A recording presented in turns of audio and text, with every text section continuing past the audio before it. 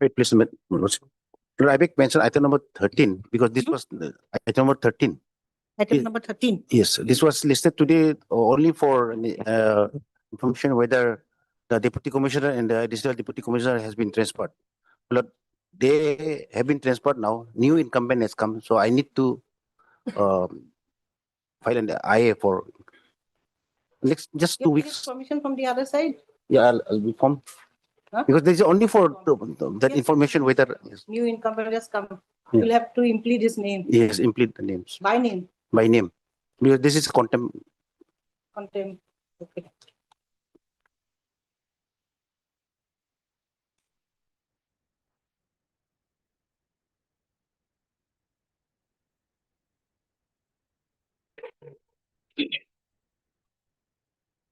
Panel Council, Mr. T. Party.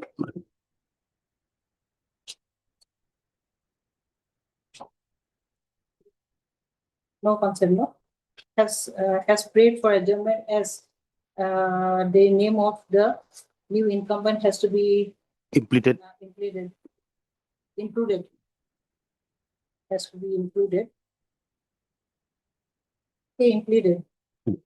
List the matter after how many? 2 weeks, Mala. 2 weeks. List the matter. Oh, last. after 2 weeks. Lordship, I beg to pray item number 16, Lordship. I was supposed to file my affidavit, additional affidavit. I could not, officer could not reach, Lordship.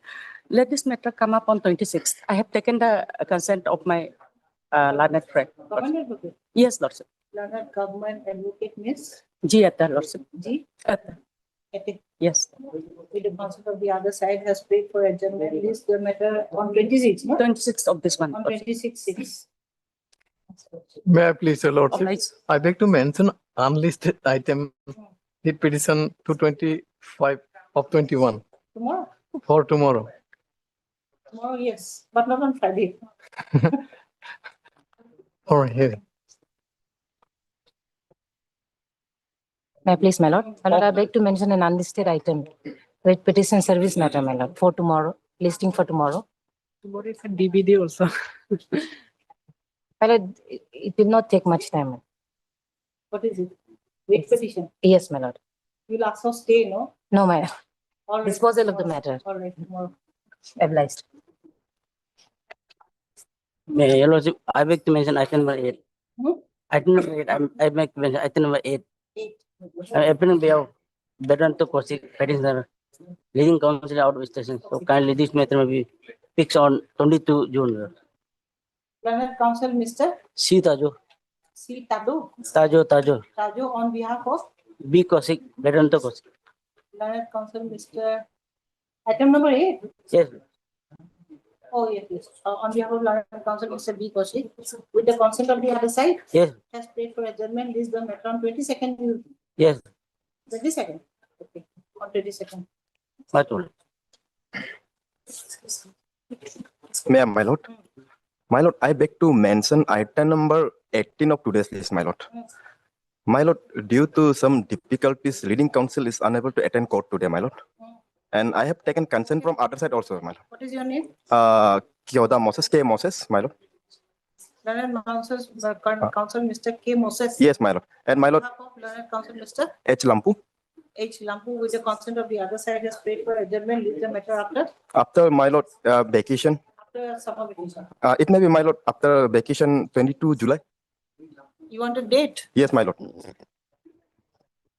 22nd July. All right. Okay. 2nd July. Feebly, all right, my lord.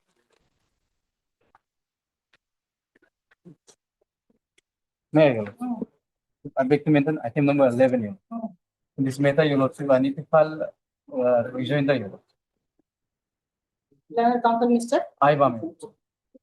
I-BAM has prayed for time to file rejoinder. Yes, Your Lordship, the matter may be fixed on 25th of this month.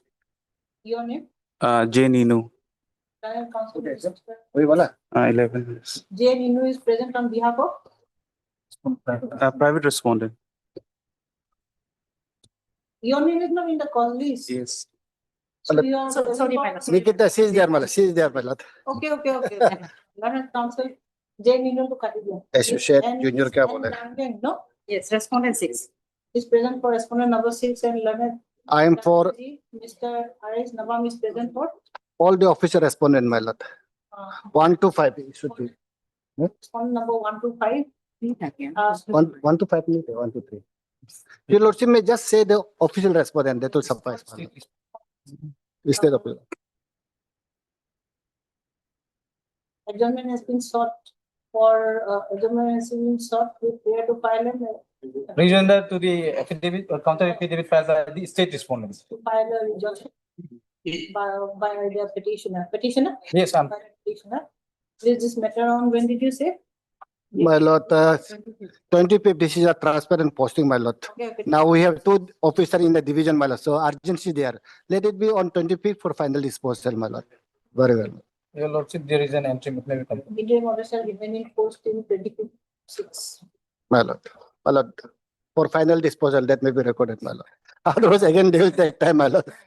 The 2 of us are stuck in the same division. Same division, so we cannot have 2 officers in the same division, my lord. So urgency is there, my lord. For your lordship may say, my lord, endeavor shall be made, my lord. That can be recorded, my lord. Every endeavor shall be made for final disposal of this matter. My lord. Very well, thank you.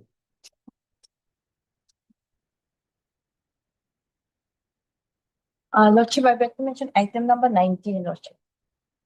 Here, the conducting council and NGO is, has some person So, difficulty. Learned Council Miss, Key lawyer, Lordship. on behalf of Learned Council Mr. And Anju, And Anju, oh, Mr. Mohammed, Miss. And Learned Council Miss, and Anju. Government advocate, No, Lordship. as a private. Private. Learned Council Miss and Anju. With the consent of the other side. Yes, just yes. wait for adjournment, please this matter, when do you want? On Monday, Lordship, On Monday. 22nd. The Monday date to लिख दिया 22nd 22nd. Much obliged. May I, Your Lordship? Lordship, this matter has been adjourned earlier, Your Lordship. Item number 8. This matter to be listed after vacation, Your Lordship. We need to file our detailed affidavit, Your Lordship. Item number 8. Yes, Your Lordship. Yeah. In earlier also they have adjourned, but they have mentioned that matter to be listed on this 22.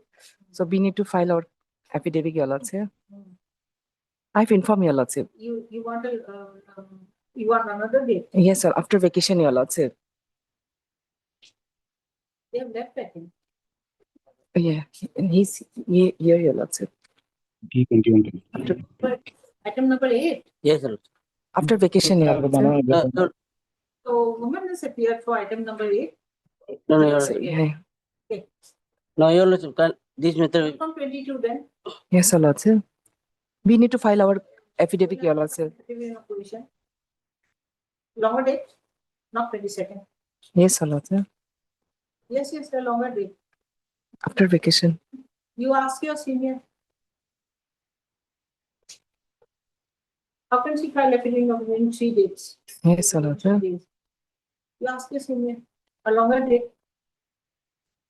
Your Lordship, they say that 22 June. We need to file our affidavit, Your Lordship. Ask him. You call him or her, call him, ask him. Yeah. Waiting. Oblige, Your Lordship. Item number 1. May I please your lordship, my lord? Yes. My item number 20, 21, and 22. These 3 items, my lord, are being represented by Titagum. And yesterday evening, he has, my lord, made an intimation that there is some possible difficulty on his part. So he is not going to do the case. So this matter, all the 3 matters may be adjournment or till vacation, my lord. Any date, my lord, Item after number? vacation, 20, 21, and 22. 20, 21 and 22. 22. Hearing matter. All the matters may come up, my lord, any date after 26th of July. 20, 21 and 22.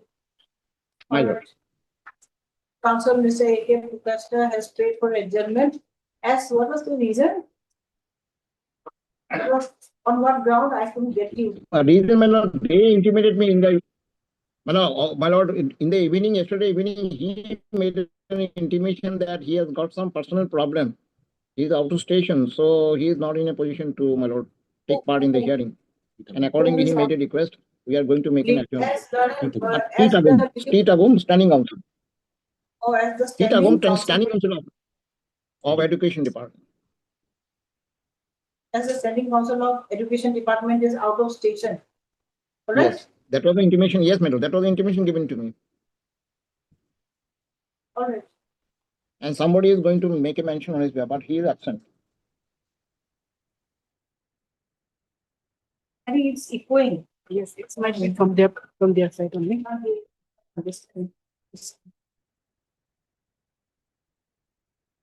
So leaves after summer vacation. After summer vacation? After the summer vacation on 26th of July, after 26th of July. After? After 26th of July. Any date? 26th of July. Is the matter on? Any date after 26th. My lord, my lord, my lord. 29? 29. My lord, 29. my lord. I am obliged.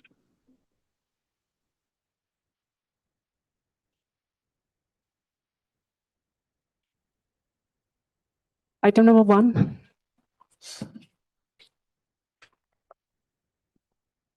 Lordship, please.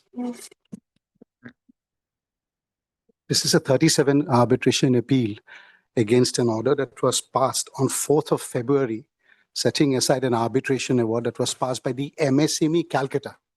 Now, my lord, the facts are like this, that there was an MOU that was signed between the petitioner and the respondent.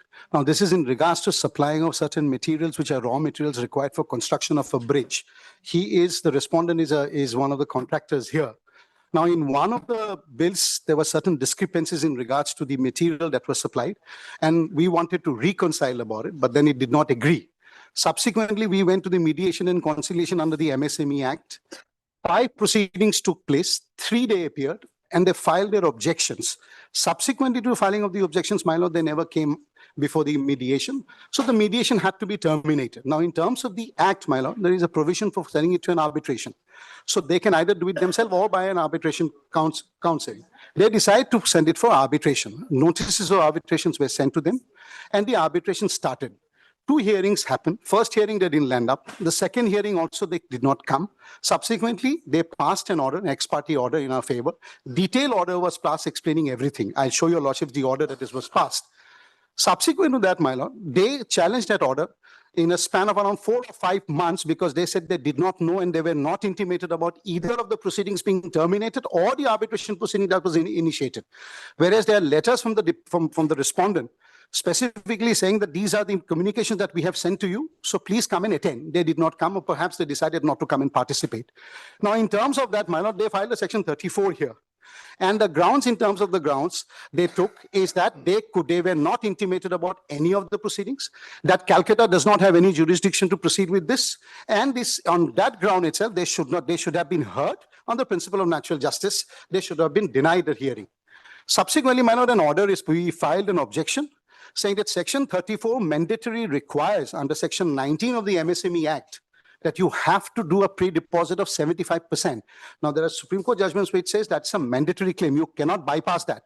Subsequently, my lord, for whatever best reasons, the court said that because there's a stay in the appeal, in regards to the award, this can be reviewed. And that was never pressed, nor any award, any compensation was granted to be deposited. Subsequently, my lord, this order now goes on to be passed, where they have set aside that award basically on the ground that they could not be heard. They were not aware of the proceedings that took place. Now, my lord, may I just take your lordships to the impugn order first? That is at page 45.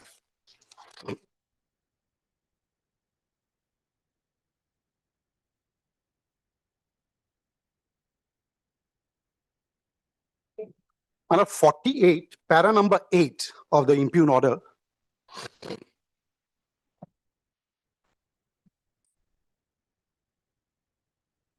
Page 48, my lord. Yes, my lord, para number 8. The court has received the scanned copies of the proceedings of the conciliation as well as the arbitration proceedings undertook by the West Bengal State Micro Small Enterprise Facilitation Council After hearing the learned counsel appearing for both the parties, we carefully examined the records of the conciliation and arbitration. It is clarified that while considering the application under Section 34 of the Act, this court cannot consider itself to be a court of appeal, but is to exercise the limited jurisdiction as provided under Section 34 of the Arbitration Act.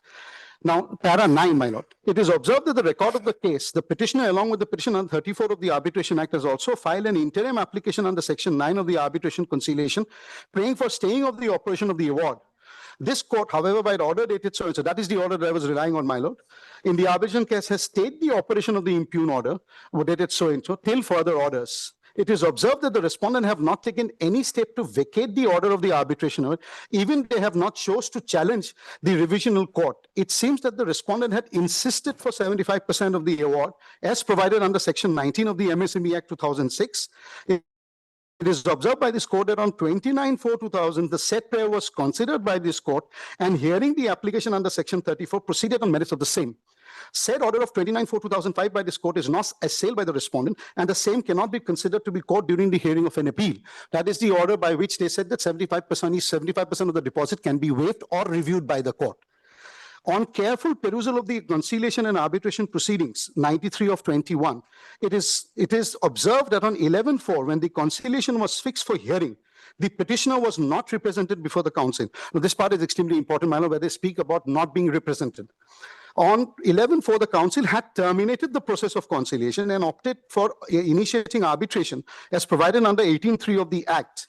It is not out of place to discuss that when a matter is referred to the council shall either by itself conduct a conciliation in the matter or seek assistance or the institution to center providing alternative dispute resolution service by making a reference to such institution or center. In the present case, the conciliation has taken the process of conciliation by itself. There were 5 dates fixed for conciliation, out of which on 11/4/22, when the matter was fixed for conciliation, the petitioner, buyer, was absent and the council decided to terminate the conciliation and initiate arbitration under Section 18(3) of the Act. Mano, just holding on for 2 minutes. When the conciliation proceedings were initiated by us, because we said that there's a discrepancies in regards to the bill, there was some reconciliation that was required. We said we won't be able to do the reconciliation because material has already gone from ourselves. Now, in that conciliation, Mano, they filed a written objections. Those objection, my lord, has not been referred in this order. That is on record. I'll show it from the award. That has come on record. So that is why they say that the proceedings, only 5 proceedings took place. 2 they did not attend. Now, my lord, para number 14. I'm sorry, para number 13, my lord. The Rule 11 of the West Bengal Council Rules 2016, all notices or communications from the arbitrator, that is the council or institution or center providing alternative dispute resolution service, shall be in writing and shall be deemed to have been duly delivered when the notices and communications have been sent to the last known address of the party. It was duly notified by the representative. Such notice or communication may be made by delivery against a receipt, registered post, or any other transmission, email, or any other means of telecommunication that's provide a recording of sending thereof. The party shall be given sufficient advance of the notice of arbitration of hearing. I'll show, my lord, there were 2 letters that were issued by the West Bengal Enterprise Council. The 2 letters were sent to them, received. That is what the arbitrator in the award also says. It's seen from the record. I just read the next paragraph, my lord, over the page 51. It seems with the record which shows sending some mail along the annexure by Gorika India, that is us, from the email contact so-and-so sent to the WBMESCD Facilitation Council to so-and-so, and the copy mark to Tago email, which is their email address mentioned in their petition and the letter. However, the said mail does not show any content and seems to have been forwarding an arbitration petition along with annexures which were filed by the respondent against the petitioner before the council. So in terms of the arbitration proceedings, my lord, first we had to file a statement of claim, and after receiving it, it will be the statement of defense that the respondents are supposed to file. However, records do not reveal as to whether the council issued any notice of petitioner fixing a date of hearing of arbitration and asking the petitioner to file the claim in objection to the appropriate proceedings. Now, my lord, I'll show you a record from there that this letter was sent, and the letter was sent in terms where the date was also provided, email address provided, and a VC link was also provided to them. But they chose to abstain themselves. Now, in terms of that, my lord, your lordship will come to para number 16. given, it seems from the respondent, was given an opportunity for filing a statement of claim. However, the petitioner is not provided any opportunity for filing a statement of defense and the objection to the arbitration proceedings. It is observed that the arbitration proceeding took place in two dates, that is 4/11/22 and 8/6/2023. 8/6/23 is when the arbitration award is made. But both proceedings of the arbitration proceedings where the buyer unit remained absent. The record does not reveal as to whether the notice of the arbitration and the dates fixed for arbitration proceedings is served, informed to the petitioner. It is prima facie seen from the records of the case of the arbitration award passed behind the back of the petitioner, and the petitioner is not accorded an opportunity to fly the case and to participate in the arbitration proceedings or taking part on the hearing of the arbitration. We did. We filed an objection. We raised two objections specifically. Yes, we put it in the objection, my lord. Everything was put in the objection, including the fact that a 75% deposit is a must. You cannot go ahead and hear 34 without the deposit. He says nothing about it. I'll show your lordship. The orders are filed. The orders are available with me.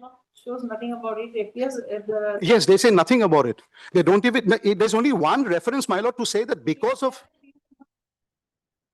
notices were not served. But my lord, that responsibility is of the council. The council is supposed to initiate the notice. I'll tell you, I'll show you from the record, my lord, those notices were sent to them. The grievance is that they have not received it and they were not aware of it. That is why there's a violation of natural justice of not being heard. But these notices were sent to the addresses last communicated and available to the council. They choose not to come because they filed an objection. And in one of the replies, my lord, they have said that they knew about the proceedings, but there was a very bad link that day. Therefore, they could not participate, which means there is a knowledge of the arbitration proceedings. But you choose not to appear. You could file it physically or you can appear online. I'll show that, my lord. Now, in terms of this, my lord, your lordships will kind enough to go back to the award. Oh, sorry, my lord, on the same page, my lord, on the same annexure 2, page 55.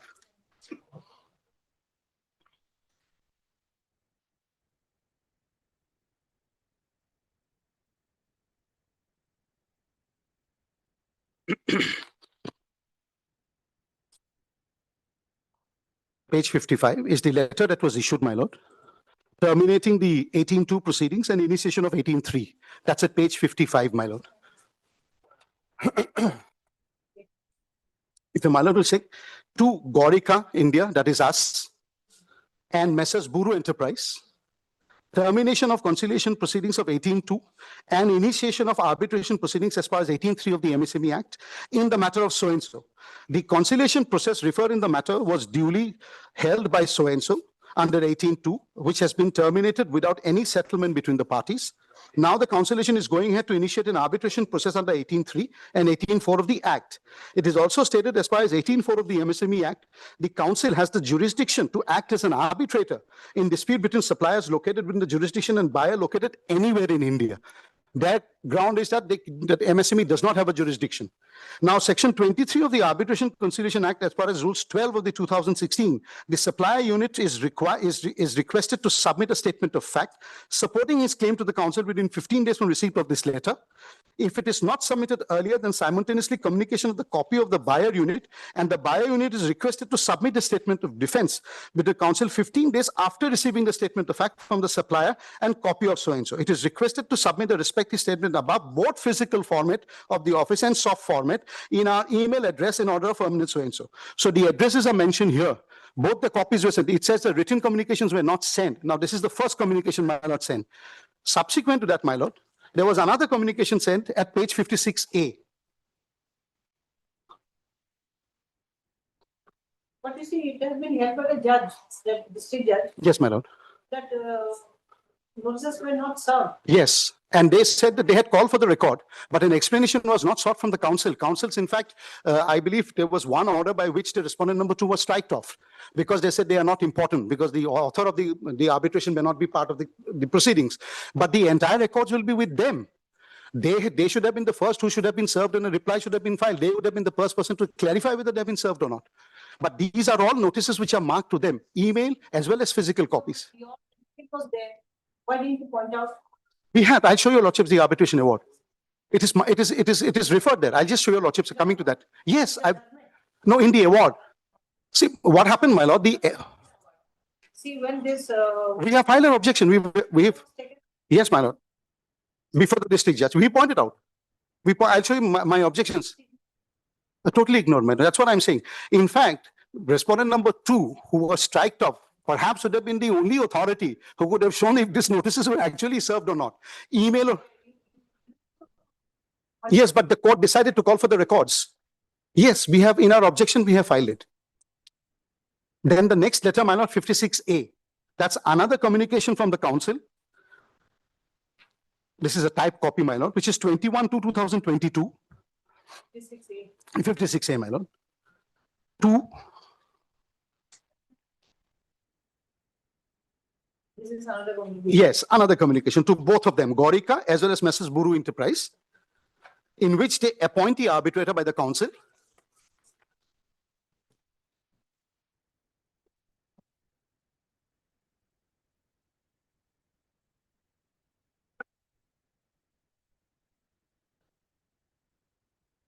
I know that page 57, the next communication again.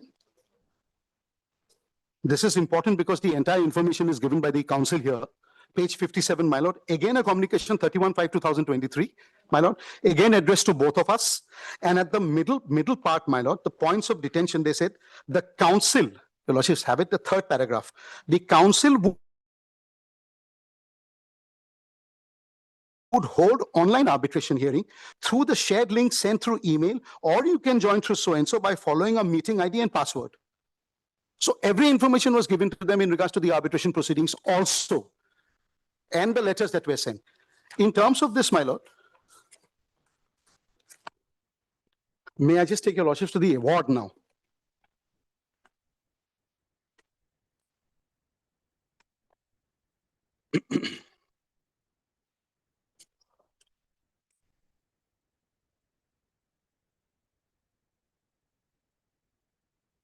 Two hearings happened.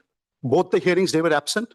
On the second hearing, they proceed with passing the arbitration award, which is 8/6/2023. That is at page 216, my lord. Annexure 4 of my. 216. Yes, my lord.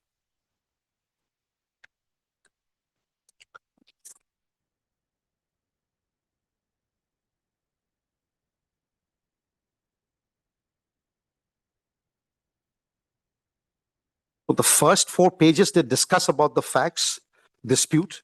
What is important, my lord, is at page 220. Here they go back and refer to the minutes of the conciliation, that proceeding that happened also. So the first happens on 30/3/2021, my lord. The second happens on 21st September 2021. They again appear, both parties. In this, they could not appear because there was some link problem. The next date, 15/10, again, both of them appear. They have appeared, Mr. Patni and Mr. Deepak Besha, both of them appear.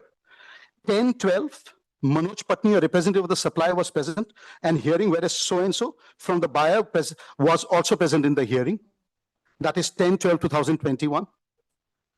And then, my lord, this is the most important part. They refer to the objection that was filed by them in the conciliation proceedings. That is objection by the buyer, 13/12/2021. It is mentioned in the arbitration award, page 221, at the bottom. So they participate in the conciliation knowing very well that there is a dispute that is going to be arising in an arbitration proceeding, because this is not going to settle here.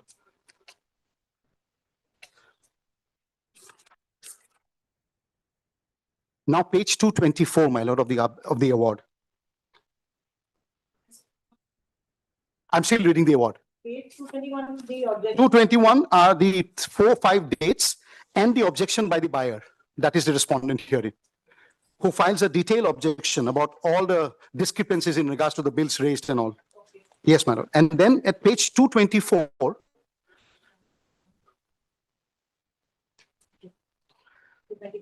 224, my lord, 11/4/2022. That's the last date, my lord. And in here it says Manoj Kumar Patni, representative of the supplier, that is us, unit was present in the hearing, whereas no one from the buyer unit was present in the hearing. The supply unit there has been no progress in the case since the last hearing. They have been served the submissions to the buyer unit and also against the response received from the buyer unit for direction for earlier conciliation.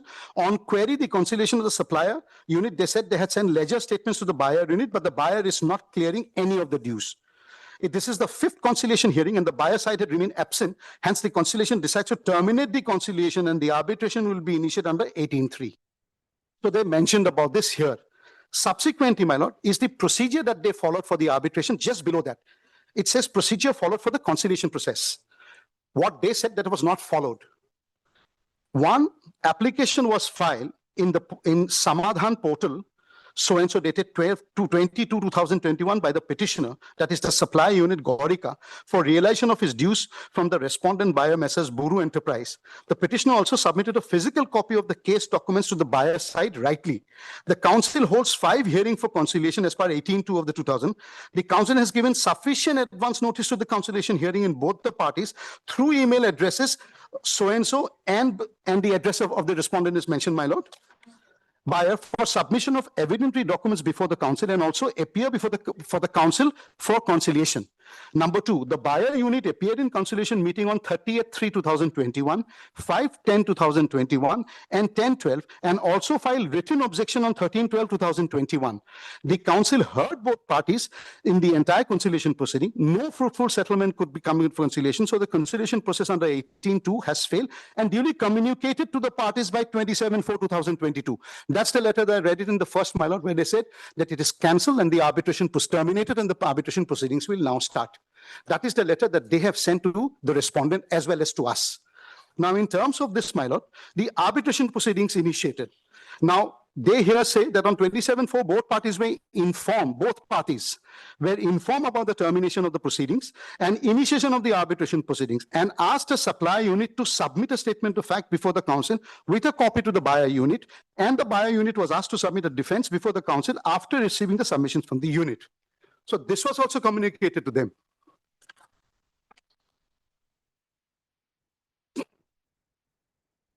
Then, my lord, at page 227 of the same award,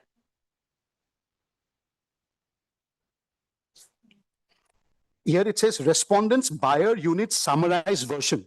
The buyer unit did not submit any statement of defense against a claim of the supplier. So it now comes on record that they have not participated and filed anything in the arbitration proceedings. Now the minutes, my lord. 2 proceedings happen. One on 4/11/22, in which I remain hearing, but no one appeared from the buyer again. And on the second date, my lord, that is 8/6/2023, next page 228, my lord. That is 8/6/2023. It's in the middle. Again, my representative appears, but no one appears for them. So ultimately, my lord, the members opine that the buyer unit has I'm reading the decision of the council now, my lord. This is extremely important. The members opined that the buyer unit has chosen to abstain from appearing before the adjudicating process and failed to submit the statement of defense against the claim petition of the supply unit.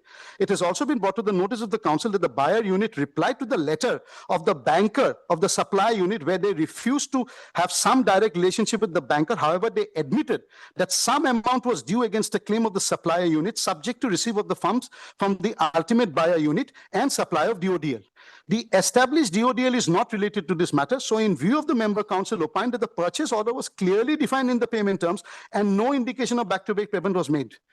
So therefore the conciliation said, the arbitrator said, my lord, that since you have failed to file your reply, they then proceeded, my lord, as the finding of it, 229.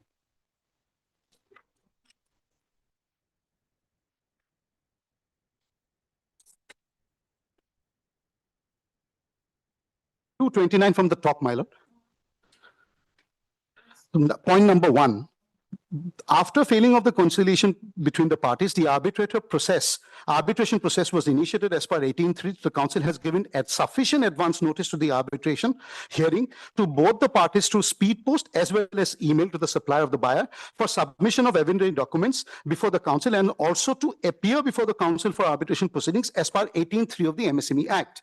In response to the council's notice, the supplier submitted a statement of fact before the council, but the buyer did not submit any statement. The supply unit appeared in the arbitration hearing, but the buyer remained absent. The members of the council perused the submissions of the supply unit submitted before the council. The council supply unit decided to give a pass and award on basis of the document available under the council under 31 of the Arbitration and Conciliation Act. The finding then comes to my lord, and the relevant part of the order is at 233.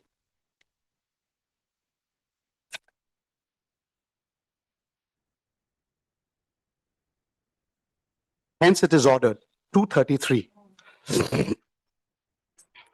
Third point, my lord.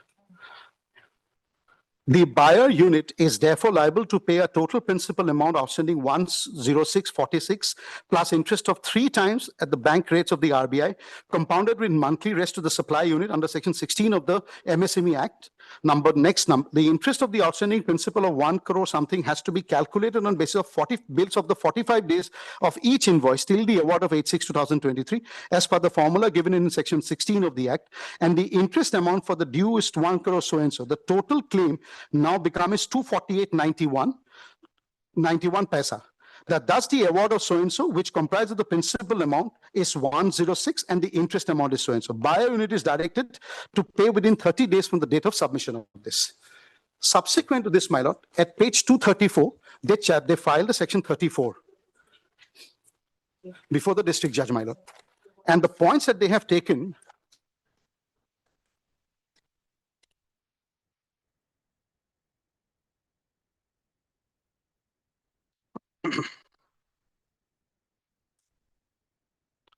page 246, my lord, para 10.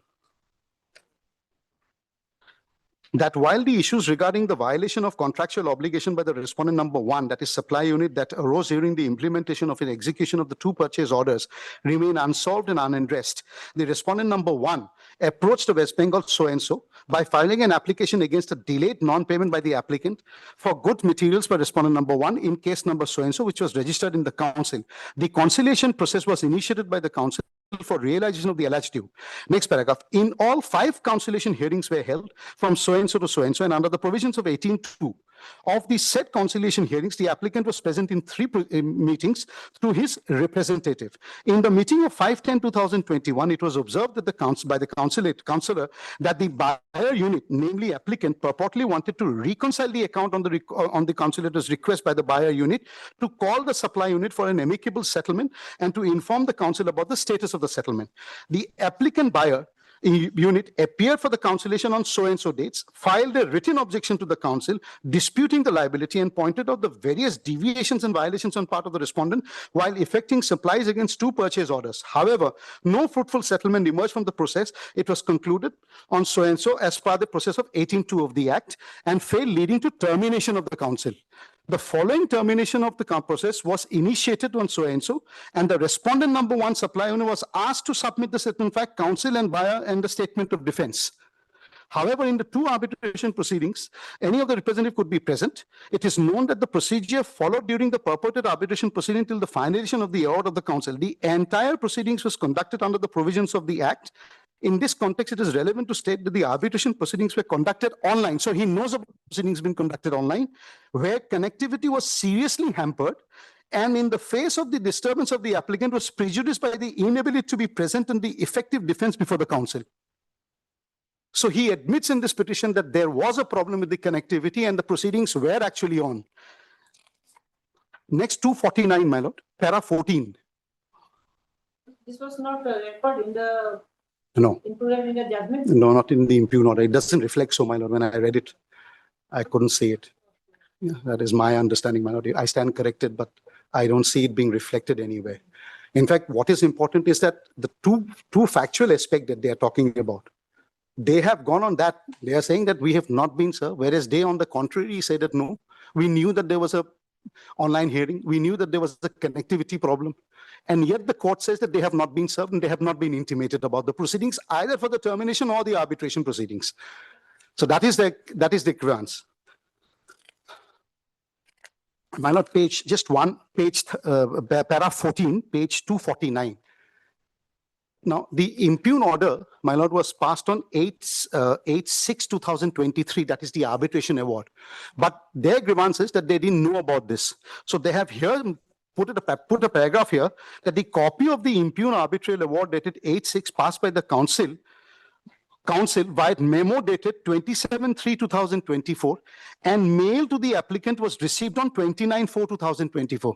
So they said that they received the arbitration award late, and that is why they could not. That is what the ground they have taken in regards to this not being served with the arbitration award. Now, my lord, will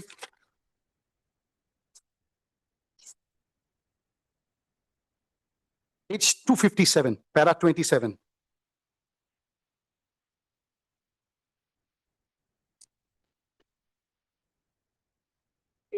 Page 257, para 27 of their 34 petition, my lord, filed before the district judge. It is submitted that the arbitral award, yes, in the 34. It was starting from page 235. Yes, my lord, it starts from 234. Yes, man, it's quite a long page with a lot of annexures being filed by them. In fact, the volume is around 584 pages because all of them were annexed, even by them when they filed it before the district judge. I don't know how they came to know about it because they were not supposed to have any information about the proceedings, but yet they filed everything before the district judge. I don't know how. Page 257, para 27, my lord.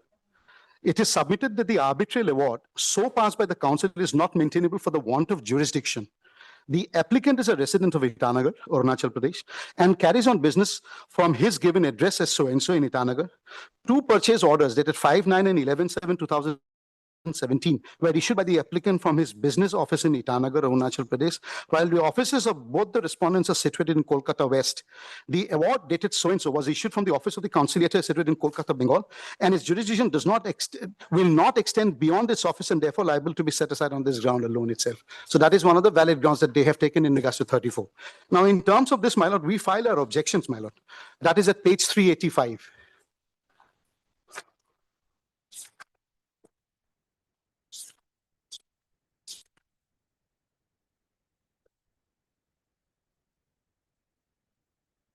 Annexure 6A, my lord. Page 385, it starts.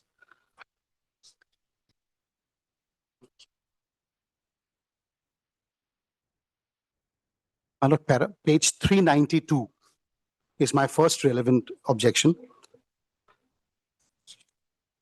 Number 7, sorry. Page 392.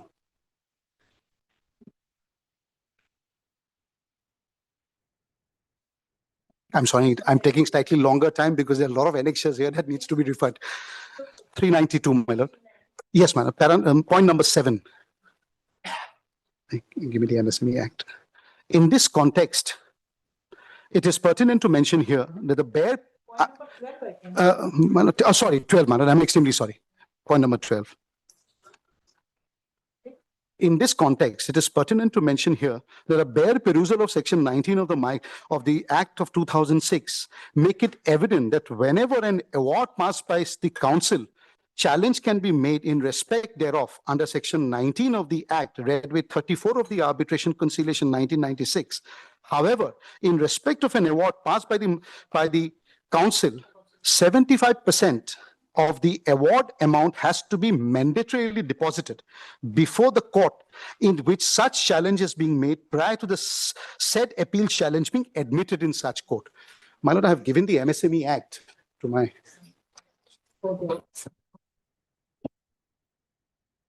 Yeah.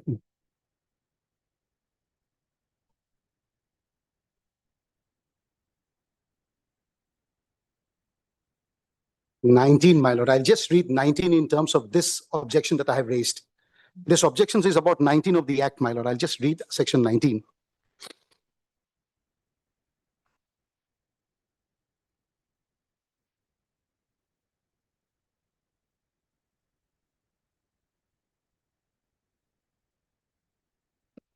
Internal page 10, my lord.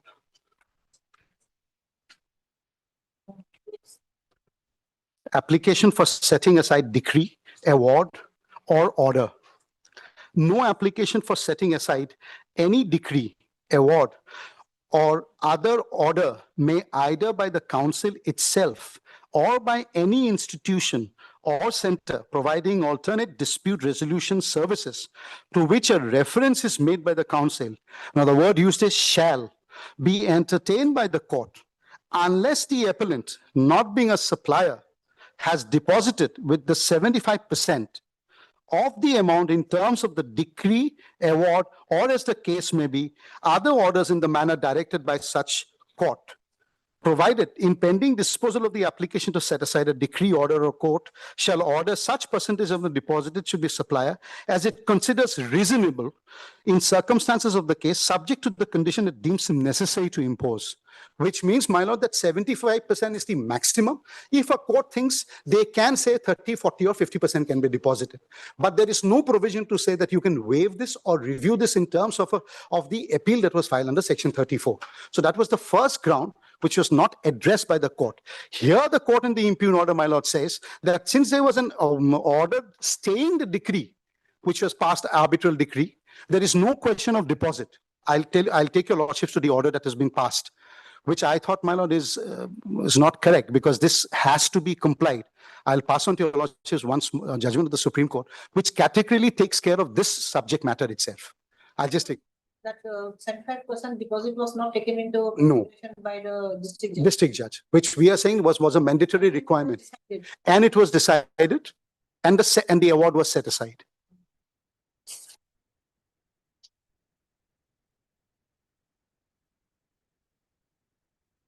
What I have to do is I have to read the judgment and then the objection, Yes, my lord, that is my objection. not your objection, their petition. Yes, that is the 34, my lord. Yes, Because you have submitted yes, your objection. no problem, my lord. I'll just pass. Sometime No problem, my lord. you are asking, stay Yes, my lord, because judgment and then there's no problem, my lord. Absolutely no issues. Absolutely no problem. Yes, I'll just pass on one order, my lord, which I've already given a judgment to my friend. I think it's already there before your lordships, my lord. It's 2022-7. Yes, my lord. That is under the act itself provided. And the letter itself says that. It's saying that it can be anywhere in India. Yes, it says that it can be anywhere. So that is a statutory compliance. Yes, my lord.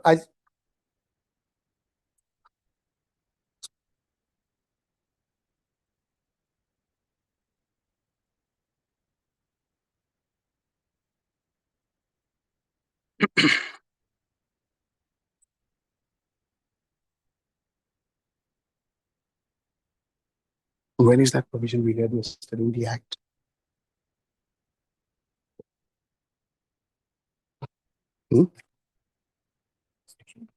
Yes, my lord. It's section 18(4). Notwithstanding anything contained in any other law for the time being in force, the Micro and Small Enterprises Felicitation Council or the center providing alternative dispute resolution service shall have jurisdiction to act as an arbitrator and conciliator under this section in a dispute between a supplier located within his jurisdiction and a buyer located anywhere in India. That is what is quoted in that letter also when it was terminated, the first conciliation letter.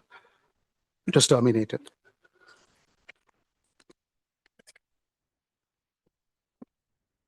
Now, my lord, the order that was passed, I wanted to just, it starts at page 495. There's a series of order which was passed before the district judge, my lord, where in regards to that 75% is just one point I wanted to show to your lordships. It's an order which was passed on 29th of April 2025, page number 498.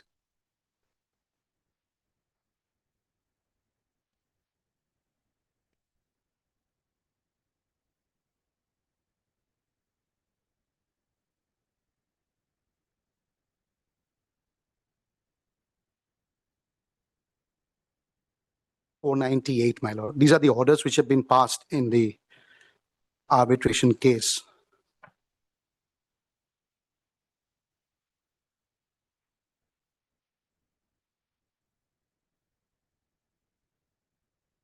(498), my lord. I'll just read.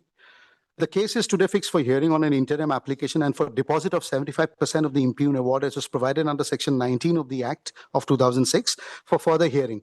Besides the steps upon respondent number 2, petitioner is represented so and so upon service of number 2 is not completed.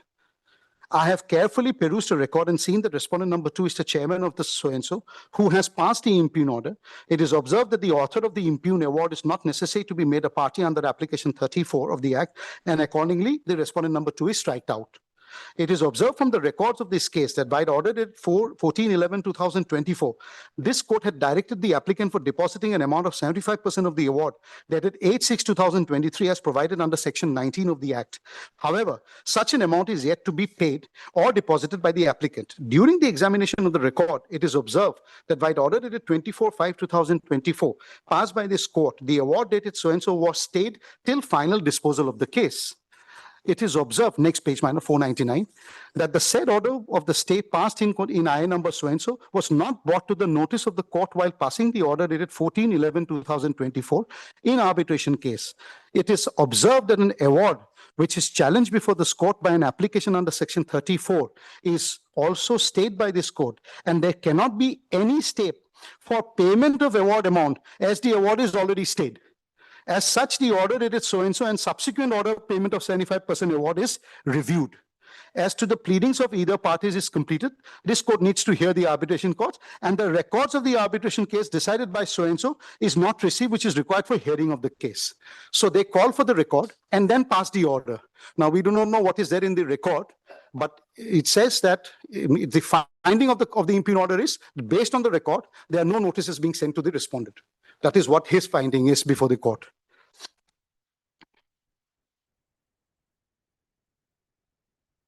My Lord, just one judgment, my Lord, I have to refer, which I have given it to your Lordships, my Lord. It is 2022-7 SCC 429 in regards to this legal issue, my Lord. Arbitration appeal, no? Yes. Similar situation under MSME only, my Lord. Arbitration and Conciliation Act 90, Section 34, read with Section 19 of the MSME ED Act 2006, setting aside an award, a requirement to deposit 75% of the amount in terms of the award as a pre-deposit of 19 held is mandatory. Award passed by the High Court permitting proceedings under Section 34 of the Act without insistence of a pre-deposit of 75% of award of the amount set aside further held unless and until its respondent number 1 deposits the 75% of the awarded amount. Its application under Section 34 of the 1996 Act challenging the award shall not be entertained and decided on merits, and that the case execution proceedings may continue. I'll read para 8, my Lord, which is extremely important, which decides this issue. It's this internal page, my Lord, page 8, 431, para number 8, my Lord. Tirupati Steels? Yes, my Lord, Tirupati Steels. Para number 8. Yes, my Lord. The question which is posed for consideration of this court is whether the pre-deposit of 75% of the award amount as per Section 19 of the Act of 2006, while challenge to the award is made under 34 of the Arbitration Act 1996, is made mandatory or not, is now no longer in arrest integral in view of the decisions made by Gujarat State Disaster Management so-and-so. While interpreting Section 19 of the Act and taking into consideration the earlier decision of the court, it is observed and held that the requirement of 75% of the amount in terms of the award as a pre-deposit under Section 19 is mandatory. It is also observed that, however, at the same time, considering the hardship that may be projected before the appellant court, and if the appellate court is satisfied that there shall be undue hardships caused to the appellant to deposit 75% of the award as a pre-deposit at a time, the court may allow pre-deposit to be made in installments. Therefore, it is specifically observed that held the pre-deposit 75% of the award under Section 19 of the Act is mandatory required. So therefore, this has to be done. Otherwise, you cannot hear and set aside an award. And in this matter, they have given another judgment, my Lord. I think it's the same which is referred here, that is the Gujarat, is the same which is also referred in that same paragraph, my Lord. Gujarat disaster, man.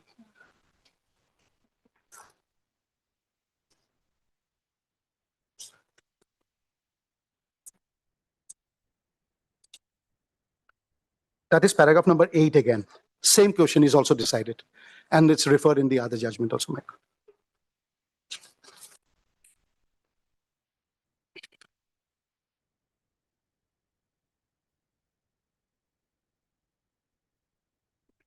Yes, Mike.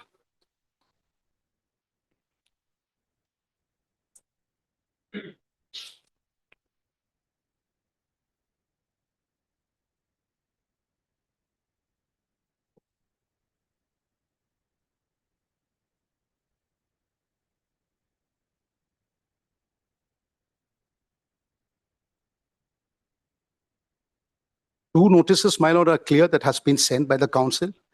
Now, whether it has been received, that is something, my lord, which perhaps respondent number 2 would have been in a better position to explain.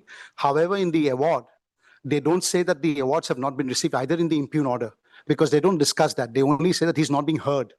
Now, being heard could be either a termination or the arbitration. Termination, there was no question about it because he participated by filing an objection to that. So he knew about the proceedings. If he either decides to abstain, yes. So he either decides to abstain. But the proceedings in which the arbitration started, my lord, that was already, as I read it to your lordships, and I showed it in that letter also, everything was given to him. All the things were available. In their objection also, they said that there was a link problem. So they knew about the arbitration proceedings being pending. So it's not a case that they didn't know about it. And if they wanted, they could have perhaps sent a representative who was already appearing before. Not the objection. Petition report in District judge. That's what they say in the petition under section 34. So that is what I pointed out, my lord, by saying that this is what they had a representative in Calcutta. So they was appearing before that. It's not that they were not appearing, but they choose not to do it in this case. That's my humble submission.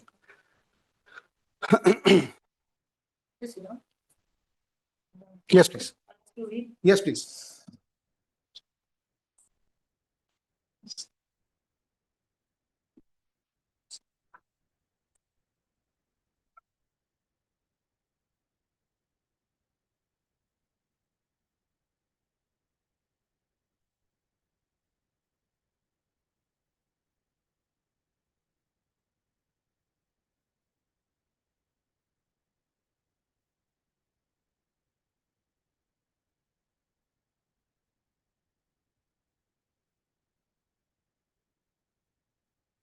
You are the supplier.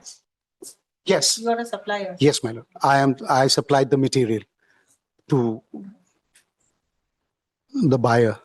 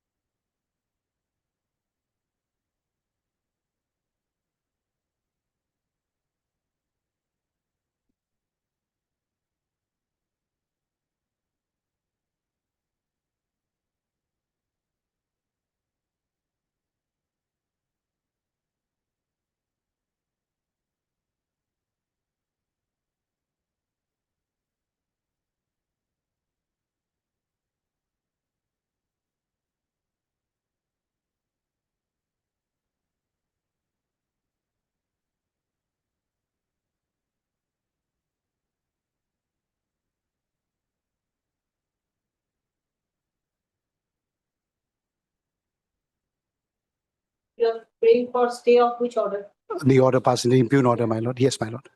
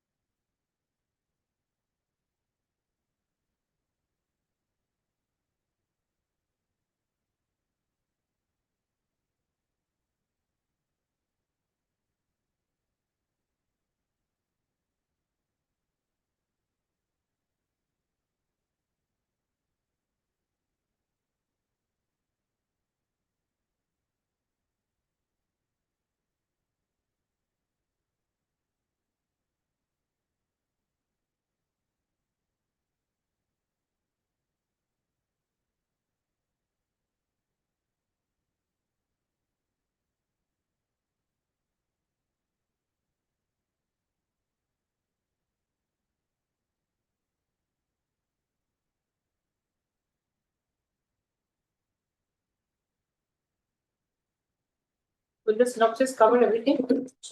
Will the synopsis cover all the submissions you have made now? Not everything is there. But you remind me then. If I have left out anything, you have to remind me. Yes.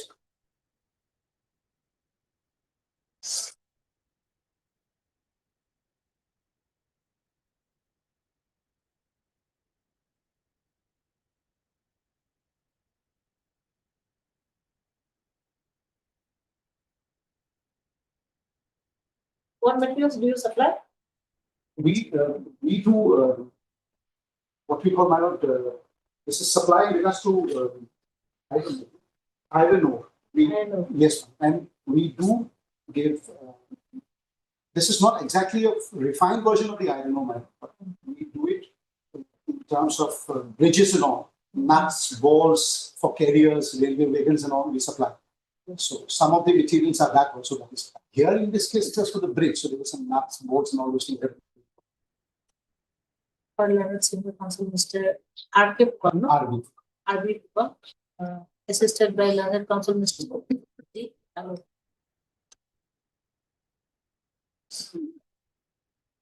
Representing the appellant, MS Gorika, India Limited.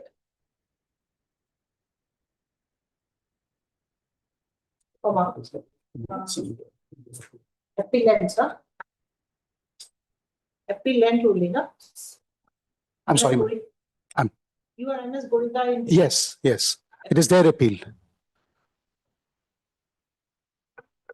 Represented by somebody, no? MS Gorika Limited, India Limited. He's authorized by Sanjay Banerjee, my lord. He's the Vice President Legal.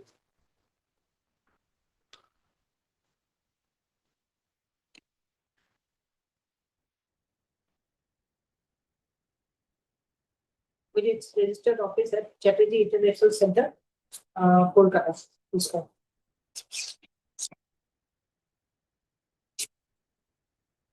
The appellant is agreed by the judgment and order dated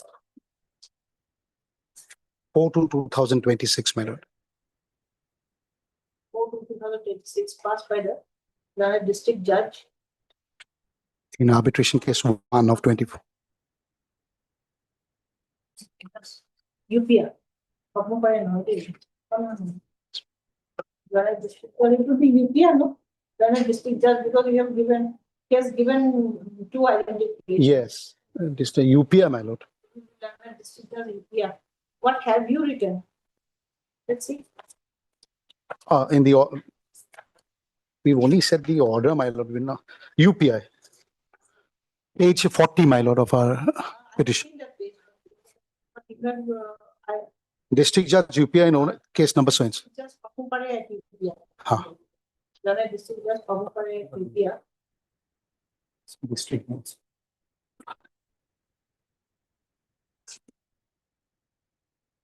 As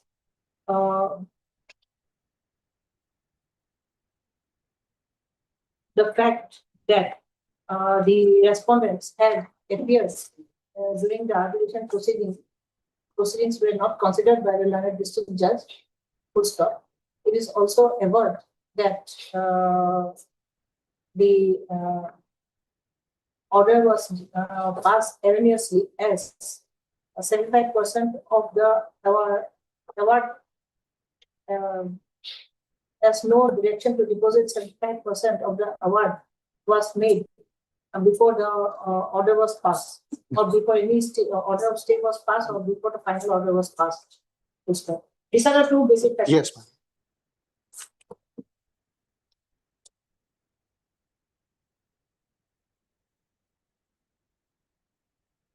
It is submitted that the appellant has a good case. Full stop. The arbitral award was passed within the jurisdiction, contrary to the averments of the respondents. Correct? Yes, ma'am.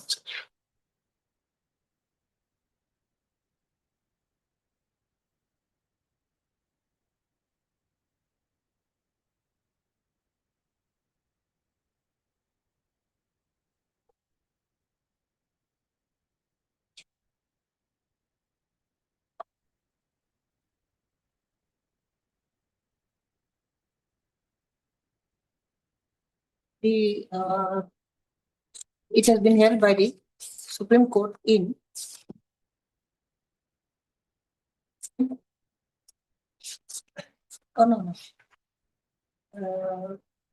section. It has been held by the Supreme Court.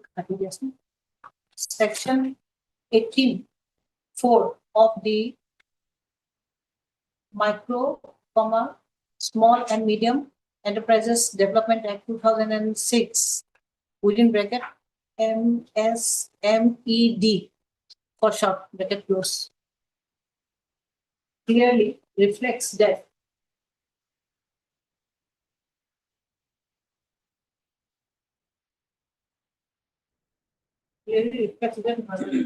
says itu kita pun mau di mana yang mau di এখন তুমি page 10 side দিবা 18 4 লিখি দিবা আর 4 ও tick mark উঠি দিবা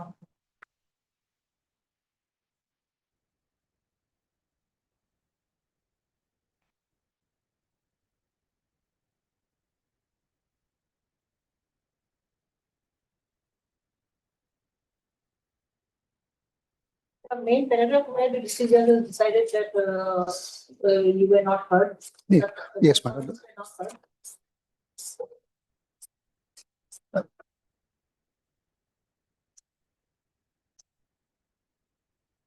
Page 51, my lord.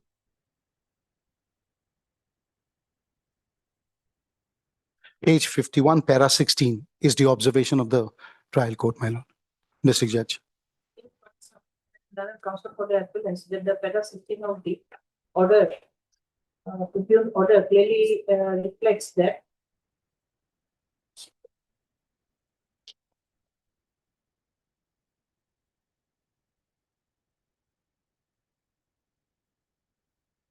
the respondents were not provided any opportunity filing a statement of defense and objection to the arbitration proceedings.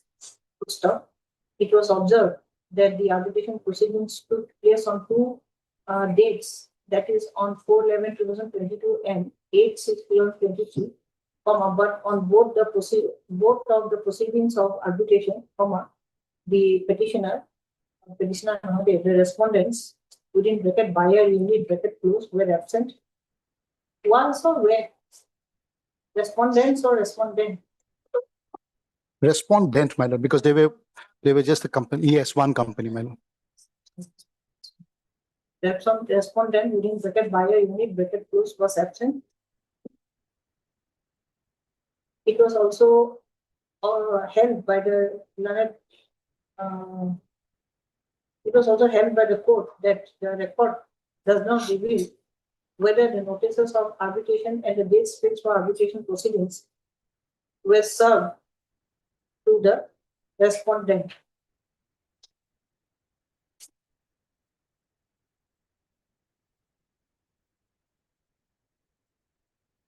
After observing that the respondent was not given an opportunity to face his case,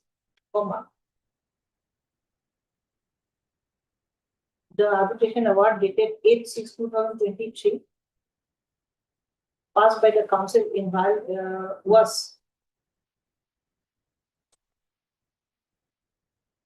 set aside and quashed, and as it was held that the arbitration award was passed in violation of the principles of natural justice, as the respondent was not heard.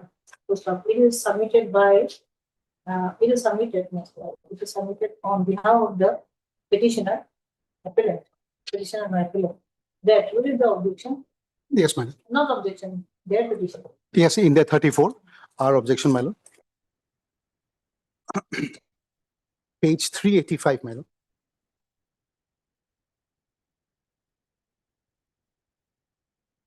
P92, paragraph 12 is one.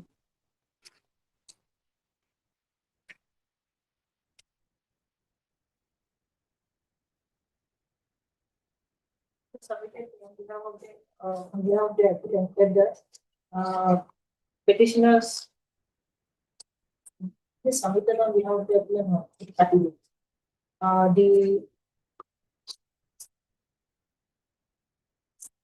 The submission that information or notices not provided to the respondent is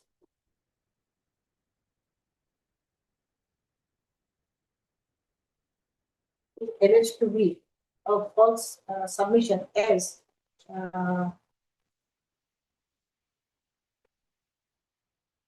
is submitted on behalf of the appellants that the objection filed by the respondent, the petition filed by the respondent under section 34 of the Arbitration Act, Yes, ma'am. under section 34 of the, just the moment, section 34 of the Arbitration and Constitution Act 1986, within brackets, the Arbitration Act for some better clause, clearly reveals that these are grounds that My objection, my lord. no objection there. You have mentioned about the petition, no? Yes, my lord. That petition is at the petition is at page 234. 234 is the petition, section 34 before the district judge. Yes, my lord. And Section 34? yes, my lord. 234, my lord. Yes, my lord. 234 it starts.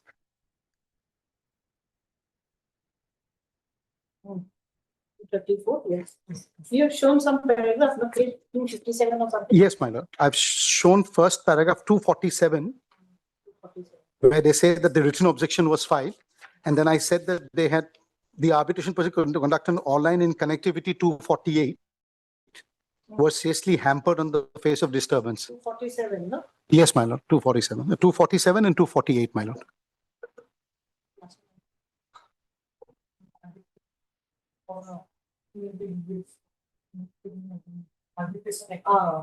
Clearly reveals at paragraph 11 that the respondent appeared in the conciliation meetings of 30/03/2021, 5/10/2021 and 10/12/2021, and also filed written objection before the council on 13/12/2021, disputing their liability and pointing out various deviations and violations on the part of the appellant. So it was also averred at paragraph 11 that no fruitful settlement emerged from the conciliation process, and it was concluded that the conciliation process, as per section 18 within bracket 2 of the MSMED Act 2006 had failed, leading to termination of the conciliation of the process. The paragraph 12 of the petition under section 34 also clearly reveals that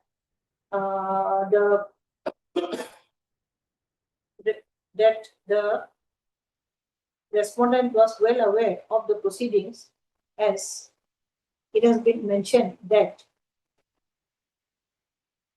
the arbitration proceedings were conducted online, where connectivity was seriously hampered.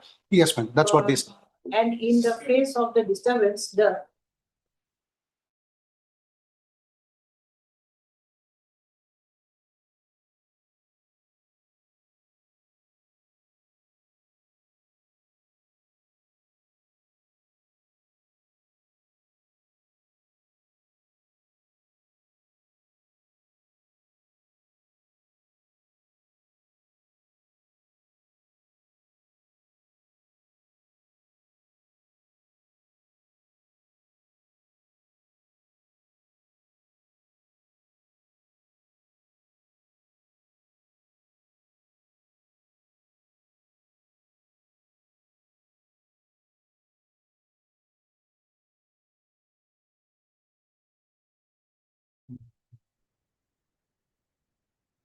relating to it is further contended that without passing an order to deposit 75% of the arbitral award, the case, the entire proceedings were stayed. Award was stayed. Yes. The award was stayed, and after staying the award, final order was also passed to stop. The appellant is highly prejudiced to stop. The appellant has only one decision. Yes, ma'am. Tirupati covers it directly to the point. Reference to both in Tirupati. Tirupati, ma'am. Para 8. In Tirupati Steels versus Soup Industrial Component and another reported in 2022 within bracket 7 SCC 429, wherein it has been held that para 8. It considering the submissions, para 8 to considering the submissions,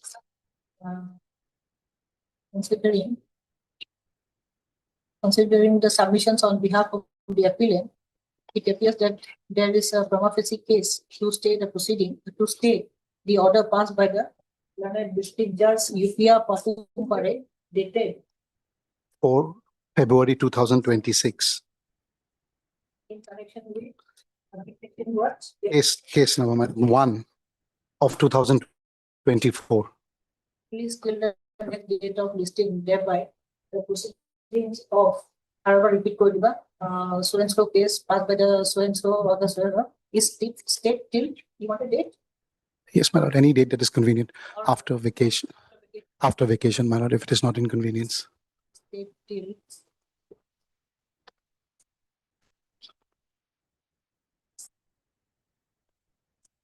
Wednesday will be better or Monday will be better. My lord, Wednesday is okay. 22nd of July, if it is not inconvenience. 22nd of July. Till 22nd of July. Meanwhile, issue notice to the respondents returnable on 22nd of July. There's only one thing, my lord, have said 18.4 in the MSME Act. 18.4 is the jurisdiction part. The pre-deposit is section 19. That will have to be corrected. Your lordship has said 18.4. For pre-deposit. Yes. Oh, I see. I thought lordship had said 8. Okay. Okay. I see. Okay. I thought I heard it. Yes, my lord. That's all I wanted to point out.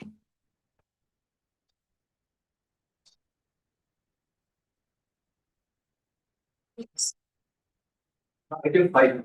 Fine. Did you take up your item? Will you take up your item? Yes. Item number 5. It's obliged to your lordship. We have to give some relief to senior citizens. My lord, I am really obliged. Well, it's a very small matter, my lord, where your lordship will find the government or authority, my lord, issued a tender dated 8/6/2026, issued by the executive engineer, whereby, my lord, he has issued 4 of the remaining bridges. My lord, in spite of the fact that this honorable court, by order dated 5/6/2026, directed that the works already been completed by the petitioner, that a payment is required to be paid. I will take your lordship's straightway to page, my lord, at page 185, paragraph 22. 185, my lord.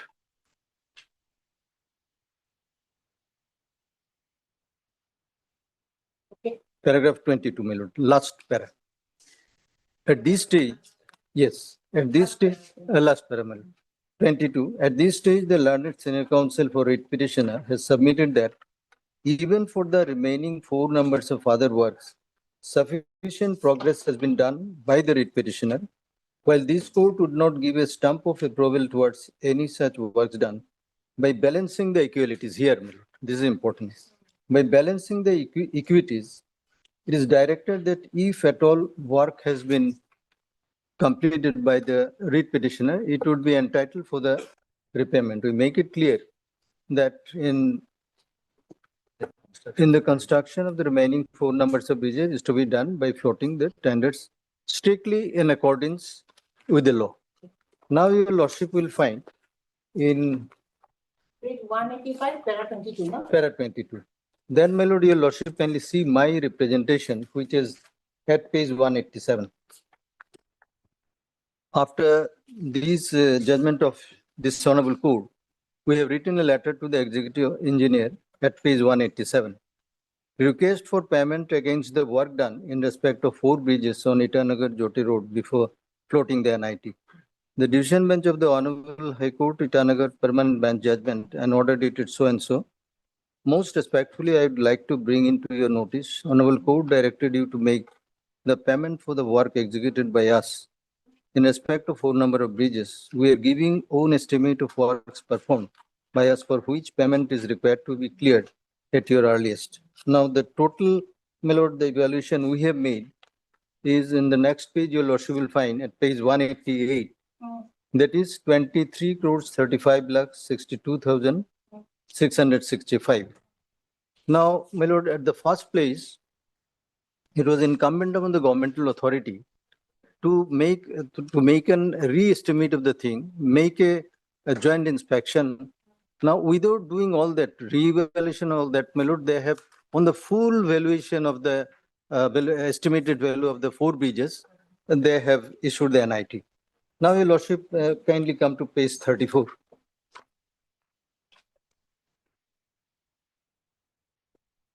Page 34, your lordship will find the chart I have given. The total works at page 34, my lord.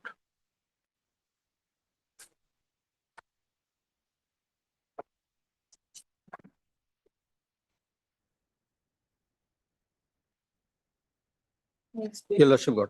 Now, your lordship kindly see in the left-hand side particulars, total technical sanction for all 6 bridges, 79 crores. This is entire including 6 bridges. 2 we have completed, nearly 8 crores. No? Nearly 8 crores they have paid in the meantime. Balance amount is required to be paid. They did not pay. We came before this honorable court, which is pending. Now, the total work of 6 bridges, 79 crores, 0.72 crores, that is the estimated value.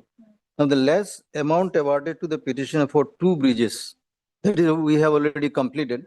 The total amount 17.22 crores. If we reduce that, then it is coming balance sanction amount for the remaining 4 bridges is 62.50 crores. Now, the value of substantial works already executed by the petitioner at the 4 bridges sides, approximately 23 crores. Now, if we deduct from 62 crores, then it, your lordship may see at page 35, approximate value of actual balance work, if any left for fresh execution is 39.50 crores. This is the estimated value of the 4 bridges. Now, they have quoted the price 59 point some crores. Now, that way, my lord, loss to the public funds will be nearly rupees 19.79 crores. Apart from that, they, at the first place, they will have to make a joint inspection. They will estimate the value, how much we have worked and what is the value.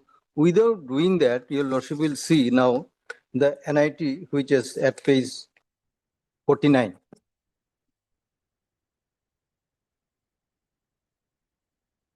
You're supposed to receive 23 crores. 23 crores, I have given the bill, as your lordship has seen the last page, 188. That has not been paid. They did not do anything, my lord. In such a undue haste, your lordship's order was on 5/6/2026. Just after 2 days, NIT has been issued, that is on 8/6.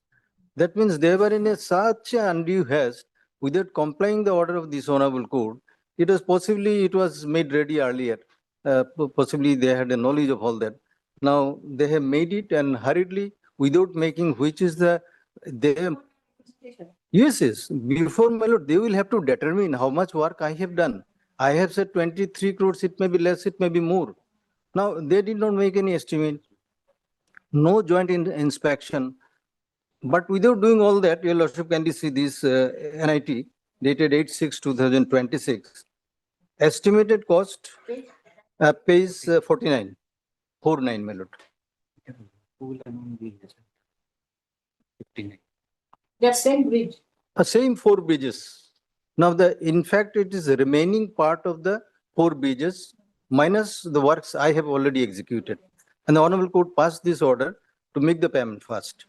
Now, estimated cost, your lordship will see in the middle part, 1, 2, 3, 4, item 4, 59.29 crores. This is the full valuation of the 4 bridges. Now, in this, That should not be enough to sufficient for to make your payment. This is the full valuation, my lord. Now, why they in such an undue haste without determining which is the balance work, which, how much I will. This repetition is, what kind of prayer you have? The prayer is this, at this stage, this NIT is required to be stated by your lordships. In the meantime, let them say whatever they want to say. Because if they create a third party right, Stay and I think, content petition would. no, even, no, my lord, status quo as on this date may be maintained.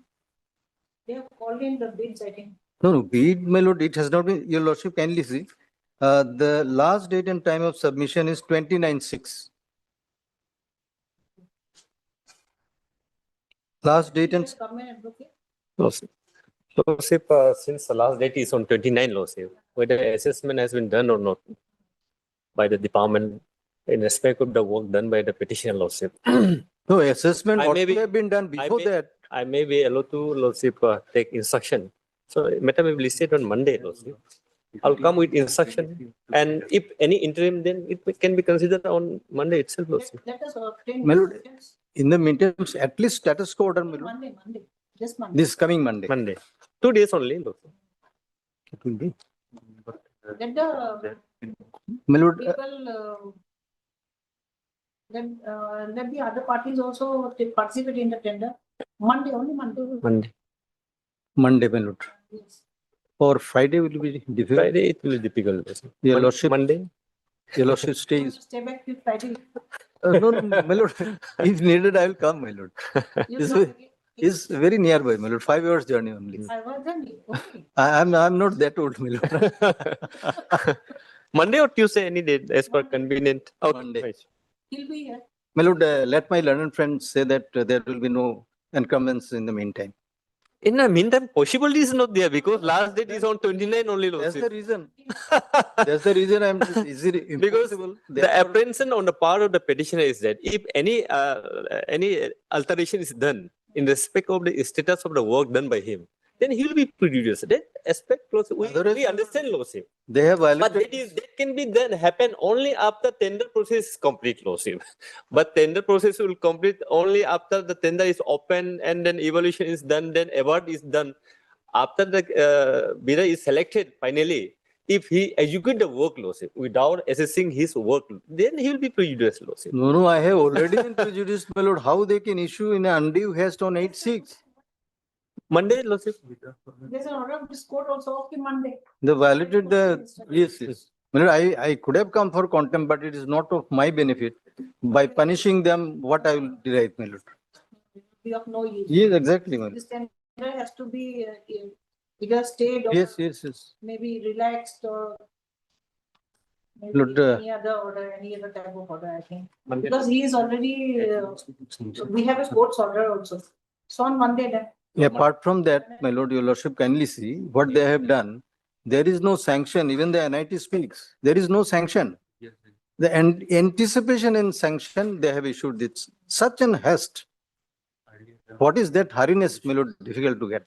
They don't have respect for the court's order. Lordship, I'll come with instruction. Monday? Then a senior counsel, Mr. S. Doctor, assisted by S. Doctor, Yes. is present on behalf of this is repetition, no? Yes. Of the petitioners. Learned Government Advocate, Mr. S. Tapin. Double AG or S. Tapin. Tapin, TAPIN. TAPIN. Actually, this Gitato, I think he has, there has been typographical error in typing your name, I think. Okay. The other one has made this error, not him. Okay, nice. Something, yes. Because he did Tapin and he writes types as Tapin. See, government I'm advocate, senior government. government advocate, Mr. N. Tapin. S. Tapin. S. Tapin is present for the respondent number 1 All the respondents. for the respondents and has submitted that he will obtain instructions relating to the tender floated on 8/6. relating to the NIT floated on 8/6/2026. List the matter on 22nd. All right. My lord, one correction in the cause list. My name has been shown as Shurajit. It ought to have been Shishir, my lord. Hmm? In the cause list, my name has been shown as Shurajit, my lord. I am not Shurajit. Okay. Registry to, where? Down below. Item number 5. Okay. Registry to, rectify and correct the error in printing the name of your name. Shishir Datta. Under Senior Advocate, Mr. Shishir Datta, in place of Surajit Datta. Yes. Obliged. Your lordship will be there in the next week. Hmm? Your lordship. Anyway, obliged, my lord. No, but I think Kardekate will be I think next week. All right. Obliged. Item number 2. Please, my lords, I am appearing virtually before my lords. Am I audible? Yes. My lords, extremely short matter. The limited issue herein is only non-payment of GST differential, which has already been admitted by the respondents. My lords will just have 3 dates with me. The first date is of 10th of November 2021, when I have been awarded the tender. I'm not taking my lords through the documents. My lords will just have the dates with me. 10th November 2021 is the date of the agreement wherein I have been awarded a tender for composite works for widening and strengthening of Itanagar to Jote Road for 20 kilometer stretch. My lords, on 13th July 2022, a notification came from the central government, that is notification number 3 of 2022, which changed the GST, applicable GST rates for the work that I was undertaking. Effectively, at that point in time, the applicable GST was 12%, which concession was removed by this notification, and the GST then became 18%. Now, let's, at which point in time I had already issued 4 RA bills. Only the 5th and 6th RA bills remained pending. On 30th April 2025, I had completed the works, my lords. Pursuant thereto, there have been multiple representations at my end. My lords will just have 2 more dates. On 1st of 2 dates, my lords. 16/4/2026 and 1st June 2026. This is P9 and P11 of the documents. The department admits that the differential GST is to be paid to me, and a request has been made for release of funds. Till date, this has not been done. That's the short government. That's the limited prayer that the amounts of differential GST along with interest, these are all admitted amounts, be released to me. That's the limited writ petition before my lords. Only seeking a matter. We have Notice me issue. will issue notice. Very well.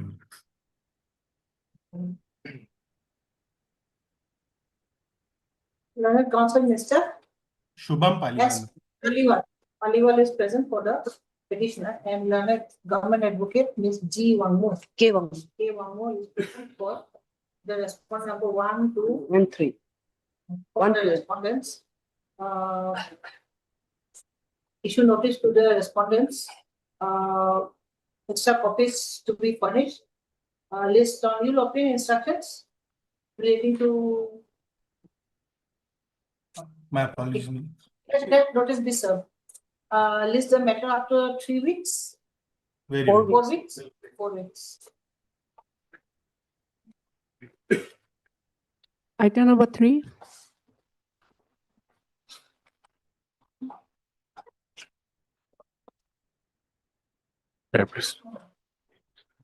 Here in this case, my lord, I'm in possession of a land, my lord, since the year 2005.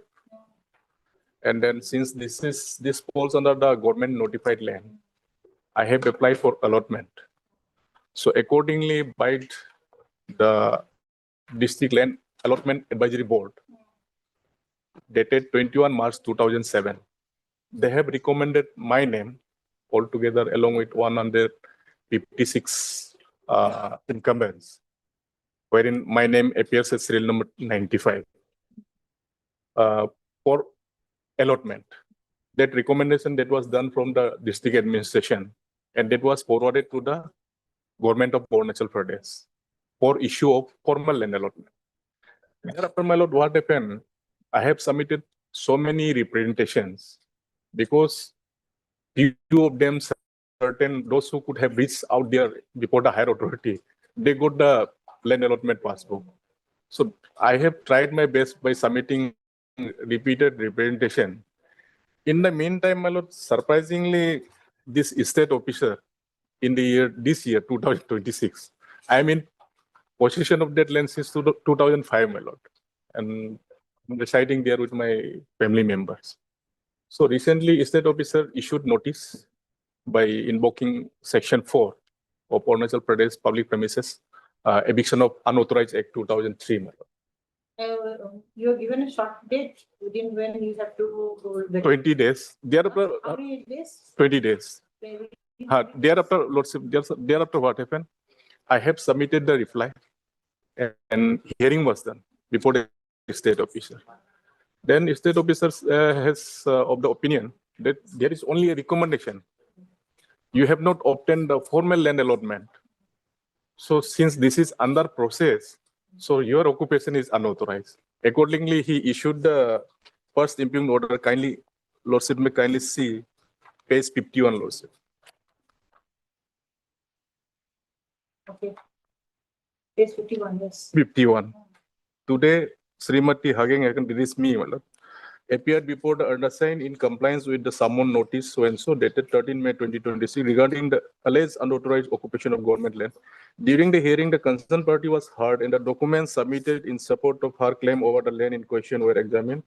The party produced copies correspondence approvals purportedly issued by the DL, this stand for my lord, District Land Allotment Advisory Board, the district administration, and other supporting documents. However, no valid land allotment order issued by the competent authority has been produced before the undersigned to date. Upon examination, the documents submitted were found insufficient to establish her ownership over the disputed land. Therefore, Srimati Hage Akang is hereby directed to vacate the disputed land within 20 days from the date of issue of this order. In the event of failure to comply with the said direction within the stipulated period, the state officer shall initiate eviction proceedings and evict her from the disputed premises as per provision of the applicable law. So, Any supporting document that you have been occupying the land for 20 for how many years? 20 years. it's almost 19 years, 20 years, almost 20 years, more than 19 years.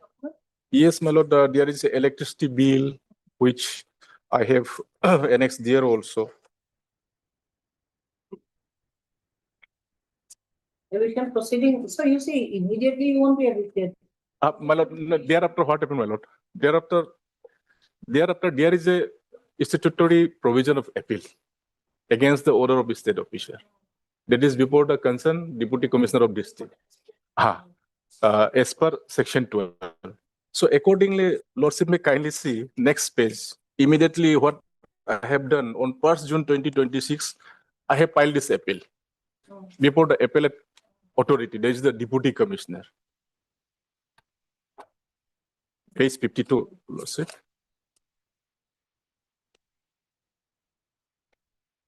In my appeal petition, I have narrated entire facts, Lordship, that since page 52.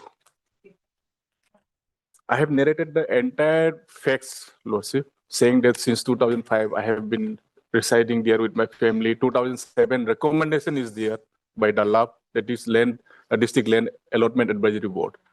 And chairman is the deputy commissioner himself, didn't. So I filed it on 1st June 2026. That may be kindly seen, Lordship. 1st June. Without giving me any opportunity, on 2nd June, this second impugned order comes, page 56, Lordship.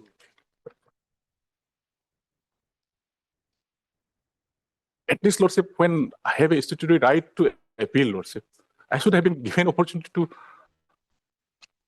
at least one hearing, Lordship. Kindly last page 56, Lordship. 2nd June, Lordship. 1st June, I have filed the appeal. This order is of 2nd June. The present appeal is filed by Ms. Hage Akang, Dr. Let Hage Chatung of Village Hari under Section 12 of Arunachal Pradesh Public Premises Eviction of Unauthorized Occupation Act 2003 against the eviction order dated 26/5/2026. This order was issued by the State Officer Lower Sumatra District 0 in respect of public premises situated within the compound of the District Horticultural Officer at Pariami Hapoli. On perusal of the records, it is noted that the appellant has exhausted her opportunity by filing a reply along with supporting documents alongside the instant appeal. These documents were considered by the State Officer Lower Subansiri District 0 and were deemed insufficient to establish her ownership over the claimed land inside the public premises. The records clearly establishes that the appellant has failed to provide valid proof of ownership or an allotment order, rendering her occupation of land unauthorized. Now, Lordship, what will happen if tomorrow, suppose the allotment process, which is as on date, not yet finalized, there is a recommendation from the district administration. If suppose in between a month, 1 month, 2 months, government consider it fits and issue me a land allotment. So eventually, if I am evicted, Lordship, at this moment, so I'll be highly prejudiced. Yes, Lordship, it can be seen as she is an unauthorized occupant, Lordship. But he is applying for allotment. A recommendation is He there. not saying that he is the owner. No, applying for Lordship, understood, Lordship. But then that doesn't give any, Lordship, legal right. We say where will he go? She, not he, she. Where will Lordship, he go? Lordship. Go for 1 week. Till then you submit the reply and then we'll contest, you can contest. Yes. Status quo. Status quo, yes, status quo. Lordship, since we have to file our instruction also, so Lordship, 2 weeks time. 2 weeks time, okay, 2 weeks time. Exponential is a prerequisite.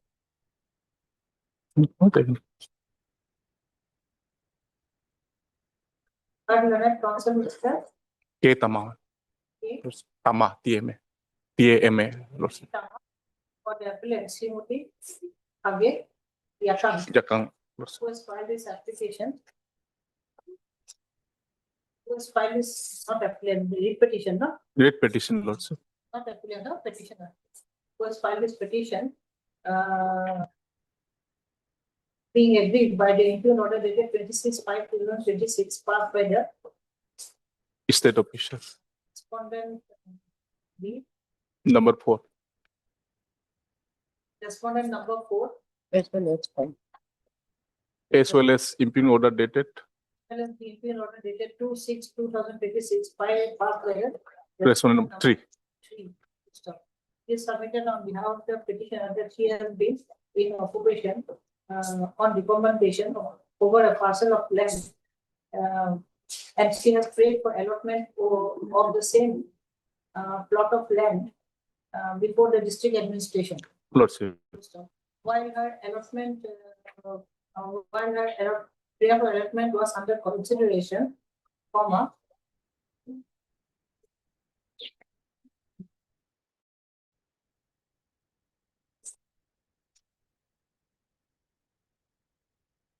The state official, Lordship. page 51, no? Page 51, Lordship. 51. The state officer passed an order. Lordship, here, his recommendation was sent by the deputy commissioner to the land government, but then it was not considered, Lordship, because this is way back in 2007. Was not considered. Because it was not considered. Let her them name her come name with is not affidavit, reflected. Lordship. Now, Question is that it's still under consideration. it's still under consideration. Okay, you'll file your. If affidavit they comes and says it's not in consideration, Lordship. Understandably, Lordship, 2007 is still under consideration. How it can be, Lordship? Others' name have come. I don't understand, but he's submitting, let's see. Lordship, at least. By an affidavit. Lordship, at least 156 out of 156. Only I have been targeted to evict, to be evicted. Rest, some of them they got allotment. I don't know how.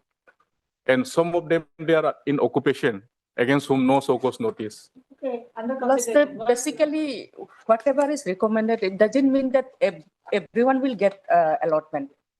Lordship, approved, everyone's case will be approved. That is correct, Lordship. Was still can be estate of the pass the order dated, pass the influence order dated. Order number, we write down, no? Order number BC capital hyphen LS hyphen 15029 stroke 6 stroke 2025 stroke 389 dated 0 the 26th May 2026, directing the petitioner to Vacate vacate her land within 20 days post up. Thereafter, the petitioner prepared an appeal on 1/6/2026 and submitted the documents without submitting documents full stop. Annexure 6 is the appeal. Annexure 13, Lordship. Annexure 13 is the appeal submitted by the petitioner. Stop to be submitted that immediately on the Next day, following day. the impugned order number PA capital stroke PS stroke 2025 stroke 429 dated 0 the 2nd June 2026 was passed by the appellate authority. Okay. Directing the petitioner to vacate the premises within 20 days. Please submitted that when the petitioner had prayed for allotment, she was at serial number 94. And 95, Lordship. Serial number 95 and other petitioners were given allotment of land. Not other petitioners, Not other similarly situated, Yes. Similarly situated listed named persons. whose names have been enlisted in the same list were allotted land. Given land allotment Were given land allotment, by the government. but the petitioner was deprived from allocation of land, which she has been deprived of allocation of land, which she has been occupying for 19 years. Lordship. For more than 19 years. Post of learned government advocate, Miss, what more your name? G-Tete. Is present for the. Is that respondents? Is that respondents? All the state respondents. Do we have private respondents? No. No. G-Tete is present for the state respondents.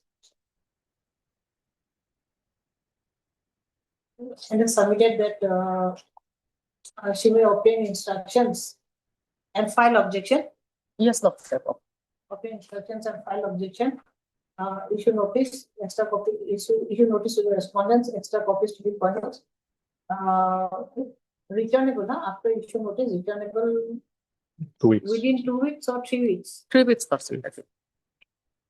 Because you see, we'll pass an order for status quo, so 3 weeks. Yes. We'll need 3 weeks because summer vacation won't be over. By 3 Yes, Lordship. Returnable by 3 weeks. Meanwhile, the respondents are directed to maintain status quo as on today, relating to the as on today. List after 3 weeks. Extra copies. Till the next date of listing, status quo as on today, till the next date of listing. Highly almost. 3 weeks. Extra copies to be served within course of the day. Yes, Today. Yes. Post of the Of license. Item number 4.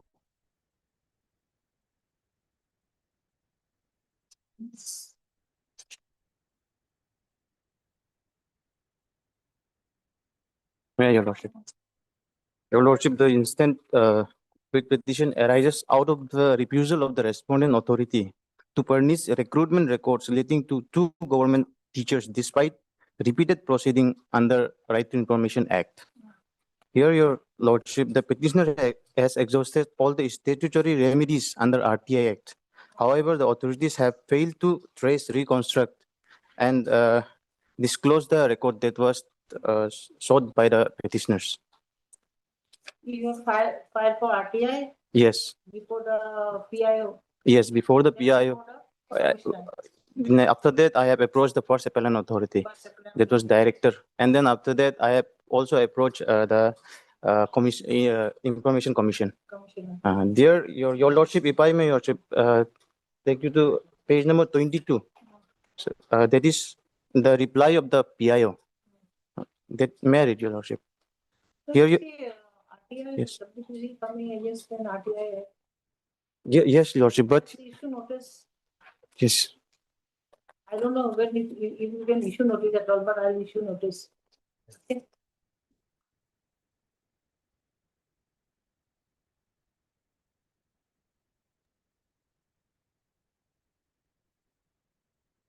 Council, Mr. Okay, Mubang. Okay. Mubang.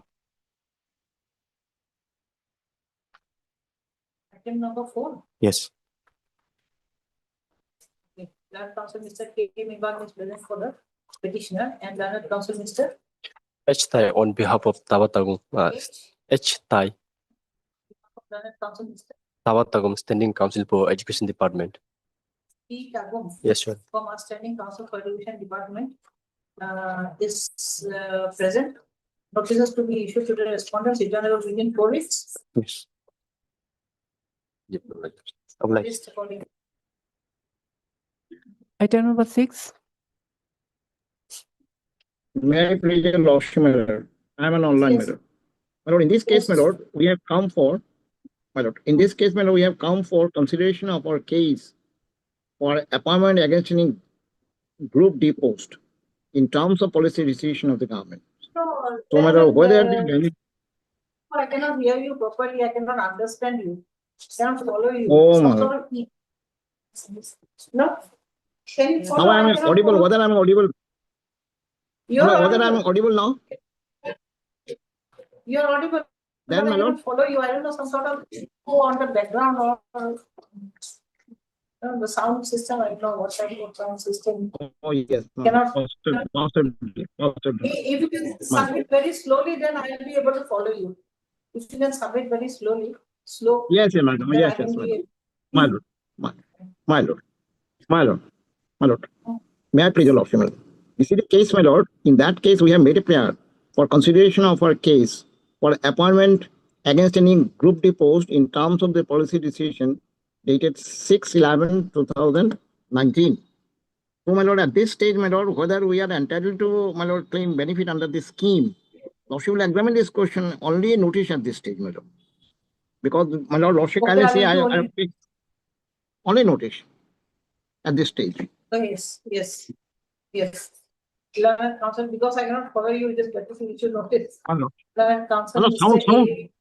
A. I don't know, something on the background.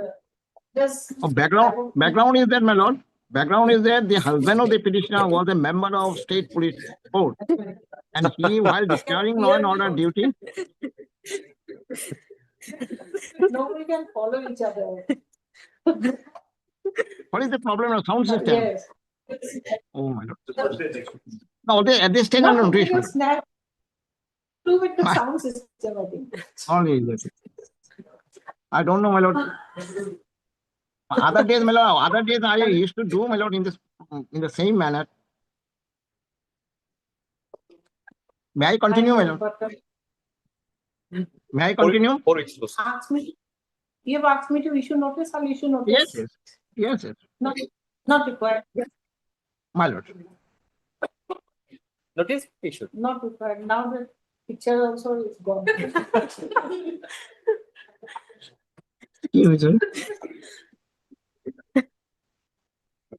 Anything wrong on my part, my lord? Now I can see you properly. My lord, anything wrong on my part? Not, of course, not at all. My Council, Mr. AK requested present for one petitioner or how many petitioners? One petitioner. My lord, one petitioner. Government advocate, Mr. S. Kapin is present for All the respondents. all the respondents. And notices to be issued, extra copies to be furnished, notices to be issued, reasonable after 4 weeks. 4 weeks. 4 weeks. Yes, ma'am. Yes. I will supply extra copies. Extra copies to Apply. be furnished, list accordingly. Yes. Item number 7.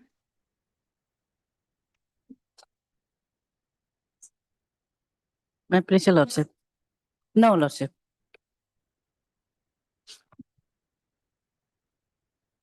Due to lack of affidavit from all the respondents, this case has been taking a long time. Otherwise, this is a 2022 matter. My lord, the petitioners here are 139 persons. In terms of a cabinet decision, which was on 30 January 2018, a decision was taken to confer land allotment to 5,040 persons by regularizing their occupation on a case-to-case basis. Now, petitioners are amongst these persons listed, Lordship, and their cases were sent for approval. Along with them, some other persons, and they had sent in group-wise. So far as the petitioners are concerned, they belong to a group of 145 persons. Other two batches, like in 1372. Lordship, they say they were not going to file affidavit. That is why, Lordship. You see, I'm just read out the last order. Yes. Actually, I wanted to, Lordship, make a prayer that, Lordship, I may be given last chance, because here, Lordship, land, the affidavit from land department is very necessary, Lordship. We are yet to get any instruction from them, because earlier they used to have a standing council. In between, we have, of course, communicated them, but then till now, we have no instruction, Lordship.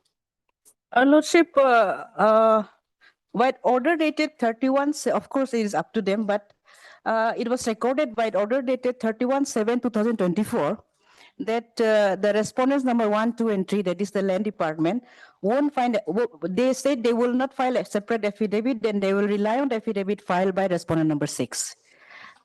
This is, yes, 6. Respondent number 6, they have filed. Respondent number 6,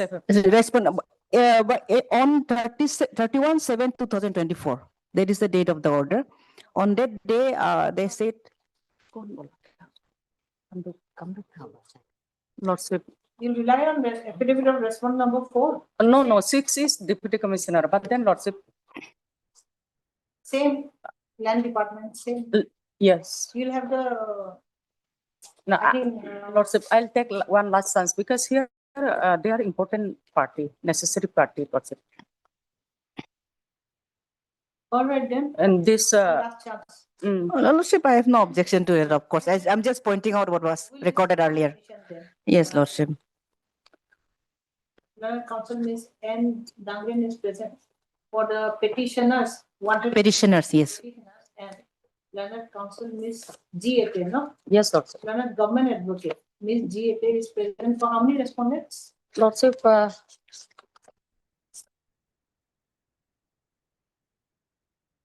here I'm for Lordship. All the respondents. No. Okay. For the respondent and has submitted that and submitted for time to obtain instructions From the land department. from the land department. So a last opportunity is accorded. A last opportunity is accorded as per prayer. Is the matter after how many weeks? Lordship, 3 weeks. After 3 weeks. In that case, interim order may be continued. Oblige. Item number 8.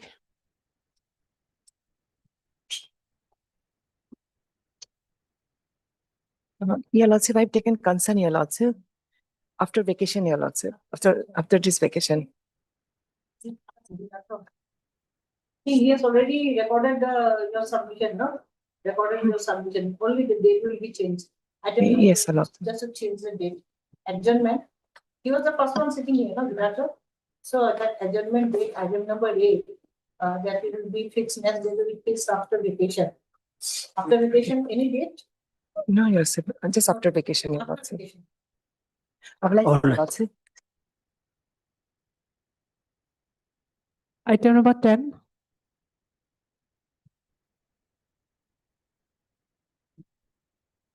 Please, my lords. It's a very short matter. Here, the arbitration. Time morning when the Arbitration. I will not burden your lordships. This is an application under section 11 minutes for appointment of an arbitrator. So we are saying that admittedly there is a contract minutes. They do not dispute that there is a contract. They also do not dispute that there is an arbitration clause in the contract. so we'll appoint an arbitration. I am only praying for appointment of Only section 11. section 11. No, my lord, we have a serious objection, my lord. I believe this requires some elaborate hearing, my lord. We have filed a written objection. They are objecting on the ground, my lords. They are saying that it is barred by limitation. Your lordships are aware of the law, my lords, but I'll take your lordships through the position of law. Now, a constitution bench, my lords, of the Honorable Supreme Court has now finally settled this issue. That at the stage of section 11, my lords are only to look at two issues. One, if there is an agreement. Two, if there is an arbitration clause. Anything else, my lords, you go before the arbitrator. Now, in the counter that my friend is relying on, my lords, they also say that they have a claim against me. The government of Arunachal Pradesh, my lords, has a claim against me. Now, I put this to myself. Your lordships will kindly consider that, my lords, they say some amount of roughly to the tune of 5 crores is, my lords, due for me to them. They filed. Everything is on record. This is an admission matter or Admission, my lord. Admission. That's why I say, my lord, it requires some elaborate hearing, my lord. Not that. Yeah, it is okay. Elaborate hearing. Well, it's then your lordship. We can, my lords, I am ready if your lordships are. I am also ready on my part, my lord.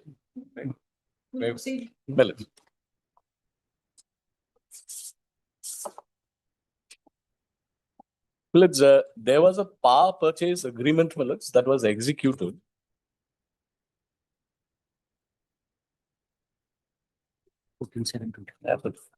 Well, a power purchase agreement was executed between us, my lords, on 14/7/2011. Now, your lordships, I'll take your lordships to the relevant pages. Page 57 is the power purchase agreement. Additional affidavit. Oh, Acha, do you just give me the page number, please? Well, we filed an additional affidavit in that power purchase agreement is there. Page 265, well, it's with time. Page 265. Fine. An additional affidavit was filed, well, in that it is there. You have separate file for affidavits, no? Yes.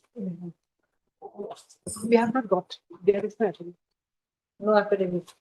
When did you file the affidavit? The same day when this matter was. No, it was filed at the motion stage itself. Motion stage. Yes. Additional affidavit to bring on record. Affidavit dated 21/4/26? Yes. Yes, we have. Okay. Well, may kindly come to page 274.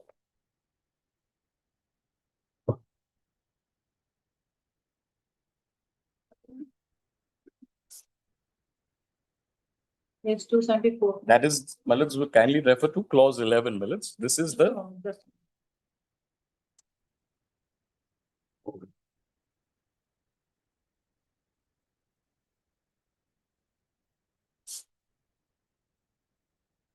Arbitration appeal? No, Malits. What is Section 11. Only section 11, no? This is section 11, Malits. That's why I didn't want to burden your lordship with anything. My friend wants a hearing, Malits. I'll try and keep it as short as possible. Yes.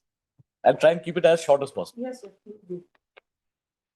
So, clause 11, Malits will see this is the resolution of dispute. At 274, if my lords have.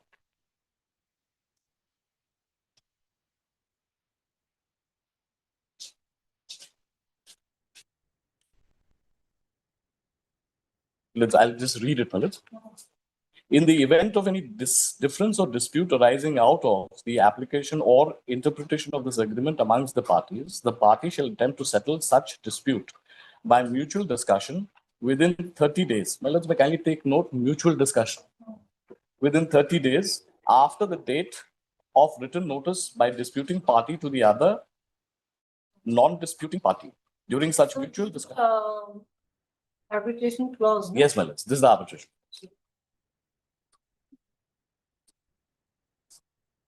This is the MOU?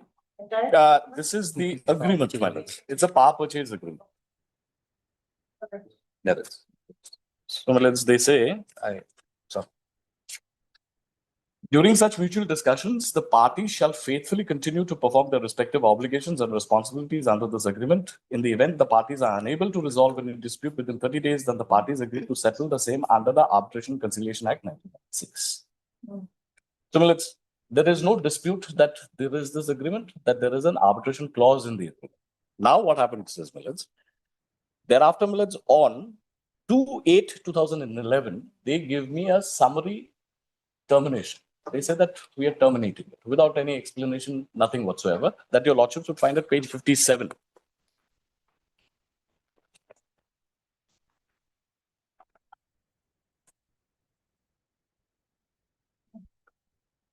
Absolutely, Millets, non-speaking order. Page 57A, Millets, is the type copy. Millets may kindly have glance. Page 257? 57, Millets, only 57.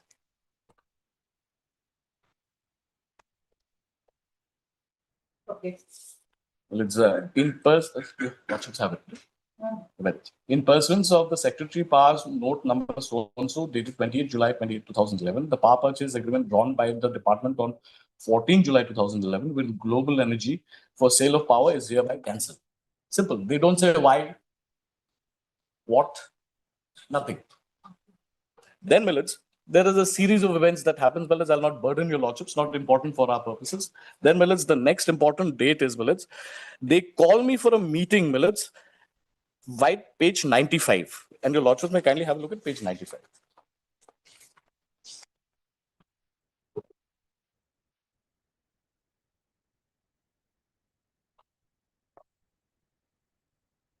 So, your lordships would remember mutual discussion, Millets. Pursuant to this, Millets, on 1st February 2019, they called me for a meeting. Millets have it.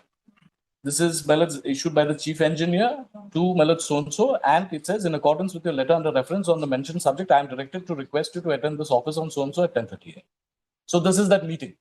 Unfortunately, Millets, I am unable to attend this meeting because, and we informed them.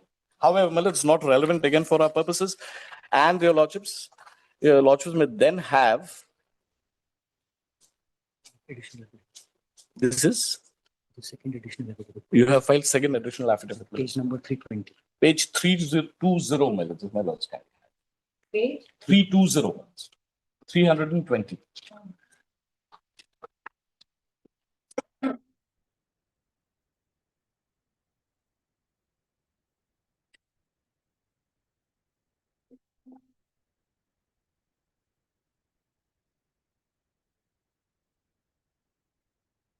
Millets, they give me a formal letter now saying, yes. reply to your letter so-and-so, Millets. Then this is, as I said, the above letter, Millets, I'll quickly read it so it's convenient for my lords. Dear sir, the above letter and other earlier correspondences in charge legal notices have been served from your end and have been examined. 320, okay. Yes, I got it. 320. 300. I'm sorry. May I read, Millets? The above said letter and earlier correspondence so-and-so legal notices served from your end have been examined and detailed by the department. Based on the facts found in examination without prejudice, the replies of the department are as under. Power purchase agreement signed between the Department of Power, Government of Arunachal Pradesh and Global Energy Private Limited on so-and-so was found to be invalid and legally untenable and hence terminated on the following grounds. That the officer who signed the PPA on behalf of the department was in fact on earned leave, which proves your collusion with some officials of the department for your interest. NIQ was invited for 6 months from so-and-so to so-and-so, and the bid offered by you was from so-and-so to so-and-so. But whereas PPA was prepared and signed for 4 years, which proves your indulgence and manipulation by adopting fraudulent tactics by you, thereby ignoring the interest of the state. Normally, a senior level representative nominated by the board of directors of the company for resolution authenticated by the competent government signatories of a company can only sign PPA document with the government authority. In this instant case, it is found once Shri N.A. Khan, coordinator, had signed the PPA on behalf of your company without any authorization from your company and official seal. On close scrutiny and the records available in this office, it is found that N.I. Khan was authorized to sign PPA on your behalf of the government of Arunachal on so-and-so date, a day after signing of the PPA by a mere employee of your company. One, Shri so-and-so, senior manager operation, who is not competent enough to issue authorization on behalf of the company, which means that the PPA was signed in connivance with certain departmental officials to cheat the government. Further, on close scrutiny, it is found that you have put your signature along with so-and-so. Well, these are the terms. They say, I'll not burden your lordships, not important. Your Lordship may kindly come to the last page, my lords. 3. Now, this is very important, my lords. Your Lordships have seen the page, paragraph 3, my lords. This is page 322. Now, they say, my lords, there is a huge outstanding which has to be paid by you to the department against the power purchase during the month of August 2011, which is as follows. Bill raised against consumption number so-and-so, unit of so-and-so, 271.56 lakh. Total amount payable as on so-and-so, 294.40 lakh. Payment received.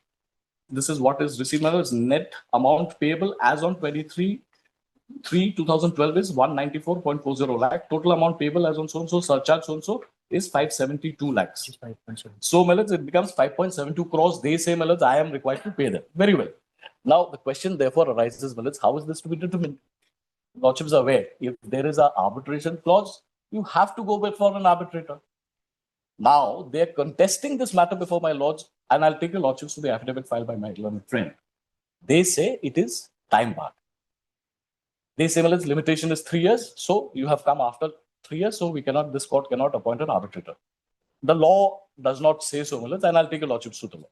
The question I pose to myself is, one aspect is that I am saying that I have to get some money from you, for which I seek to invoke arbitration. You say, my lords, that I am also required to pay you 5.7 crores. The lordships will note that this is public money. Now, is the government saying, my lords, that 5.75 crores they're willing to give away? They are obligated to, my lords, get that money. I'm not saying whether I have to pay it or not pay it, but the fact of the matter remains, my lords, if there is a claim against me, you have to do something about it. You cannot sit on it. The option is, my lords, therefore it has to go before arbitration. Now, I'll take your lordships to the counter that they have filed. If your lordships kindly have a counter affidavit.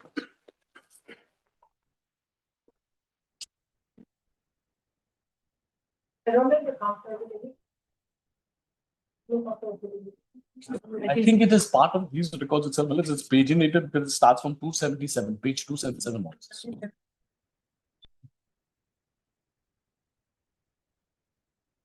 This will be, I think,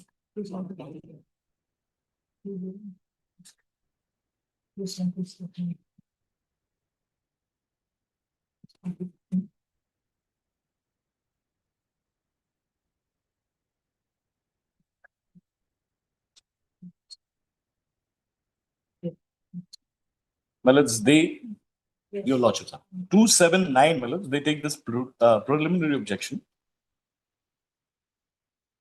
And the objection is, my lords, the relevant portion of the objection is that your lordships will see that before making any specific replies to the statement made in the various paragraphs of the petition, the respondent begs leave of this honorable court to raise the following preliminary objection about the maintainability and tenability of this petition on the following amongst other grounds. Your lordships, this is the facts which I've already taken with you. Your lordships. It was there in the 20. That letter, my lords, but your lordships have seen that letter by which they have explained why the tender was cancelled. They reproduce that. And my lords, at 283. Yeah. 283 minutes. So the first ground they take, minutes is here. Second paragraph. They say, minutes, therefore, the participation of Global Energy Private Limited in refloated tender. What happened, minutes, after it was cancelled? Tender was refloated. I had again participated. So they say, and because I have various agreements with the government of Arunachal Pradesh, not one. This power purchase, your lordships are aware, minutes, that power is generated by the state. I am a power trader, my lords. I buy it, I sell it. For that, I have to pay the state. And if there is some surplus, my lords, I get it from the other state. So, my lords, they say, therefore, the participation of petitioner so-and-so in the refloated tender without any challenge to the cancellation termination dated so-and-so's implied acceptance of the cancellation termination order dated so-and-so, dated, and the PPA dated 14/7/2011. Very well, my lords. I accept you have cancelled. Does it mean, my lords, I cannot invoke arbitration? If it is cancelled, then only I can invoke arbitration. The dispute would be if the contract survives, my lords, there is no occasion for arbitration. Only if you say, my lords, I am cancelling it, I say you cannot cancel it, then I have to go for arbitration. Your lordships are away. I cannot even come before this honorable court challenging it. To challenge it also, I have to go before arbitration. So that's the first objection, my lords. They say, hence the present arbitration petition by the petitioner is misconceived because one of the petitioner, once the petitioner accepted the termination dated so-and-so, there cannot be any arbitration of the matter under PPA dated so-and-so because inasmuch as clause 11 of the agreement does not provide for any specific stipulation regarding arbitration after termination of the agreement. Lordships, I kindly note this. It provides for arbitration in the event of difference or dispute arising out of interpretation of the agreement. Now, what they have not done is, and I'll have to again bother your lordships, take your lordships back to that clause. Pass me. Page 274.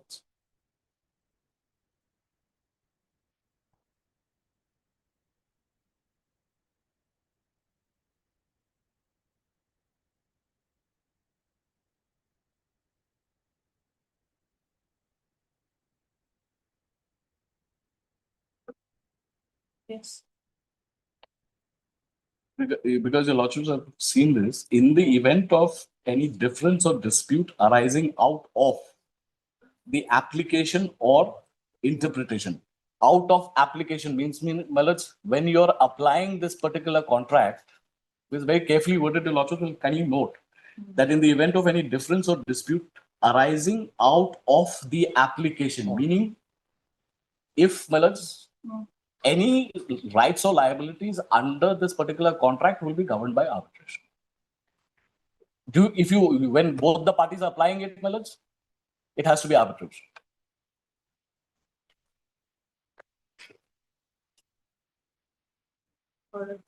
So they say, your lordships have seen that. Now, the second objection they say is page 286,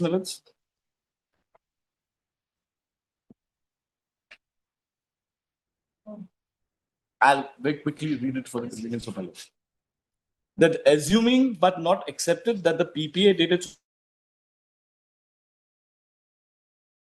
so-and-so was valid and termination dated so-and-so was invalid and arbitration under clause of so-and-so would be applicable in the matter, then also the action of invoking arbitration proceeding arises on 3/8/2011 after lapse of the start of the dispute, that is 2/8/2011. Therefore, the limitation period of 3 years in invoking arbitration clause under PPA expired on 2/8/2014. They basically saying, from the date of cancellation, 3 years.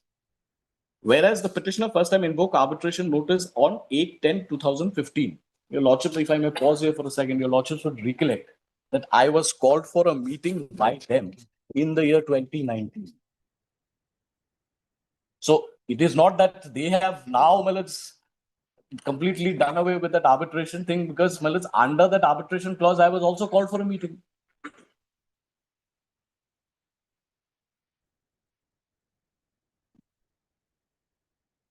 Okay. But did not pursue the same. And ultimately notice dated so-and-so 25 for arbitration after lapse of 14 years on cause of action. Hence this present petition. So two grounds, first, limitation. Second, they say because the contract is terminated, so also the arbitration clause goes. It would be preposterous to say this, that merely because a contract is cancelled, the arbitration clause in the contract will also go. Then what would happen, is any time that there is a contract, or I have just seen, there was a tender matter before your lordships. Tomorrow somebody will be successful. There will be an arbitration clause. If it is cancelled, I'll come before your lordships. I'll say that I don't need to go into arbitration. I'll have to come before your lordships. It's preposterous. Can't be.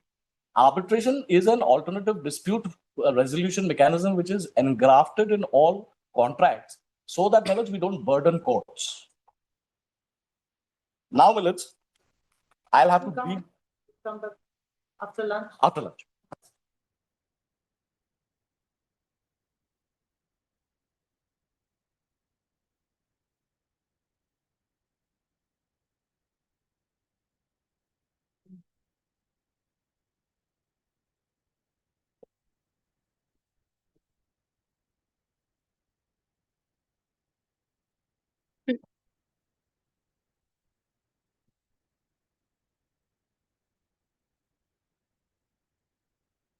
Yeah, please. Let's just to refresh our memories as where we were. Two issues I had placed before lordships. There is a contract under clause 11. There is this arbitration clause. And millets, I had taken your lordships to the counter affidavit filed on behalf of the respondents, where they take millets these two preliminary pleas. A, they say millets out of the contract, number one. Number two, they say limitation. So these are the two issues. Now, insofar as the first issue is concerned, my lords, I pointed out before, my lords, that merely because a contract has been cancelled, it cannot be said that the arbitration clause goes, because that would defeat the very object of having an arbitration clause. You were reading page 286, para 8, I think. Yes, my lords.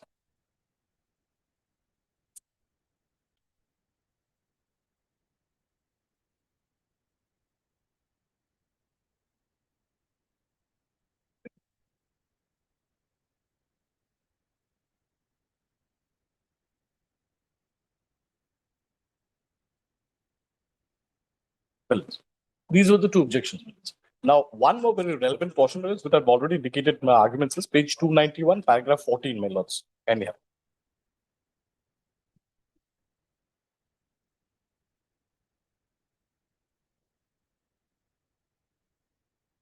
My lords have para 14 minutes.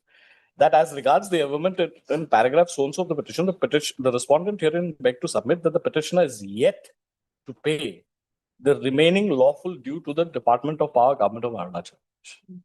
So even if this money is to be recovered, my lords, how do you recover it? You have to go under arbitration. So, frankly speaking, my lords, to my humble submission, it doesn't make sense why the government would be resisting arbitration if it actually has some lawful claim against me. Now, my lords, I'll have to show you lordships what's the law with regard to that, my lords, and I will not burden you lordships because they had prepared a very voluminous compilation, but I'll not bother to disperse. My lords, your lordships will be entire compilation. Just two judgments, my lords, I'll show. Before that, my lords, if your lordships kindly have the Arbitration Conciliation Act.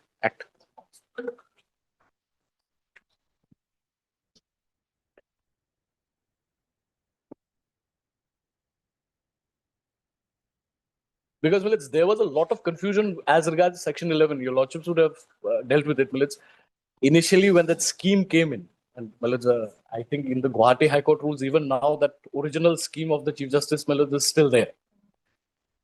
Then, under Section 11, there was this confusion. What is the extent of your lordship's interference while appointing an arbitrator? Whether your lordships will go into these questions of limitation and things like that. And these were issues which were there. The conflicting judgments. Then what happens, the Law Commission gives a report saying that the object of arbitration is to have a alternative dispute resolution mechanism. So the court there should be the principle of competence as your lordships are aware, that the tribunal is competent to decide on all issues, including the issue whether it has jurisdiction or not under Section 16. So the Law Commission gives a report, and on the basis of the report, Section 11(6)(a) is incorporated in the Act. Your lordships may kindly have a look at Section 11(6)(a), capital A.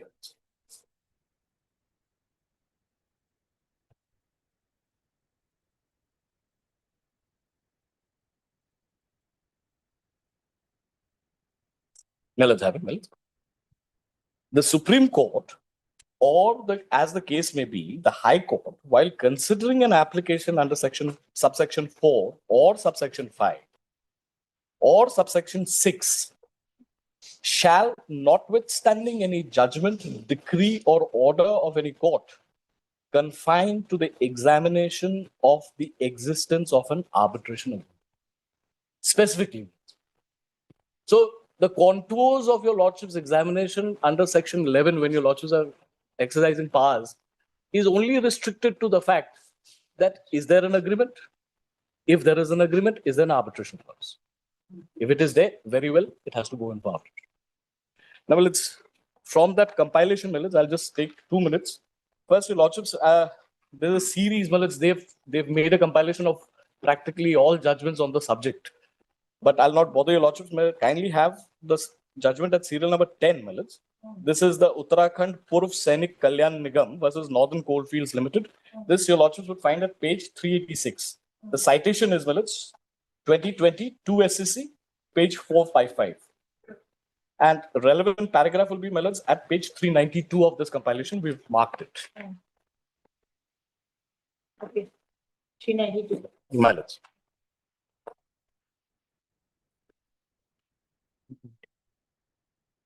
Well, it's authored by Honorable Mrs. Justice Indu Malhotra, my lords. And Yes. at page 392, my lords, I'll take your lordships to paragraph 7.10. May I read 7.10? Yes. In view of the legislative mandate contained in section 11(6) capital A, the court is now required only to examine the existence of an arbitration agreement. All other preliminary or threshold issues are left to be decided by the arbitrator under section 16, which enshrines the competence principle. The doctrine of competence, also referred to as competence, or so-and-so recognized, implies that the arbitral tribunal is empowered and has the competence to rule on its own jurisdiction, including determining all jurisdictional issues and the existence or validity of the arbitration agreement. This doctrine is intended to minimize judicial intervention so that the arbitral process is not thwarted at the threshold when the principal objection is raised by one of the parties. The doctrine of competence is, however, subject to an exception when the arbitration agreement itself is impeached as being procured by fraud or deception. The exception would also apply to cases where parties in the process of negotiation may have entered into a draft agreement as an antecedent step prior to executing the final contract. The draft agreement would be a mere proposal to arbitrate and not an unequivocal acceptance of the terms of the agreement. Well, it's section 7. We'll skip this. Well, let's come to para 7.12. The legislative intent underlying the 1996 Act is party autonomy and minimal judicial intervention in the arbitral process. Under this regime, once the arbitrator is appointed or the tribunal is constituted, all issues and objections are to be decided by the arbitral tribunal. In view of the provisions of section 16 and the legislative policy to restrict judicial intervention in the pre-reference stage, the issue of limitation would require to be decided by the arbitrator. Subsection 1 of section 16 provides that the arbitral tribunal may rule on its own jurisdiction, including any objections with respect to the existence or validity of an arbitration agreement. Section 16 as an inclusive provision which would comprehend all preliminary issues touching upon the jurisdiction of the arbitral tribunal. The issue of limitation is a jurisdictional issue which would be required to be decided by the arbitrator under section 16 and not the High Court at the pre-reference stage under section 11 of the Act. Once the existence of the arbitration agreement is not disputed, all issues, including jurisdictional objections, are to be decided by the arbitrator. Very specific. Now, even while this judgment came, there was still some confusion between the various views taken by various high courts. So, what had happened is, then, the interplay judgment comes in, where your lordships are aware, 7 judges of the Honorable Supreme Court were to decide on this very issue. So that's the first judgment, in this compilation. That's 2024, 6 SCC, page 1.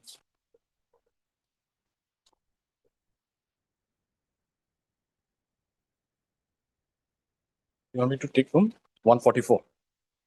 145. 144. Well, it's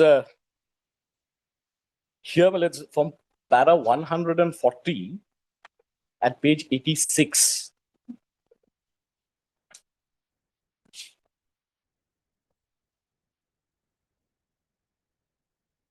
Page 86? Well,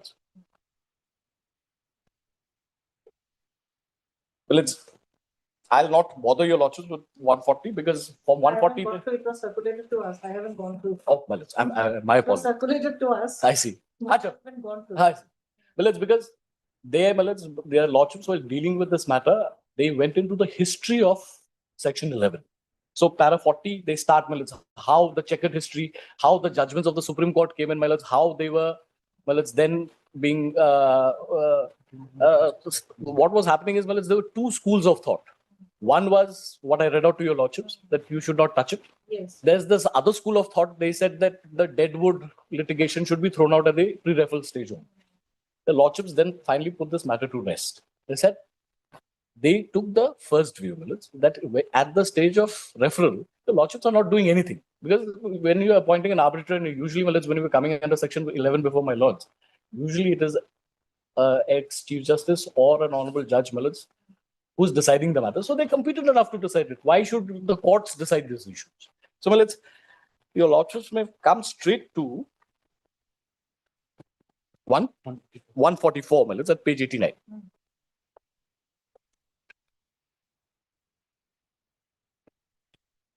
My lords, have it, para 144. my lords.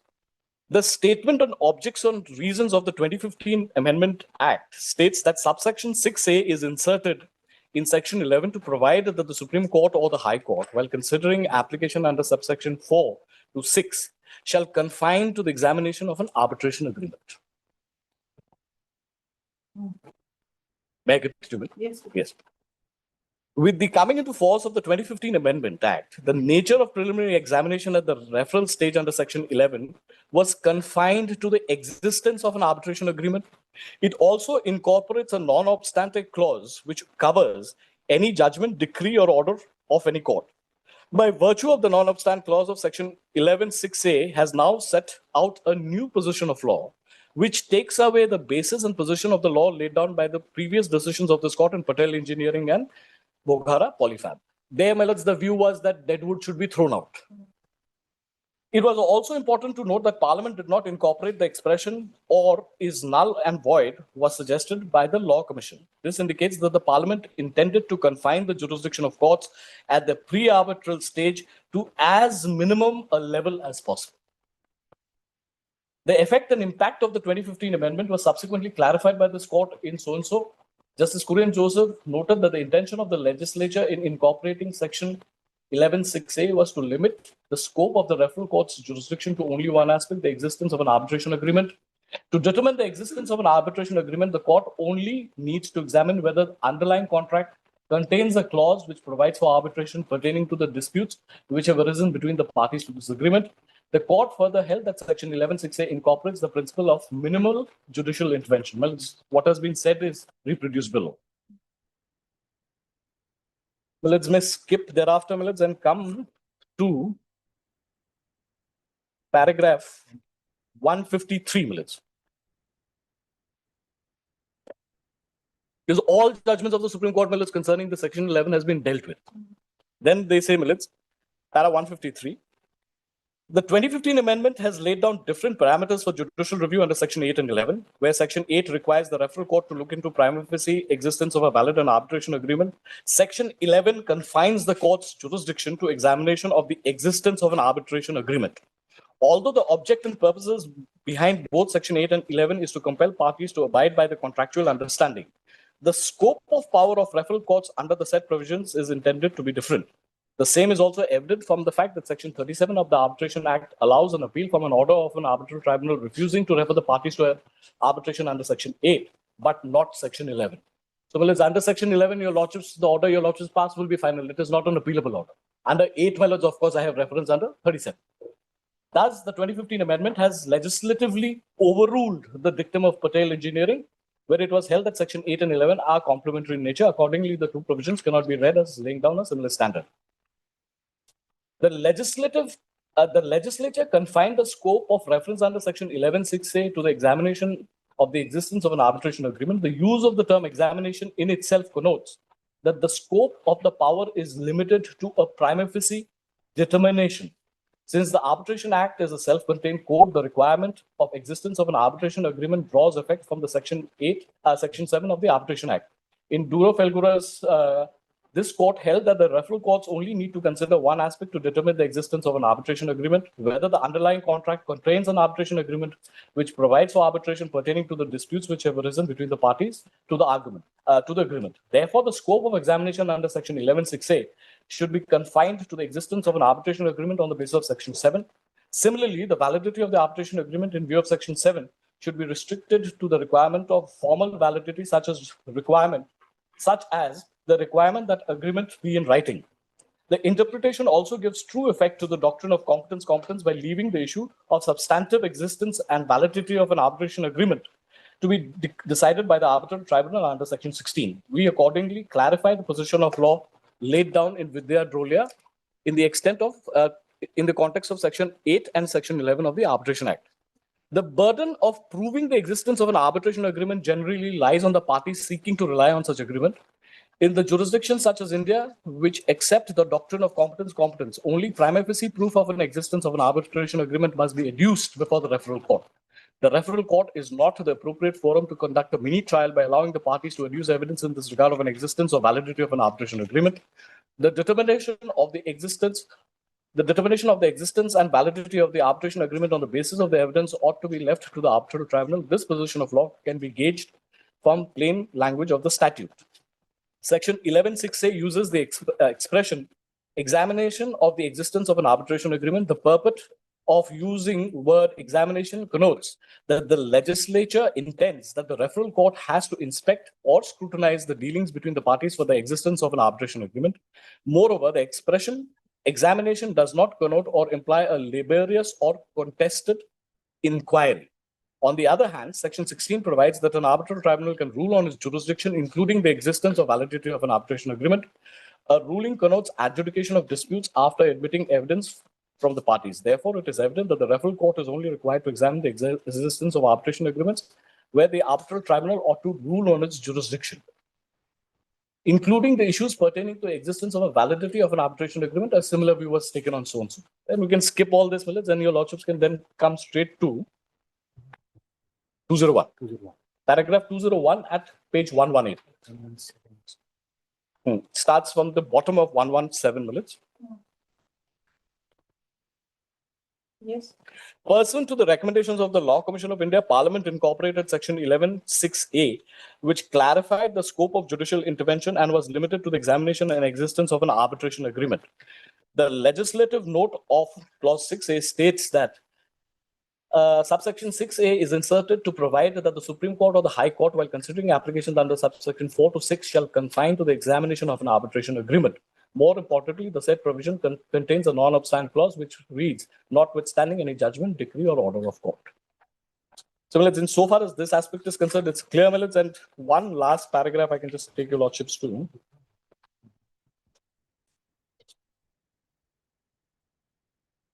Well, may kindly have page 121.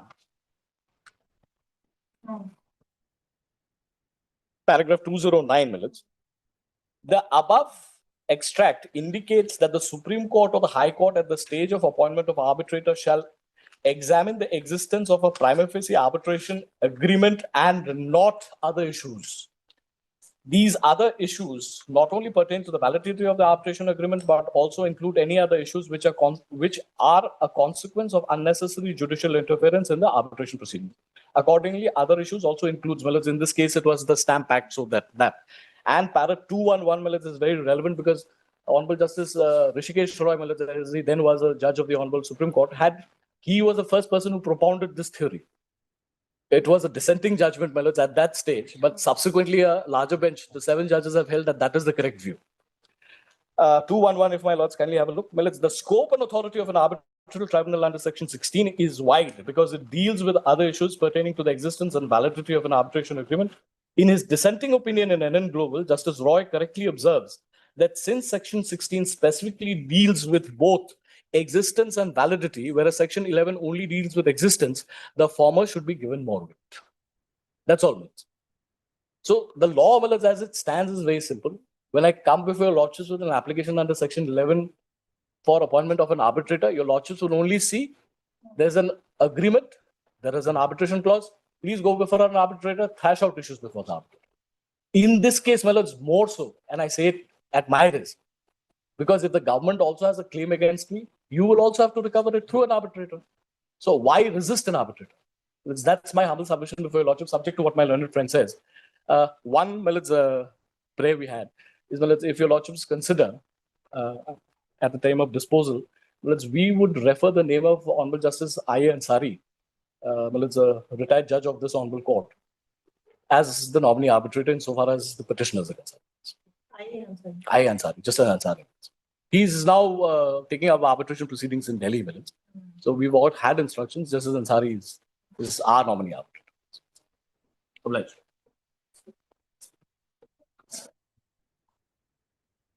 You can just sit down. This is Ansari's name.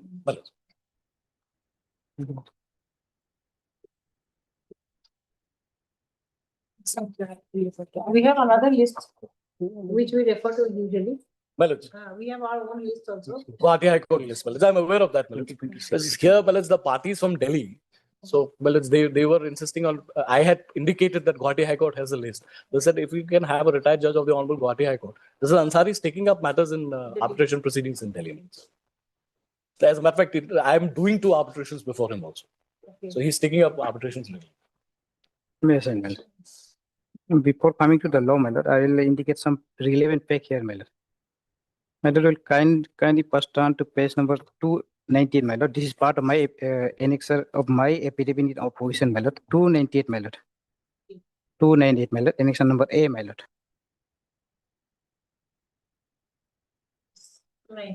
298, my lord. Now, my lord will see. There's no problem. Yes, my lord. 298, my lord. 298, my lord. Will see, my lord. This was the NIQ, my lord. Invited, my lord, and in which this agreement, this MOU was drawn, my lord. Now, my lord will kindly see serial number 3, my lord, at table, my lord. This is my lord, period June to November, my lord. This was the period, my lord.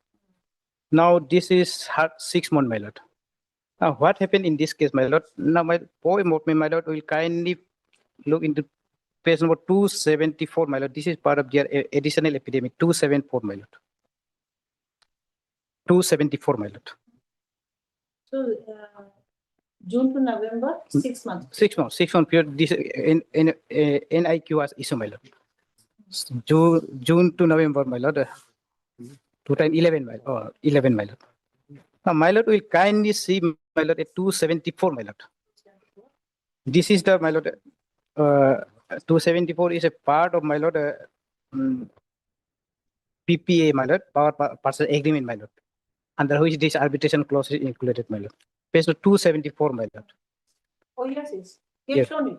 No, my lord, 274, yes. 274, my lord, but I'm referring other clause, my lord, term and termination, my lord, not resolution dispute. At page 274, my lord, clause 10, my lord, will kindly see, my lord, the agreement, the party has been agreed that this agreement shall be effective up to 30 June 2015, my lord. Now, my lord, this NIQ was issued, my lord, for 6 months, my lord. Now, agreement was done for 4 years, my lord. Now, in such situation, my lord, it was the situation, my lord. Therefore, my lord, immediately within 18 days, my lord, this annexure not be, my lord. Parties have agreed that this initiative shall be effective up to 30 June 2015. 15, my lord. It can be extended on mutual contract. Okay. Now, my lord, I am indicating what NIQ, my lord, was issued only for 6 months, my lord. Only for 6 months, my Only lord. for 6 months. But this agreement, my lord, was done for 4 years, my lord. In the NIQ for 6 months, my lord, this agreement, my lord. Now, who I am indicating, my lord, I am taking a plea of fraud and misrepresentation also, my lord. Now, this past citation is cited by the London Senior Counsel, my lord, will recall, my lord. In case of fraud representation, my lord, in the agreement, my lord, this court has absolutely jurisdiction to go beyond the law settled in terms of section 11, my lord. That's why, my lord, I am indicating. Now, this agreement, my lord, has drawn, my lord, for 4 years, my lord. That too, I have taken a category plea, my lord. That to be by unauthorized person, my lord. Unauthorized person, my lord. The person who was on leave, my lord, has entered into agreement with them, my lord. Now, accordingly, after finding this fraud, my lord, immediately within 18 days, my lord, this MOU was cancelled, my lord.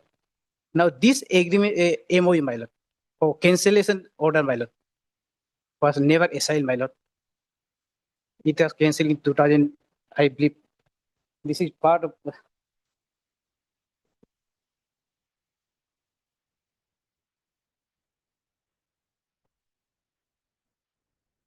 2011. 2011, it was cancelled, my lord.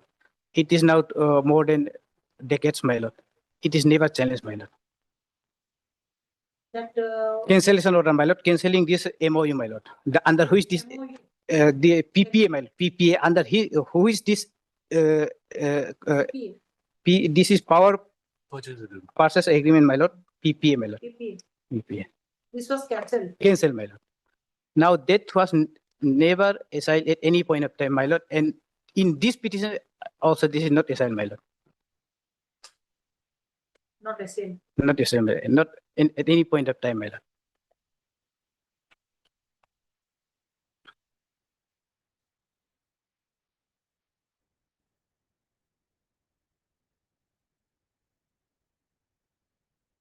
Where is it cancelling? Where is it cancellation order or notice? Cancellation order, my lord, we see it. Use the pages. Page number.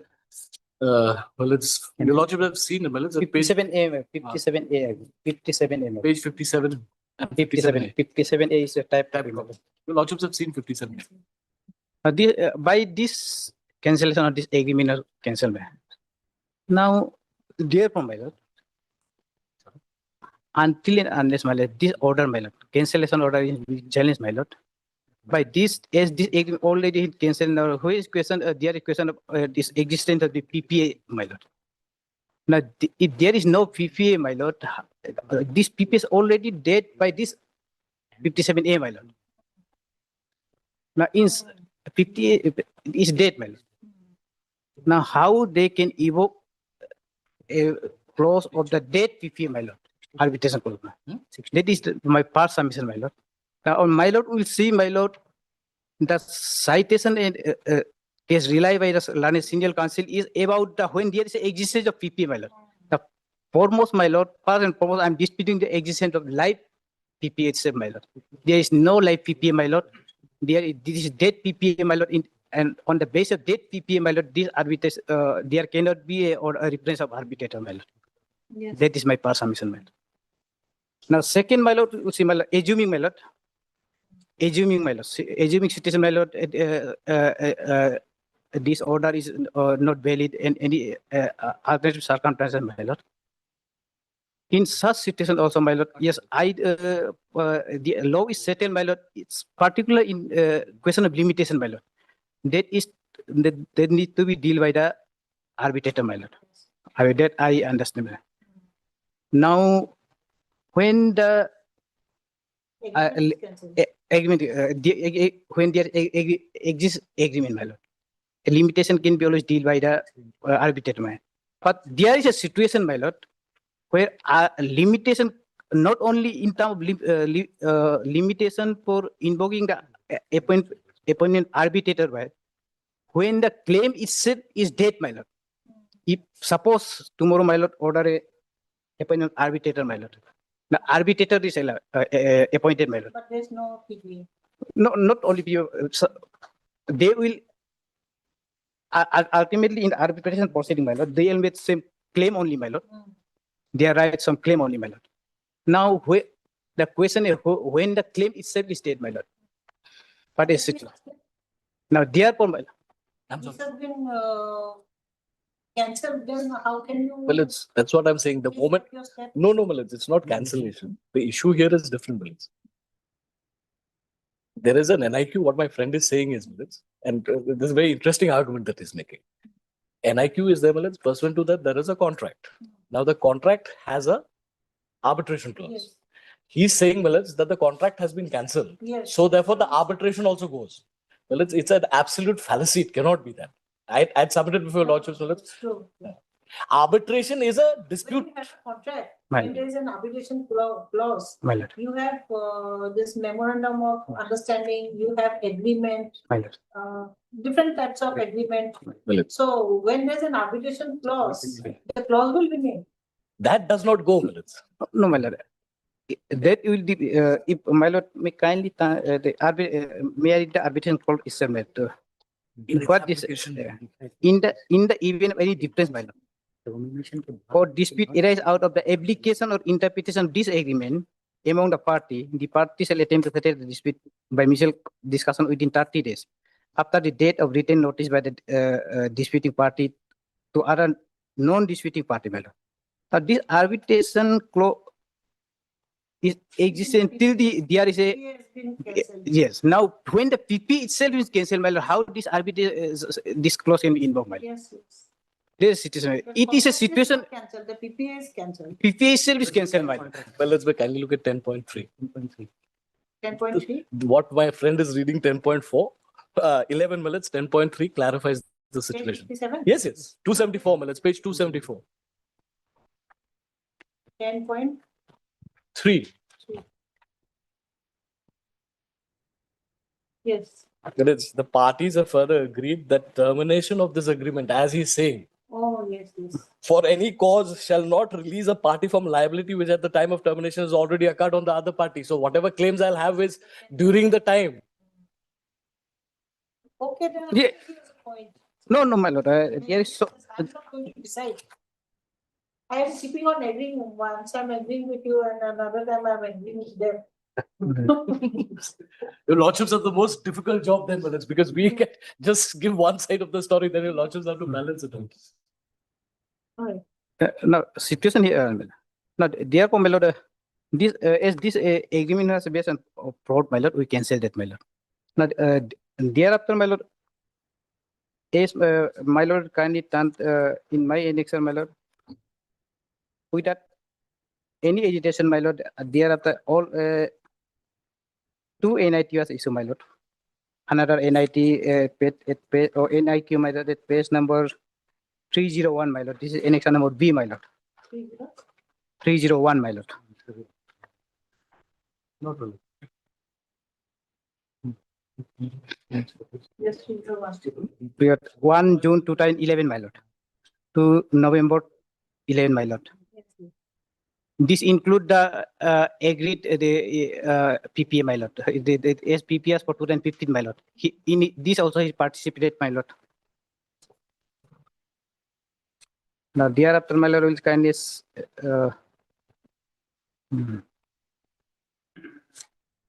page number 306, my lord. But this reported, my lord, will kindly at 305, my lord. This is the reason we cancel the NIQ, my lord. Is that agreement, my lord, was entered by unauthorized person.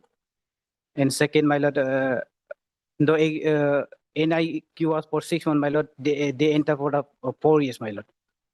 Now that my humble submission, my lord, that is the relevant fact, my lord, need to be noticed by this honorable court, my lord. The person, my lord, conduct of person who approached the court, my lord, is where was relevant. He was on leave. The person who signed the NIQ or PPA, my lord. Person who signed a PPA, my lord, was on leave, my lord. He was not authorized, my lord. Accordingly, and additionally, my lord, NIQ for 6 months only, my lord. They enter into for 4 years, my lord. Accordingly, on the basis of that, after finding that within 18 days, my lord, the person competent authority cancel this PPA, my lord. Now, conduct, my lord, will see, my lord, of the person, my lord. Now, at that point of time also, my lord, at that point of time also, my lord, he did not raise anything, my lord. Now, after more than decade, my lord. Now, my lord will see the very objective of this arbitration act, my lord. Arbitration is a alternative redressal dispute, my lord, to speed up the now that this person, my lord, who is now availing this, my lord, he has remained silent for almost a decade, my lord. Though this cancellation decades, my lord, one or more than decades, my lord. This order was cancelled 2011, my lord, PPA. Now it is 2026, my lord. I have come again on arbitration appeal. I have found arbitration appeal continuing from 1970s, 1997. That army, not army. I think that airport and army together. Yes, yes. Guwahati airport and army together. This central government matters, Milits. My lord, that is a situation when person approach the forum within a time, my lord. Here is a case, my lord, a person, my lord, is approaching after, my lord, more than decades, my lord. Now, my lord, 309, my lord, will see, my lord, 309, my lord. This is was another NIQ, my lord, for September 11 to November. Oh, sorry, this is period. Yes, my lord. 11 to November, my lord. Is this in this NIQ also he participated, my lord? When, November? Yes, participated. 309, yes, my lord. After his cancellation order, my lord. He has participated. Participate, my lord. And page number 312, my lord. May to September 2012, my lord. Here also he participated, my lord.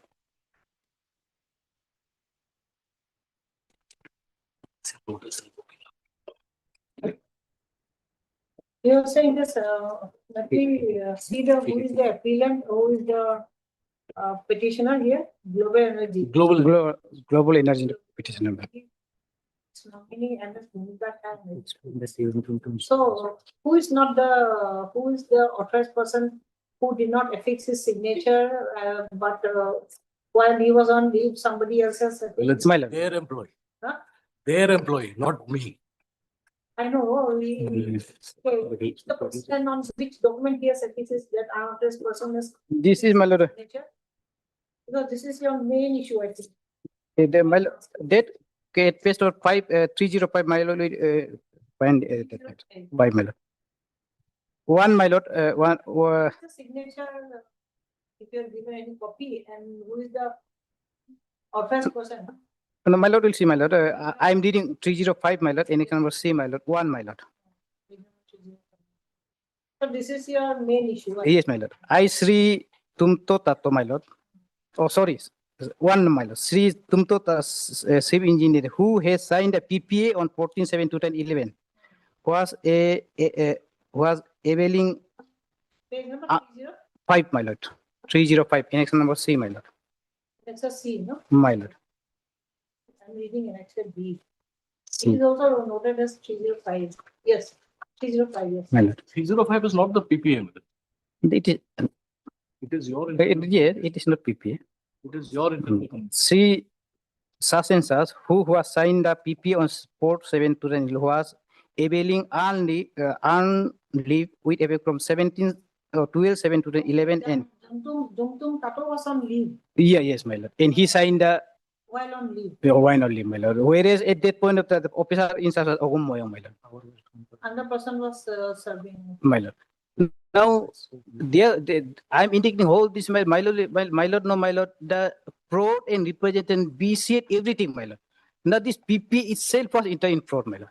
That's why, my lord, he did not agitated that when this is cancelled, my lord. He is participated, my lord. Now, my lord, you can note that aspect also, my lord. If it was on, as he did not challenge this, my lord, this is acceptance of his part, my lord. This agreement, my lord, NIQ for 6 months, my lord. They enter into agreement for 4 years, my lord, and by the unauthorized person, my lord. Accordingly, the competent authority cancelled it, my lord. Now, grant for cancellation of fraud, my lord. Now, my lord, fraud visit everything, my lord. Now, therefore, my lord, on the agreement based on fraud, my lord will surely not order any arbitrator, my lord. That is my first plea, my lord. Now, I'm saying that this PPA itself is dead, my lord, not exist, not alive, my lord. So there cannot be order of arbitrator, my lord. Now, second leg of argument, my lord, assuming there is some this exists, my lord.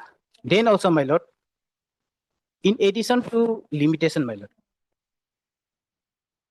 the situation not yes, in terms of limitation, my lord, there is a clear law, my lord, saying that that is the part to be dealt by the arbitrator, my lord. But when the limitation coupled with, my lord, the debt claim, my lord, what would be the situation, my lord? Now, here is a situation, my lord. Not only his appointment arbitration is hit by limitation, my lord. Even assuming this agreement is in alive, my lord, this his claim also is not alive, my lord. Now, he has indicated that any liability before the termination agreement can be part of this PPA, my lord. Now, my lord will look into whether that claim is still alive or not. Now, if not alive, what is the ratio in that aspect by this apex of, my lord? Now I'll indicate that also only, my lord. Now my lord will see this.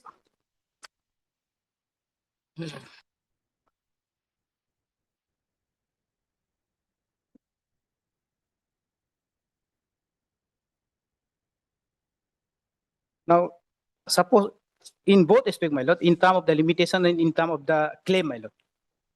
So claim, my lord, he want to raise before the arbitrator, my lord. The course of action in this case, my lord, arrows.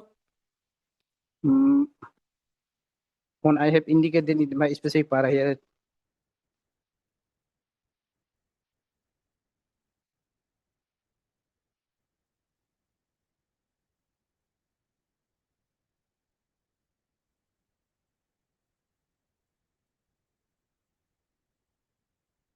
Yes, my lord. That will be course of action arrows on, my lord. 2, 8, 2, 10, 11, my lord. 2, 8, 2, 8, 11, my lord. Course of action, my lord. 2, 8, 11, my lord. And now, my lord, no, my lord, in terms of limitation, my lord, any claim, my lord, in terms of either money, my lord, that can be raised only by 3 years, my lord. That is the law of law of limitation, my lord. And in terms of appointment arbitrator, also, my lord, there is a judgment of apex, my lord. This law of limitation is applicable to that. This also, my lord, and by virtue of section 1, I believe 137 of the limitation act, it is also applicable in terms of appointment, my lord. Now, ASD in terms of Article, I think, article, sorry, my lord, article 137, my lord. Now, in terms of law of limitation, my lord, there is a, yes, I do concede, my lord, the apex court say, my lord, that can be raised before the, that cannot be out to a high court, my lord, that can be. Now, when this appointment of arbitration, my lord, coupled with the debt claim, my lord, what is the question, my lord? I will answer that, my lord, in terms of my citation, my lord.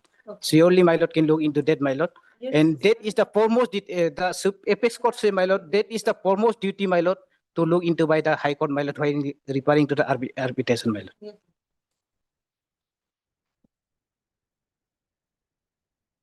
Now, in this case, my lord, will not undisputedly, my lord, his claim, my lord, in terms of damage or in terms of money, my lord, he started on 2/8/11, my lord, and expire the course of action of 3 years, my lord, in terms of law of limitation, my lord, will be expired on 2/8/2014, my lord.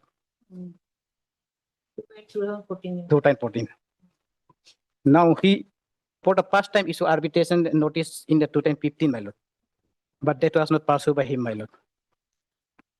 Now, thereafter, recently, yes, issued this 2026, I believe, my lord.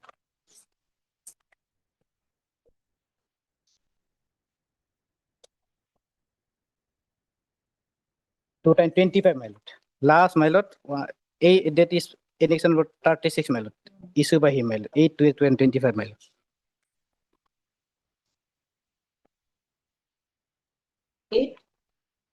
This is the 8/12/25. all that is issue almost after decade. Just a moment, we have fixed the case at 2. I think they have left, I think. Fixed the case at 2. You will be here tomorrow? You'll be here tomorrow? Yes, yes. This party I'm asking. Me? I would have to go back. You'll have to go back. You're not here tomorrow. I'm sorry.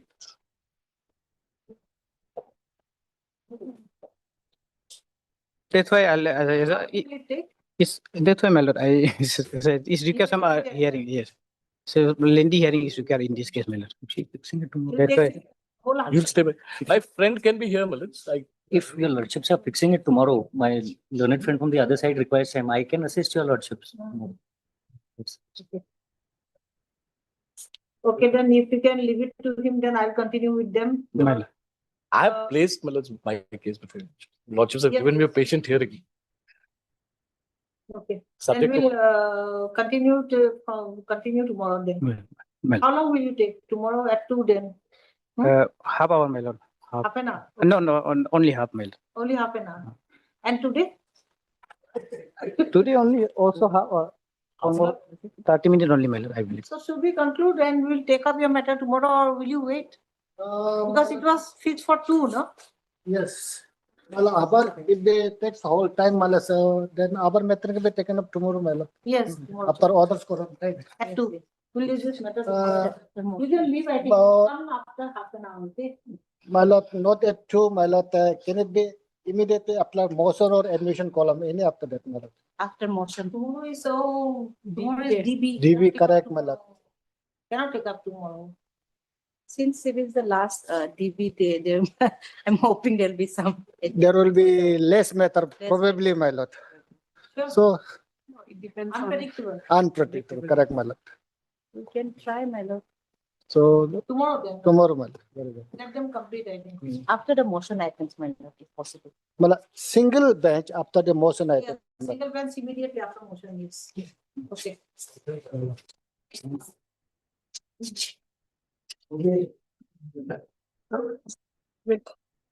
Any adjournment? Item number 14. It will take only about 5 minutes if the council is here. Actually, what happened here? Item number 14, next item, my lord. I have to go back to Guwahati. Today. Today. I came 2 days back, my lord, yesterday also. So 14, actually, what happened last order was by the Honorable Court, Mr. Picha Learned Counsel for the petitioner submits that there has been a subsequent development in the matter. Therefore, he will be filing an affidavit in reply to bring the record. The subsequent development that has not arisen in the matter. They have not filed the affidavit. This is a judicial order. It is a mandatory matter. No matter this monsoon season, my lord, there's a difficulty for the villagers to come here, my lord. And my lord, I have one objection, my lord. Firstly, not to accept the affidavit in opposition filed by respondent number 1, 2, 3. My lord, first this my lord, contempt case is in person, my lord. So the contender should himself file affidavit, my lord. Now this respondent number 4, respondent 1, 2, also respondent number 3 has filed affidavit, my lord. So my lord, this I have one judgment of Calcutta High Court, my lord. Affidavit has to be filed by the person himself, my lord. The respondent. This is a private case, my lord.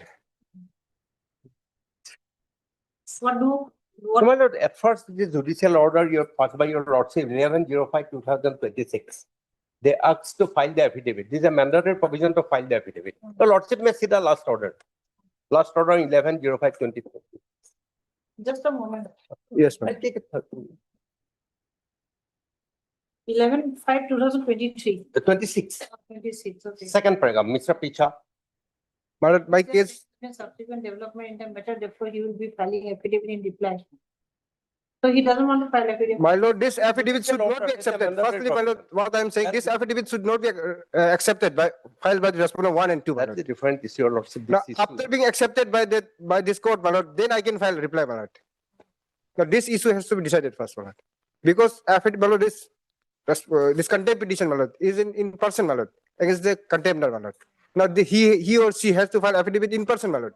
Now, they have filed affidavit through respondent number 3, my lord. How can it be possible? My lord, this respondent number 1 may be called in person, my lord, here in court, my lord. I think so. No, my Yes, actually what happened? Through respondent number 3, respondent. No. Yes, my ma'am. What happened? So, respondent 3, respondent 2 also affidavit filed, my lord. He is a secretary, my lord. Let them come, my lord.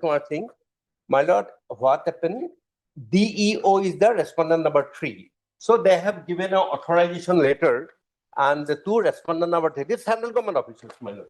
Authorization they have given to file it by respondent number 3.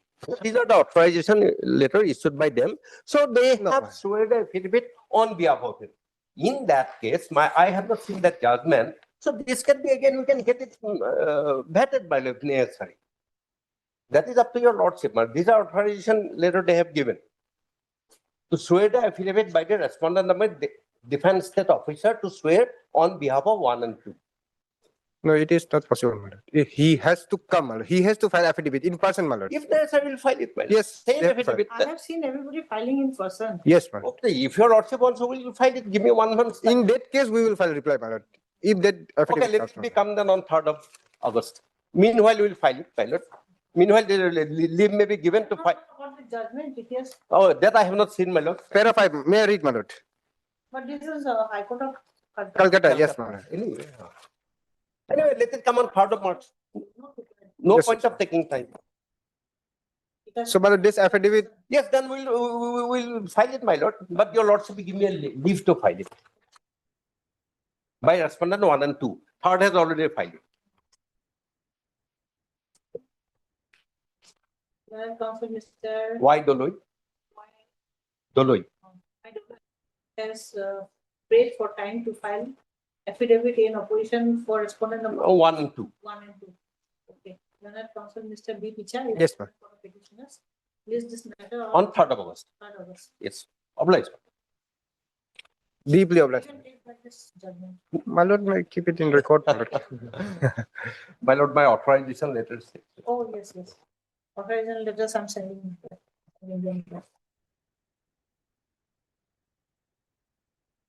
Obliged. Lordship, My lord. item number 12, if it can be taken up tomorrow. Item number 12. Sure. Tomorrow, single bench. Okay. Division bench, I don't know how long Okay. it will take. And when the criminal appeal will come, yesterday you have seen, no? Yes. That whole day they have taken. Then on Monday, Lordship. My lord, prayer would be that let them file affidavit, my lord. Then in the minute, let the matter be fixed after vacation. No, Monday, Lordship. No. They have not filed the affidavit, my Here, Lordship, What is the we affidavit? are supposed to bring the instruction, Lordship. And we have only instruction. On instruction, Lordship, this rate Let will be disposed of. it be, my lord, the instruction be filed on the affidavit form. Interim It is a procedure, my lord. Interim is there. Therefore, Lordship, they are paying this. Huh? Lordship. That's all.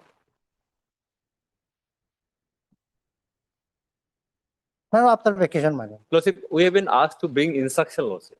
At least this one court has to peruse the instruction, Lordship.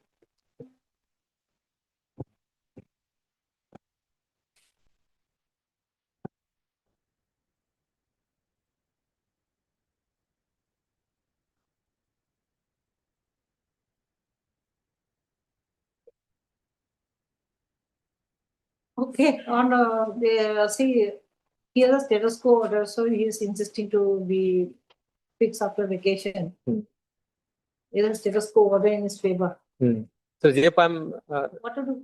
requesting on As a the, matter of fact, my lord, my tenure has not been completed as per the my lord standing then Lordship, this matter guidelines. may be hard, Lordship. Yes. Because today, Lordship, time is not permissible. Therefore, I'm requesting for tomorrow, Lordship. Tomorrow I Otherwise, matter can be hard, Lordship. Not tomorrow. Monday. Then Monday. There. Monday or leftover. Monday, Lordship. No, my prayer would be that let the matter be come up with the affidavit. Then interim may not be continued. No. Monday or leftover. Leftover interim will continue. So the Monday, Lordship. Let us leave it as leftover, then you'll decide. No, because since it's in the list, Lordship. So therefore, I'm requesting it may be. Look on Monday. He is present for the petitioner and learned senior government advocate Mr. is present for the respondents. Due to paucity of time, list this matter on Monday. Monday. Monday. What's Monday? 22nd. 22nd. You go come back after 15 minutes. 20 minutes. And then 15 and 17 days. Lordship, the item number 15. Lordship, I have been praying for interim prayer in since a year, but due to the absence of any protection, interim protection, now the respondent has lodged an FIR against me, and Then wait. This will take only half an hour. half an hour. Well, it's item 15. Actually, I have been instructed to appear for one of the respondents. Item number 15. Minutes. Lordships are taking it up at the end of the short issue minutes. You are coming from which place? I am from Shillong. You are coming from Shillong? Yes. I thought you were from Delhi because Well, I am originally from Shillong, but with you, so I'm originally from Shillong, but I do work in Delhi as well. Delhi. Chetan is with you. Yes. Yes. It's a pleasure coming back after so many years. I've come back to this building. I had come here long back in 2013, 2014. There's old High Court. Old High Court. When the old High Court was founded. Well, All right, we'll take it up after the Lordship. Let Mr. L. Parme finish.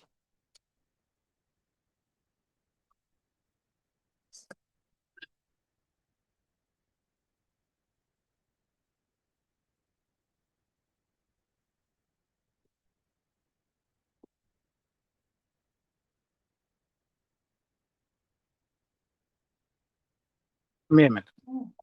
My lord, again, my lord, before going into the second leg of argument, my lord, my first leg of argument is, my lord, once my lord has seen, my lord, he did not challenge this cancellation order, my lord, accepting somewhere, my lord, yes, this there were some misrepresentation and was on his part also, my lord. That's why he did not challenge, my lord, that, and he thereafter participated in more than three other NIQ, my lord. He participated, my lord. He did not challenge, accepting, my lord, our contention. This is ab initio void, and you have some committed some misrepresentation. Participated in 3 tenders. Tenders, my lord. NIQ, my lord. Not this is NIQ, my lord. Not this in quotation, my lord. Okay. Now he accepted, my lord. That's why he also accepted that yes, there are some misrepresentation on his part, my lord. NIQs, no? My lord. Not NITs, NIQs. NIQ, my lord. Now the person, my lord, who before who tended 1 decade before accepted himself, my lord, there are some fault on his part. He did not participate, my lord. Yes, he accepted the cancellation of 10 in PPA, my lord. Now the same person, my lord, is before honorable court, my lord, saying that under this PPA, my lord need to be appointed arbitrator, my lord. My lord will kindly note the conduct of the petitioner, my lord. Once he himself acted that yes, some faults are in PPA, my lord. Now he want this honorable court, my lord, to act on that PPA, my lord. So I find that is serious, my lord. Some misconduct, my lord. Now, second leg argument, my lord, assuming this PPA is valid, my lord. Then also, my lord, this his, my lord, this application, my lord, is not only barred by law of limitation, my lord. This, in addition to that, my lord, his claim, my lord, if suppose tomorrow arbitrator appointed, my lord, his death claim is not alive, my lord. His claim is death, my lord. So limitation and death claim. His claim itself is death, my lord. So when the law, my lord, law of limitation say, my lord, UK, there's a law of limitation, or it is prescribed is 3 years, my lord.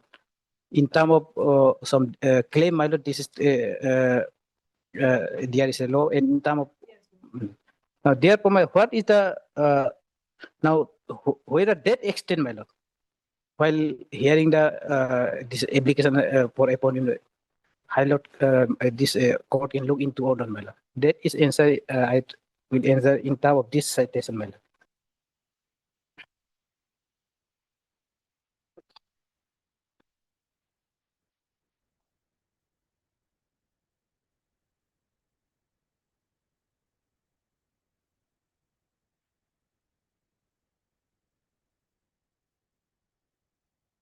What is the citation?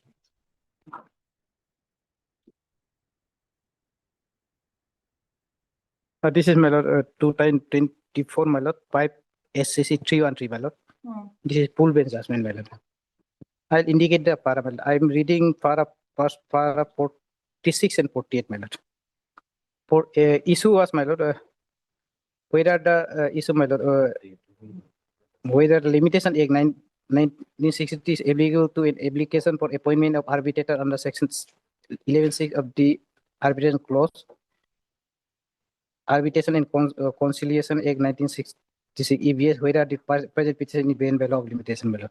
Now 46, my lords, I am reading, my lord, para 46, my lords. Since none of the article in the schedule to the limitation 1963 provide a time period for filing the application under section 6 subclause 11 subclause 6 of the Act 1966. It would be covered by Article 137 of the Limitation Act, my lord. That I'm again. Now 48, my lord. A 7-bench judgment of this court in SPB and part engineering and other reported in 2005 8 SCC 6 held that the time of the limitation being in one of threshold important, it must be decided in pre-represent stage. No, so that the other party is not dragged through a long drawn arbitration which would be expensive and time consuming, my lord. Now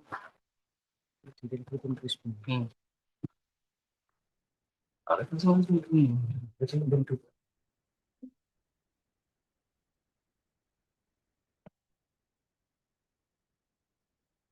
this judgment, seven bench judgment is similar to this seven bench judgment. No, they have dealt with it. They have dealt with it. That was that seven bench judgment 2005 where they're relying to. Oh. It's still, it is prior to the amendment. The amendment. That's why your lordships, I take it. I told the lordships 140 onwards. I can read it. But my learned friend, this Arifa thing. See, they are also prior to the amendment 2011. No, but There were so many amendments. Amendments. I keep forgetting Well, that Arbitration Act. There are so many amendments. the amendment, latest amendment is 2013. 2030, yes, ma'am. 2013. 2013, no? 2015, sorry. 2015. 2015. 1940, 90. So 6A is it's incorporated in 2015. 2015. Yes, it is. So that seven judge judgment which my learned friend is referring to is referred to in the interplay judgment. That is. No, that's why, my lord, I'm saying in terms of law of limitation, yes, I said it correct, my lord. I'll answer. Let my friend listen. In terms of law of limitation, yes, that is correct, my lord. I'm referring this on not only in terms of law of limitation, in terms where the debt itself is claim or claim itself is debt, my lord. Right, my lord. The limitation is there. The limitation is to be according to their judgment. It will be dealt by the Arbitrator, my lord. Yes, my lord, my lord. That is true, my lord. your debt claim. My lord. You just notice giving the year. 67, my lord. 67.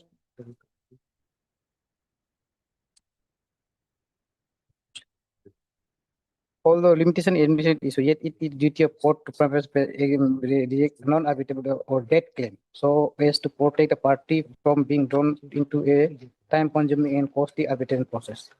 Now, 70, my lord. 70, my lord. Para 70, I'm reading, my lord. Para 70. My lord. 67, para 70. 70, my lord. Yes. The aforesaid decision, my lord, in Vidya Borale was relied upon and in another decision in this court in NTPC versus SPML and report in 2023 9 SCC 3685, wherein eye of needle test are explained as follows, my lord. Eye of needle, my lord. Now I'm asking other, my lord, this point. Next, just next, my lord, indicating this is part of judgment by 28, my lord. Yes, 28. The limited expenditure I am nearly is to necessity and complying it is intervened with the duty of defense court to protect the party from being forced to arbitration when matter is demonstrated not arbitrable. Not arbitrable. It has been termed as a legitimate intervention court to refuse independent order to prevent wastage of public money in private recourse, my lord. Now, this part, I'm saying, at least, my lord,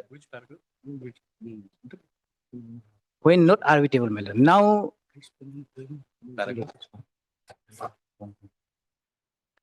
always whether there is arbitrable issue or not, that can be always look into by my dishonorable court, my lord. It's not that once only. Petition is filed that Yes, my lord. Or only my lord. My lord. Particularly the issue of fraud, my lord, and agreement is a problem. So implied lord explained that he have also accepted that part, my lord. Yes, my lord, there is some fall on his part. Accordingly, he did not agitate that cancellation order, that finality, my lord. Now, at this decision, my lord, he is trying to invoke that PPM, my lord. That's why, my lord, I believe, my lord, at least that part, my lord, this court can look into, my lord, and conduct a petition, my lord. Now, after I indicate, I'm not reading out part, my relevant part, I have indicated, my lord. Now, this is, my lord.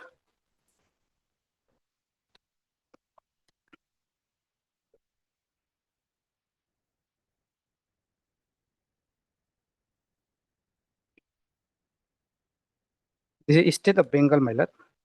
Or State of West Bengal and others versus MSBBM Enterprise, my lord. 2026, my lord. Supreme SC 387, my lord. 387, my lord. Yes. The situation here is similar, my lord. Arbitration was prior to invoke after 22 years, my lord. Now, what the court find, my lord? Para 11, my lord. I'm doing para 1 pass, my lord. Para 1, my lord. 11, my lord.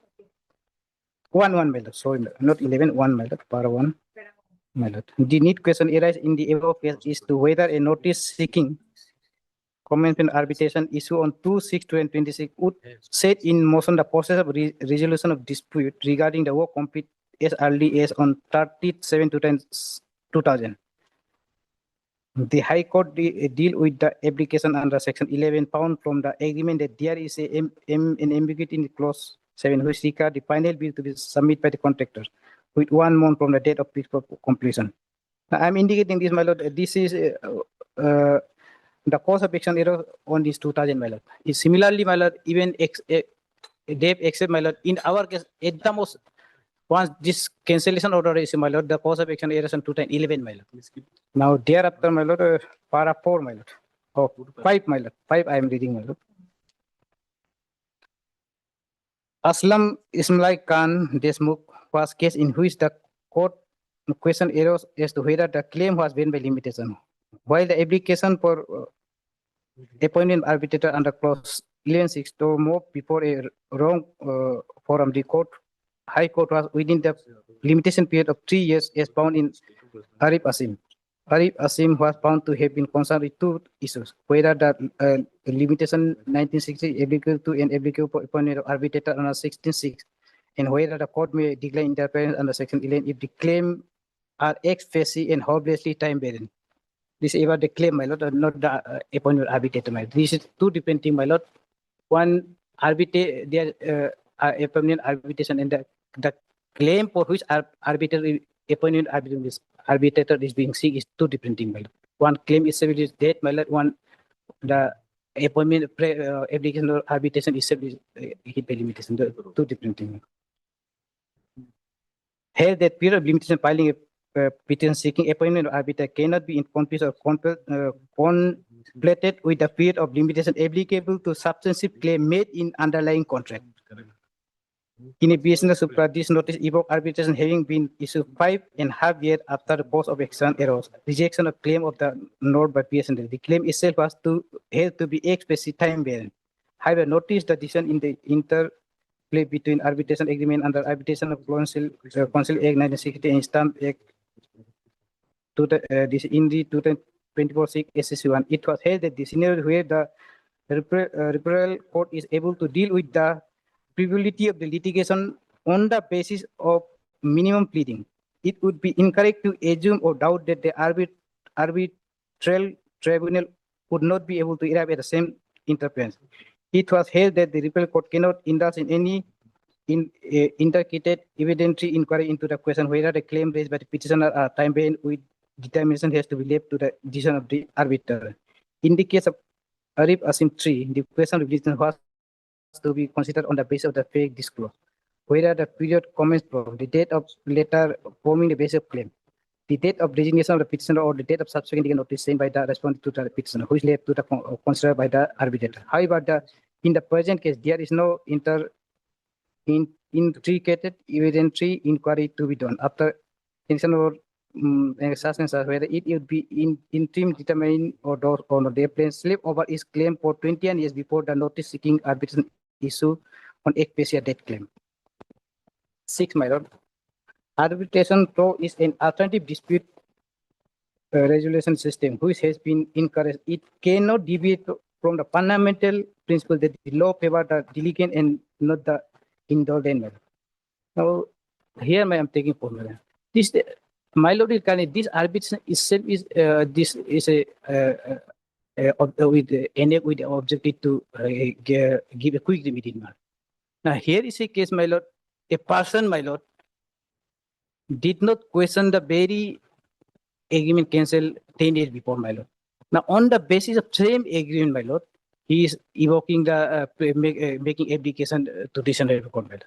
So, if my lord suppose allow this application, my lord, that will some way defeat the very objective of this act, my lord. After 10 years, he is coming, my lord, or more taken. How you are planning to get the money? Will recover it. My money, my lord. Yes. My money, my lord, that is not a, my claim money is not a part of his, this arbitration clause, my lord. That is different thing, but that is part, that may be a part of civil case, but that is not the part of the arbitration, my lord. Cannot. Who, that, where the kind of, that, sorry. That is a different thing, my lord. What happened in this case, my lord, even after this cancel arbitration, my lord, he was at that point of time, maybe, my lord, how he managed, my lord, he's somewhere again with the, that I have not cleared, my lord, as my raised a question, it pertaining to arbitration application only, my lord, not on the main, therefore I did not clear that, my lord. But the fake remind, my lord, who connivance with the, not with the CE, my lord, the JE of the Lord who displaced the Lord, my lord, he managed to displace this whole energy, my lord, to other person who that knowledge of competent authority, my lord. For that, yes, we have claimed made some claim, my lord, but that is not a part of this arbitration, my lord. That will not include this arbitration proceeding, ma'am. The commencement of arbitration proceeding as per subsection so 2 of the section 43 being the date required in section 21, which is date which a request for initiation of arbitration received by the respondent. The claim itself a hopeless time barren. Now, in this case, suppose I'm posing a question myself, my lord. My lord allowed this application, my lord. He, my lord, arbitrator appointed, my lord. Ultimately, he will make some claim before the arbitrator against me, my lord. Now, claim he will be made from the agreement by the data cancel 2000. What liability I concur before the cancellation, as is submitted by DS close term. Now, I believe, my lord, that liability, my lord, if some liability arises also, my lord, that's up to the 11, my lord. Now, to claim that liability, my lord, the law time limit is there, my lord. That is also a law limitation. It's same and illegally 3 years, my lord. Now, once there is law of limitation, whether in form of bypassing. Narrows down to only one point. No. That if there was no cancellation, then there would have been an obligation. But if there is a cancellation, now it's a dead liability, No. so there is no arbitration. So limitation. My lord, not on as his claim itself is dead, my lord. TS left by 2014, my lord. So So, we have only one question to answer. my lord. Yes, my lord. So Supreme Court say, my lord, those aspects, my lord, So at the minimum aspect, he has waived his right because he has not agitated the cancellation of my lord. That not only, my lord, not agitated, he accepted, my lord. I'm repeating something. He accepted in the same, my lord. Thereafter, he participated, my lord. In our ground of cancellation was, my lord, for NIQ for 6 months, my lord. Agreement was for 4 years, my lord. Somewhere he powers up and yes, we have some misdeed, my lord. Now, once he has accepted those misdeed, my lord, how can, my lord, a person, my lord, can evoke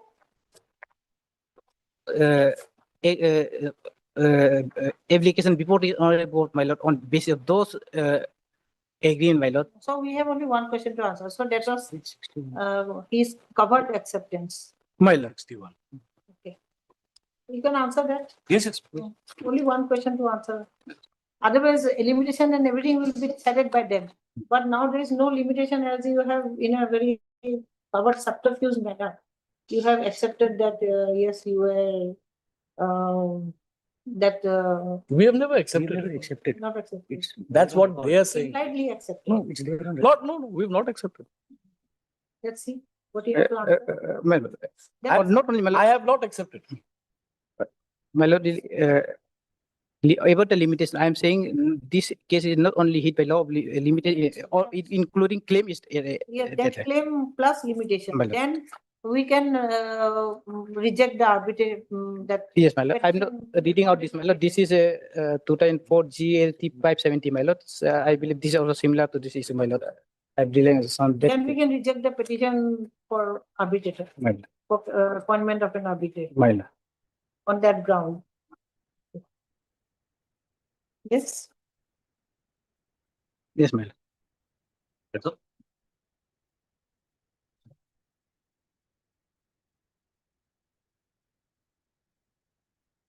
Lalitha rightly would pose that question to me, that whether I have accepted or I am not accepted. But before I come to this issue, while my learned friend was arguing, I was thinking of how to propose this preposition before your lordships. Arbitration is also like coming to court. If I can put it, Yes. we go before a forum to decide it. Yes. So cancellation or non-cancellation of a certain contract between the parties. That is what I was about to ask. Will that also go along? Whether that can foreclose my right to come to court. I'm substituting arbitration for court. Yes, yes. Where that will foreclose your. Cannot be. Your lordships are aware, but this is in the context of a. Foreclosure of your right to come to court. This is in the context of a. The Indian legal system, and very recently, there was this debate where this was put in that India is a country where the last man standing says, when the dispute cannot be resolved anywhere, he says, "I'll see you in court." The reason is that the Indian law, the Constitution provides that ultimate resolution of any dispute has to be by a adjudicatory process. Why arbitration is brought in is because courts are already burdened in this country. So the lawmakers thought, there should be an alternative forum also, where they're dealing only with these. That's what he has also been saying. Lordships. So what rightly fell from your lordships is two queries which my learned friend very conveniently did not answer. You also have to recover money. It's public money. You cannot do away with it. Assuming I have defaulted. Now, why they say they're not pressing on this aspect? Because then they will say, where's the question of it being a dead claim? If it is dead, then there cannot be any money that they say is due from me. Otherwise, also, what my learned friend was harping at is that it has expired in 2011. Yes. It is not. Factually. Why? I'll show you lordships, and your lordships have gone through those documents. I'll take your lordships again through them. Well, it's two aspects. Your lordships will remember the arbitration clause, it says two things. There's this mediation and then arbitration. First, they said meeting. If you cannot resolve it by meeting, arbitration. When was the meeting called? We'll kindly see. The meeting was called in 2019. 19, they said we've not been able to resolve it because of whatever. Now my friend says, that was the case of the respondents, not my friend. My respondent said that he was not authorized to sign this, that. All these are very valid points. But can it be adjudicated at this stage? Answer is no. My lords will not get into that exercise of whether he was authorized, supposing I say, they say that he was on leave. I say no, he was not on leave. Whether my lords will lead evidence to find out. Was he on leave? Was he not on leave? That's why your lordships have held that leave it to the arbitrator. He can determine these issues. They will raise this issue before the arbitrator that it was an invalid contract. He was not authorized to sign. He was on leave that day. These are mixed questions of law and fact. So evidence will have to be led. They'll have to produce evidence. I will have to produce evidence if I'm claiming something. Not at the stage of referral, pre-referral stage. Two judgments that my learned friend placed before my lords. I think what he's referred to the first judgment is RFZ. This is that 2024 5 SEC 313.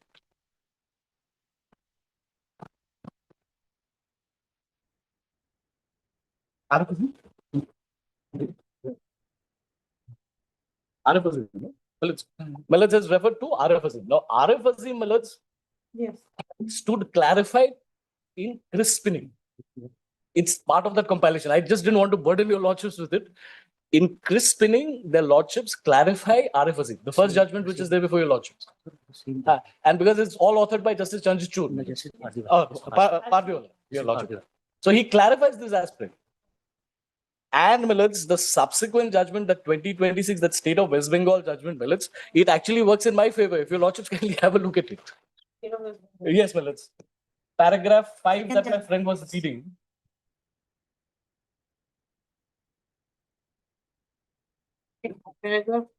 I think my learned friend was referring to paragraph 5, West Bengal?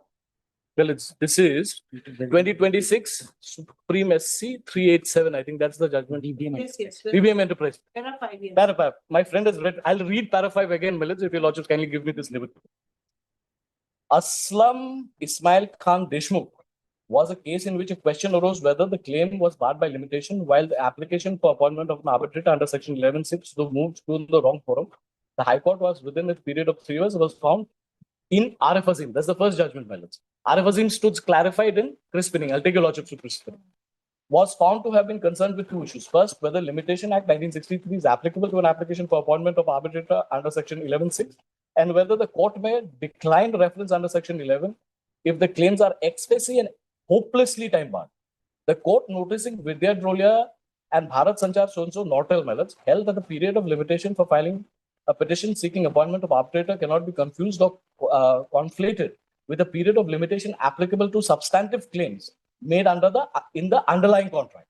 In BSNL, after the notice invoking arbitration having been issued 5.5 years after the cause of action arose, rejection of the claims of Nortel by BSL, the claim itself was held to be expressly time barred. However, now this is the important part, my lords.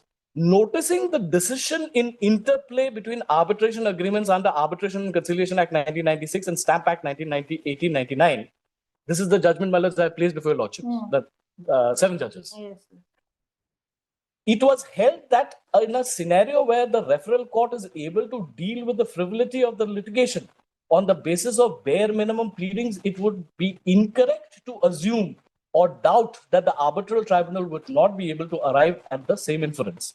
It was held that the referral court cannot indulge in any intricate evidentiary inquiry into the question whether the claims raised by the petitioner are time barred, which determination has been left to the decision of the arbitrator. In the case of Aravizing, the question of limitation was to be considered on the basis of facts disclosed, whether the period commenced on the date of the letter coming from the basis of the claim, the date of resignation of the petitioner, so-and-so, so-and-so. However, in the present case, these are in connection with the present. The entire scenario, as I humbly submitted before lordships, changes with the 2015 amendment. Pre-2015, 6A, your lordships would have dealt with all these issues. The understanding, my little understanding of this is, your lordships are burdened with lakhs of petitions that are being thrown here before your lordships every day. Your lordships have to deal with it.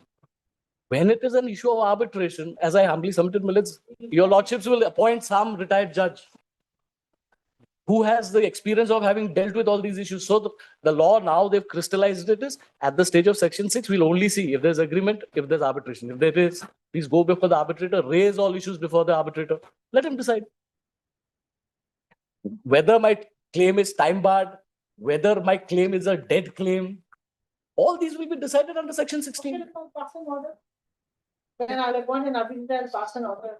No, my lord, that's why, my lord, kindly, and here also, my lord, the same judgment, my lord, kindly just see the 6, my lord.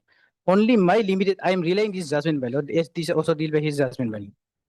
I am relying on the limited extent to say that when the 6, my lord, I have already read, my lord. It not saying, my lord, what he is saying, my lord, all those dead claim, my lord, is a better to be dealt by the arbiter. No, apex court say, my lord, after replying the judgment, his judgment, my lord, constitutional based judgment, my lord.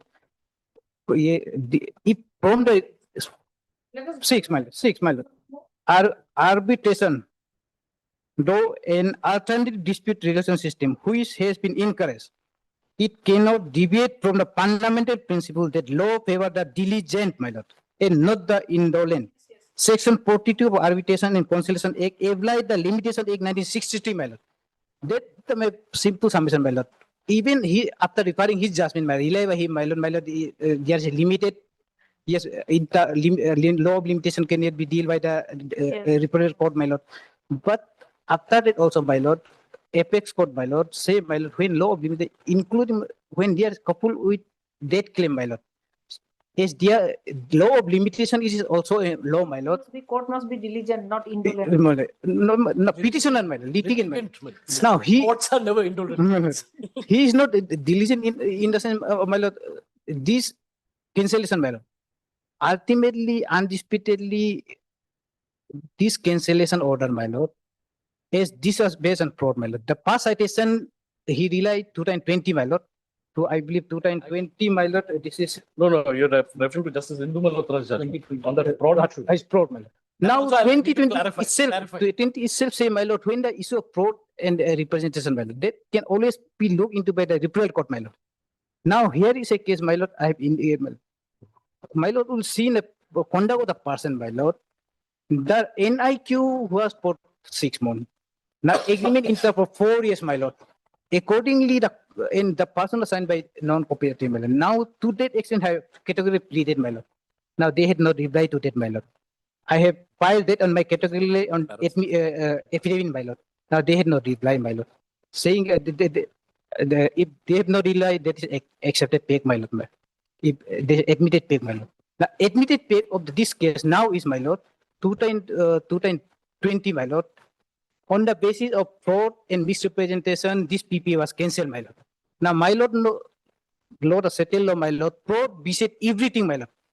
Fraud beset everything, my lord. Now, therefore, this agreement PPA under which he is seeking appointment of arbitrator is besetted by fraud, my lord. Now, one that is besetted by fraud, my lord, how that on that frauded agreement, my lord, this honorable court can order appointment of arbitrator. That by simple submission, pass legal argument. Secondly, well, even assuming my lord, he is saying, my lord, my lord cannot look into the law of limitation and the other claim, my lord. But I am saying, my lord, yes, my in terms of law of limitation, my lord, when the arbitration is not disputed, my lord, there. Here is a case, arbitration is disputed. I am not only disputing, I am saying this arbitration PPA is void ab initio, my lord.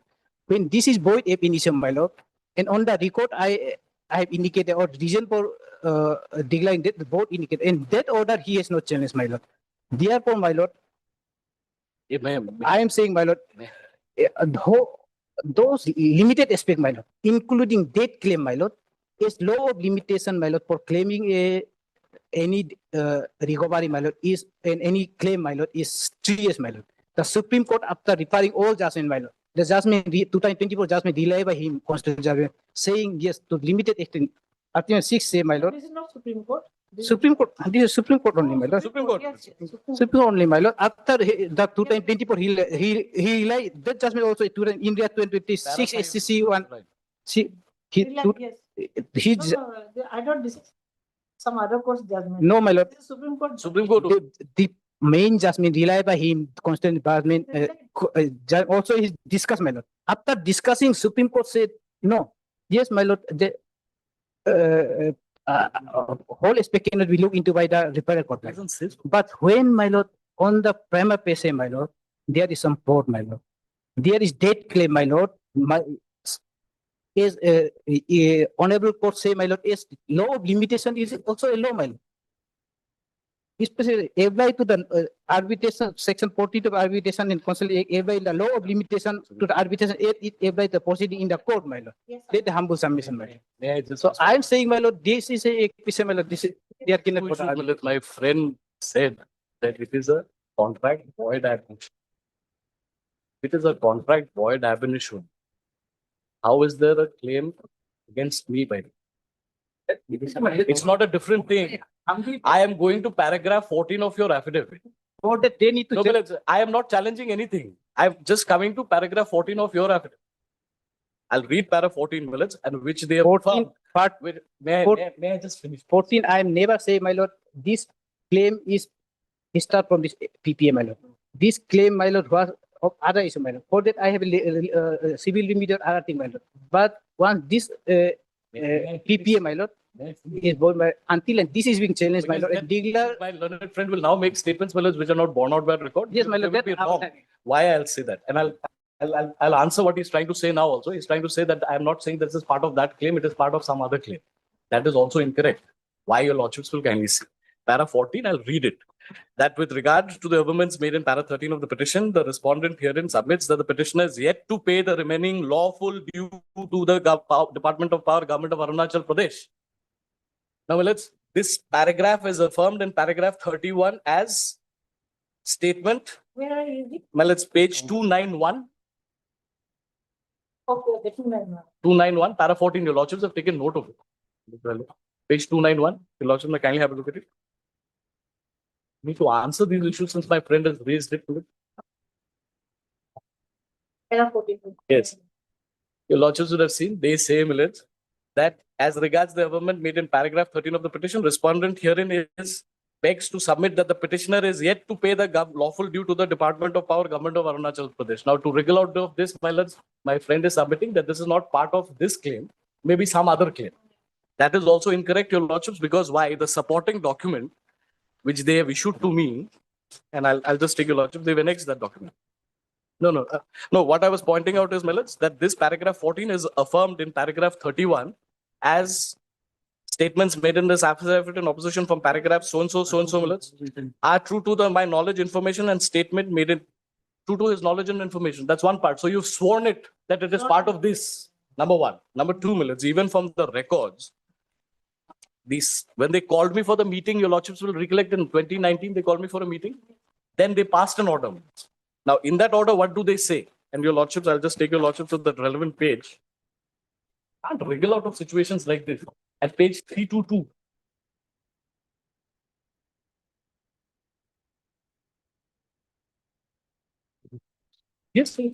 Yes.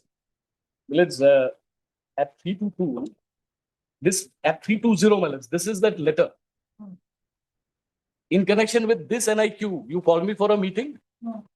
And then you pass an order on 4th June 2019. So number one, 2011 is out of the question. 2019, you have passed an order. In 2019, last paragraph 3, Your Lordships may kindly look at page 322.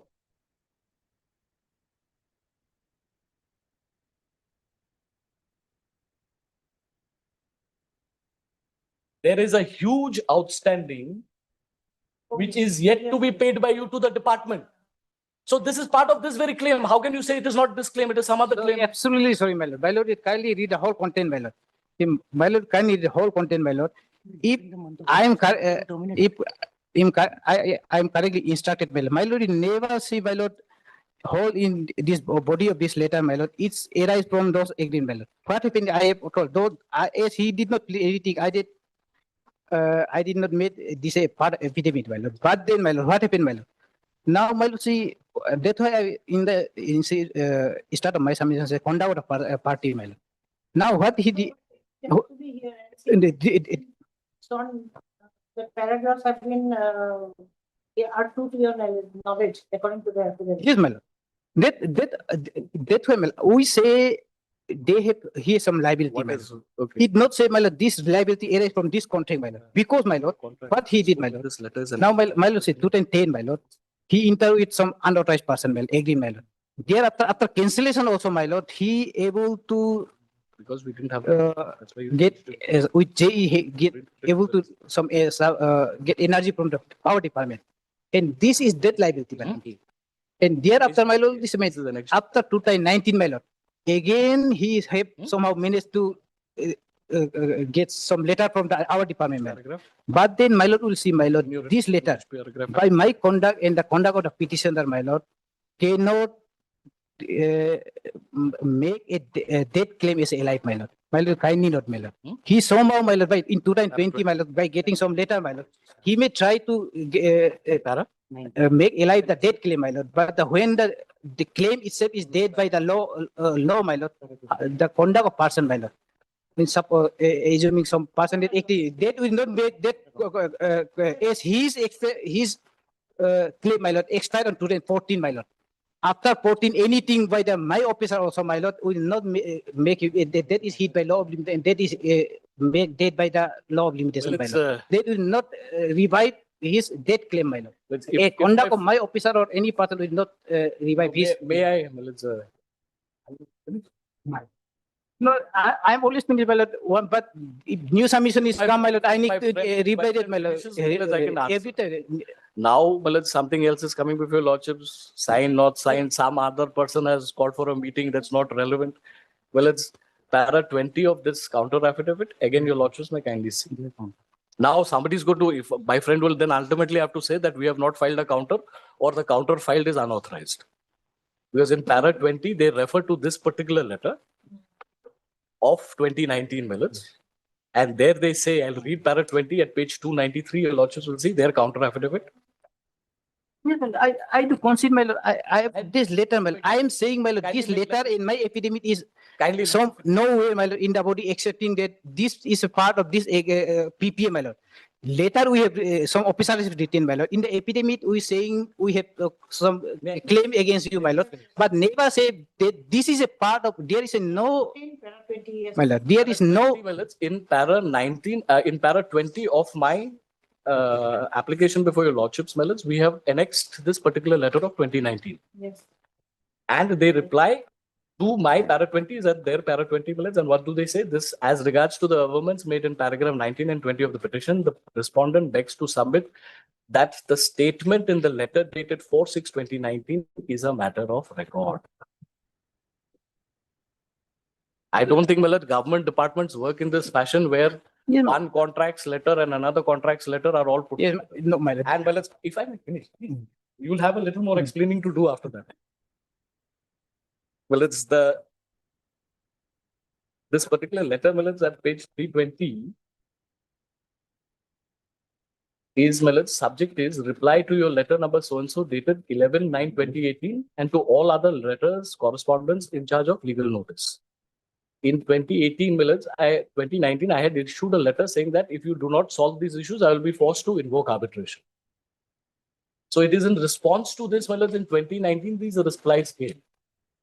So it has to be, this is the subject contract. I might have 20 contracts. We will not talk about that. And why again, my lords, why again what they are saying is not correct is because your lordships in paragraph 3, C, your lordships will see. Probably my learned friends have not been instructed properly in this. Paragraph 3, C, your lordships will kindly see at 322. And show me that payment, please. Payment. One second. Yes. At C, payment received on 23/3/2012, 100 lakh, that's 1 crore. That payment has been made by me in pursuance of this very contract, and I'll show that payment slip to your lordships. I think it's page 75, if I'm not mistaken. Just kindly just give me the page. Page 75. Page 75. 70, sorry, page 78. Page 78. 70. So what happened is I paid that money. You acknowledge that in connection with this very contract. Now you say that's not part of this one. That's one part. Another thing which I think I have to clarify, and I should assist your lordships. The last judgment, that State of West Bengal judgment, para 6, that my learned friend is now reading, where your lordship said that courts should not be indolent. Courts cannot be indolent. It's we litigate. No, I didn't mean courts. I mean that petitioners, but it came out as courts. Courts are never indolent, that's my experience. No, it's true enough. Well, it's paragraph 6, your lordships, you kindly see. They refer to interplace judgment, which the 7-judge judgment, and then they say, arbitration, though is an alternative dispute resolution system, which has to be encouraged, it cannot deviate from the fundamental principle that law favors the diligent and not the indolent.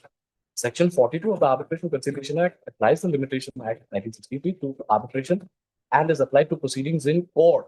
Hence, for recovery of amounts of the case, the limitation is 3 years as provided in Article so-and-so 1963. Now, your lordship would have seen what issue is being dealt with by the court. It is an application under section 34. I am not saying that if I go before the arbitrator, my limitation is condoned. I will have to go there, they will raise this issue, I will have to satisfy the court. So this para 6, will have to be dealt by me in the arbitration proceedings.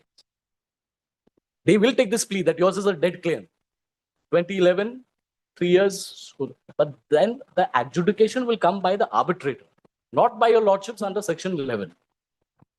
If that's why, your lordships have seen that when I was referring to that interplay judgment, they carved out a distinction between section power under section 8 and section 8.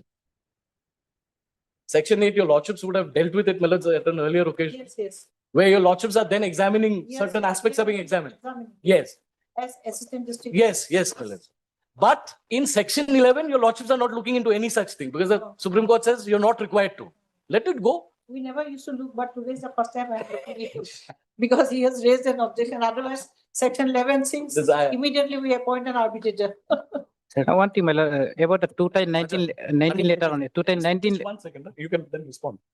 Well, it's one thing they were saying that that I have accepted and then I have participated in subsequent contracts. Page 61 of my application, I'll not burden your lordships, because it may not be necessary for these purposes, just so your lordships should know. It says very specifically that it is my participation in further tenders is under protest and without prejudice to my rights under the original contract. Page 61, which paragraph? Page 61, first paragraph. Your lordships, just one second, your lordships may just bear with me and just look at page 61. Very specific. That's why I said I've never accepted it. Where's the question of acceptance? Your lordships, in addition, your lordships have? Yes. In addition to the above, we'd like to point out that we have participated in the tendering process for purchase of power for September-November period under protest and without prejudice to our rights under the PPA dated 14/7/2011. I have never accepted anything. So you are a major, retired major general. Well, at that point of time, he was a director. It's a company. Petitioner before your lordships. Major General M.S. Patani? Yes, Retired Major General. yes. He was Melod's then one of the directors of the company. What I'm saying is, Melod, I'm nowhere saying that your lordships will decide that arbitrator is going to decide the matter in my favor. It's almost like they're saying, Melod, that arbitrator is going to allow the claim. Arbitrator may refuse my claim. May refuse. You never. No, Melod, what they're saying is that they will. I must be fair to my friend. When we go to court, Malaj, I come before your lordships with a case because I feel I have a good case. But other side will come, they'll present your case. Your lordships, I told your lordships, it's easier for us because we have only one side of the story to project. It becomes more difficult for my lords because then your lordships hear both sides, balance the equities, and then pass a judgment. And that is why the respect for the courts, Malaj. You'll also have to study throughout the night. No, Malaj. So then, simply because I'm going to an arbitrator doesn't mean that I'll get something. And the second part of my question is only because of this, Millet, that it is not only a question of my claim. There is a counterclaim. From the averments, it seems there is a counterclaim. So that money also has to come somewhere. We cannot waive it off. If the petitioner has, Millet, as an officer of this court, Millet, I must say this. If the petitioner has indeed some money to pay to the department, government also should not let it go. They should follow it up because this is ultimately public money. Why should the government be shy about it? The government will shy away. Government will take, don't worry. Only, my lord, Go back to no, they'll take it. about 2019 communication, my lord, letter, my lord, by his, I'm very grateful for a very 19, my patient hearing. 2019 letter, letter, my lord, okay, communication. That's a simple clarification, my lord. My submission there is, my lord, is by 2014, my lord, his claim become a debt claim by application of law, my lord. By 2014, my lord. By the debt. By 2014, my lord, his claim become dead, my lord, by simple any communication, my lord. Thereafter, my lord, is that is by the application of law, my lord, not by the wish of anybody, my lord. Therefore, by 2019 letter, my lord, any communication, my lord, would not revive that claim, my lord. Only humble submission. And that will not give rise a new cause of action to him. Pass this order here. By no means I'll pass this order here. I'll pass it in my. Obviously. Or maybe Then we kept reserved. if it will be very late, then I can fix a date also. I think I'll pass an order today itself. We're grateful to your lordships. We can give a note on that. Millets, if your lordships on the factual part, I can give a small note, Millets. The note is ready. Cross-reference. So it will become easy for your lordship to look at the You document. can hand over the note. Please give him a copy also, so he's aware of what note is. It's basically, Millet narrates the factual, how the And things the are limitation issue. Shortens the. Yes, your lordship will not have to go. Yes. Okay.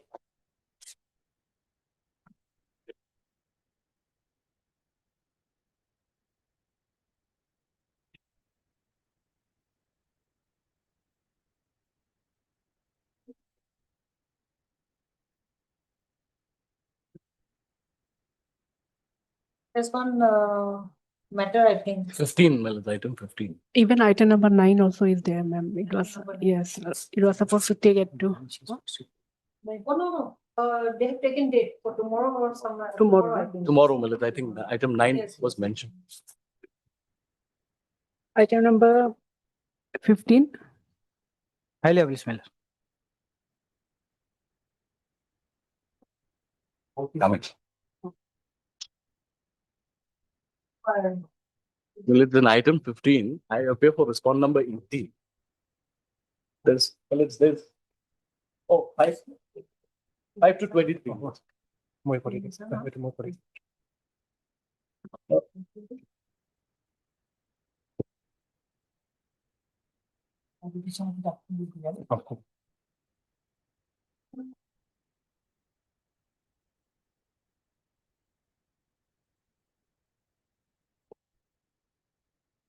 Yes. Before my learned friend begins, we have a preliminary objection on the maintainability of this writ petition before your lordships. Well, it's the reason being that the petitioner has suppressed the fact in these proceedings before your lordships that he had filed a civil suit in respect of the very same position that he is now claiming before your lordships. And that suit was dismissed. A copy of that judgment is available with me, Millets. You can just place it before your lordships. This is dated, Millets, 12/2/2025 in title suit number 31 of 2025. In the writ petition, Millets, this fact has been suppressed. Okay. Issue here is, Millets, that there is a welfare society called the Yobin Welfare Society. It's one of these tribal bodies. There's a welfare society for that. He claimed, Millets, that he was the president of that particular body. Millets, there was a dispute. The order which is impugned before your lordships, Millets, is an order passed by the ADC. Simply saying, let there be a resolution of this matter. Till the time the matter is resolved, Millets, his election be kept in abeyance. He's a signatory to those particular the minutes of that particular meeting. I can take the lordships to that page. So, Millets, he's a signatory. Now he's seeking to challenge that. That's the first challenge. The second challenge is, after that order was passed, Millets, and before he filed this writ petition before my lords, Millets, he filed a suit, and the order is before your lordship, Millets. I can just read this order. 12/2/2025, Millets. This is an order which is passed.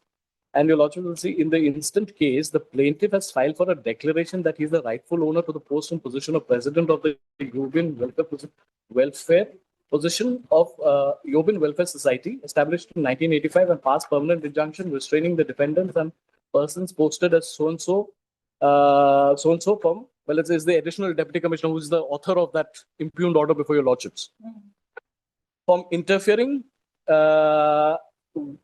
in the governance, I think with the governance, election and administration of welfare, Yobin Welfare Society established in 1985. Then, Millets, these are his submissions. I'll skip the page. Your lordship may come to the next page. The plaintiff has also filed miscellaneous application number, next page, last paragraph. Miscellaneous application number so under Order 39, Rule 1 and 2, CPC, read with 151 CPC, restraining the defendant and the men from any act making defamatory statements against plaintiff, publication so-and-so. Next page, Millets, the plaintiff has also filed miscellaneous so-and-so under section 82, seeking exemption to serve notice to the additional deputy commissioner. Heard and perused the record. Admittedly, the Yobin Welfare Society is an unregistered community-based organization, which means that the Yobin Welfare Society lacks status as a separate entity or legal entity. Hence, it cannot sue, nor anybody can sue on its behalf. As such, the plaintiff cannot represent a society which has no legal or separate entity. Moreover, the instant suit has not been filed by the plaintiff as representative of suit as per Order 1, Rule 8 of the CPC. In view of the considerations, I am inclined to dismiss the suit. With this, both so-and-so are accordingly dismissed. This fact, Millets, put to rest the entire matter. Now, when the writ is filed before your lordships, Millets, this fact is very conveniently withheld from this honorable court. So that would be misleading this honorable court in the first place. The impugned order, Millets, may kindly have a look at page 68 of the writ petition before your lordships. Millets, what is before that, Millets, I'll take your lordships to the prayer.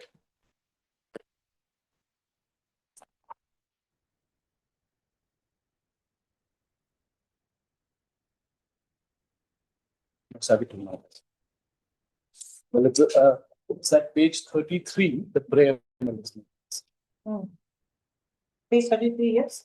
In the premises of person, it is most humbly prayed that your lordships would be pleased to admit this petition, call for the records, issue a writ in the nature of manuals and security, shall not be issued for quashing and setting aside the impugned order dated so-and-so, Millets, 27/5/2022, passed by ADC Meow subdivision district so-and-so. This is that very same order which is under challenge in that suit.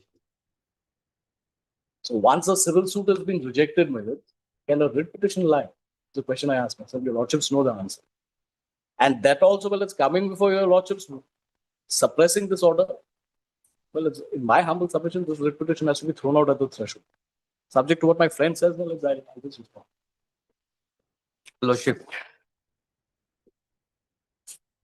The learned counsel has himself stated that this is an unregistered society, wherein the additional deputy commissioner doesn't have any jurisdiction to interfere in the all the functioning of the an unregistered government or unregistered non-governmental organization. No jurisdiction. They have no jurisdiction. Can you file a petition against the order of the? Yes, this petition, Agitated before the civil judge. Lordship, this writ petition is filed challenging that order itself. I'm not challenging the title here. I'm challenging the procedure here. How come an additional deputy commissioner passing an Don't you think you'll have to file an appeal? Against order? Order 39 rule 1? Yes. It was under order 39 rule 1, no? Look, well, No, Lordship, this is a writ petition. I'm coming to my writ petition. His remedy could be by way of first appeal. He is filing, what he is mentioning is about the a civil suit filed before the Chief Judicial Magistrate. We are at which stage today? Admission? Lordship, we are at admission. I don't have time to hear on admission today. It's an order. Oh, it's an order. And Fix it for hearing on admission then. Well, it's your lordships. I'm not admitting it. We'll fix it for admission. Well, it's the writ petition becomes an abuse of the process. Well, it's a civil, an order passed by a civil court. Well, I'm not challenging any title here. Cannot. Well, cannot. And once you have agitated, I think you can agitate. We'll have to take one more day because I've burdened your lordships enough with the earlier matter. I'll have to not in the orders column. We'll fix it in the admission column. Lordship, let it come up for admission here. Lordship, moreover, in this case, they filing they haven't Lordship, they haven't replied, made any affidavit in a position till now. It has been a year, and copy has been served to all the respondents. Yes, copy has been already. I don't need to get into the merits. What my friend is saying that you're Lordship, may please come to my point. What I'm trying to say here is that they are abusing the administrative power of the additional deputy commissioner herein, and they are again harassing us, filing an FIR that claiming that we are interfering in their functionings, and they have filed a FIR in the Neo PS. Have you come against the FIR? Yes, I have filed the the additional affidavit. Cannot be again. Additional affidavit as an document. Law is very clear, Milits. You'll have to withdraw this and then file a case to quash the FIR to stay. That's a different proceeding altogether. Here I have filed, Your Lordship. I have filed all the claims they have made. You ponder over it. I think it will be better. You withdraw this and then you come against the FIR if you're aggrieved again by the FIR. Lordship, I am being aggrieved. I am being aggrieved during the pendency of this. How the FIR has been registered? Yes, Lordship. So you'll have to seek bail. Lordship, they are aware of this. They are aware of the fact that this case is still pending before the disposal of this this honorable court. But there's no And when that is why they are proceeding. yes, knowing the fact that We cannot pass an order. why they can file it, why they should file an FIR, Your Lordship. We cannot Those in the pass an order FIR. in a case which is not maintainable. This case has so much appears not this case. Permanency appears not maintainable. My friend's remedy would probably be in filing a first appeal against that order.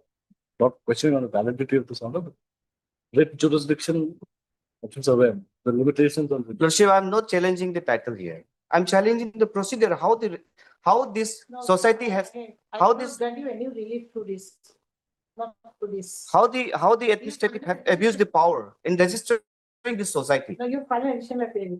Additional affidavit, yes, it's about to be filed today, but due to the shortage of time. Okay, you see, you do what you want to do, but you see, this case, I'll fix it for hearing or fix it for orders then. Well, may I pray let it come up for admission hearing whenever it's 20. No, but see, you haven't, I think you haven't filed objection. Well, we'll file the objection in the meantime. The Lordship may kindly record that, I have challenged the maintainability of this writ petition. We're filing a formal application. And may I pray, subject to Lordship's kind opinions, 29th of July. 29th of July, just a moment. 29th. Lordship, may I please? Yes, can be fixed on 29th of July. So when is? You have a order of stay in your favor? No. Lordship, I'm here for the There's no interim direction of the interim order today. Oh, no. No way, you see. I cannot consider this today. That day, after this long order, this court hasn't granted you interim protection. Why? Orders pass a fairly long order. Your Honor, please see in two occasions, the interim order is pending before this. No, if you insist on me passing an interim order, then I will stick to maintainability. The petition is not maintainable.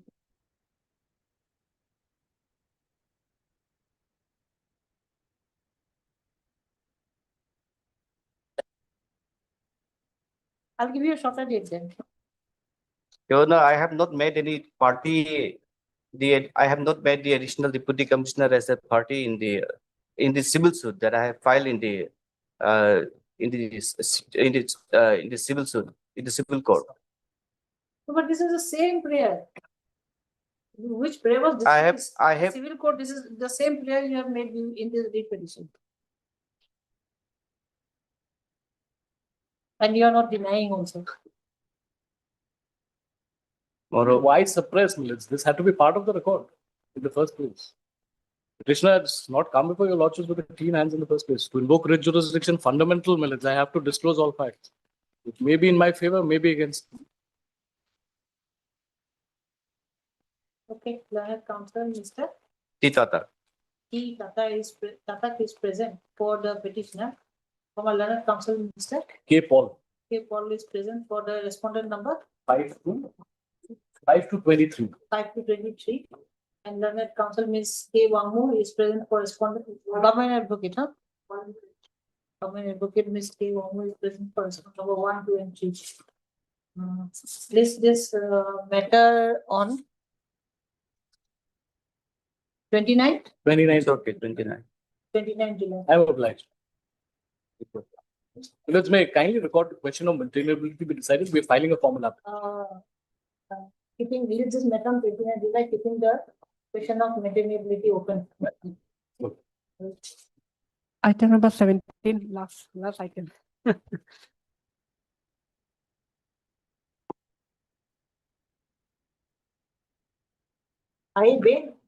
Yes, Lord.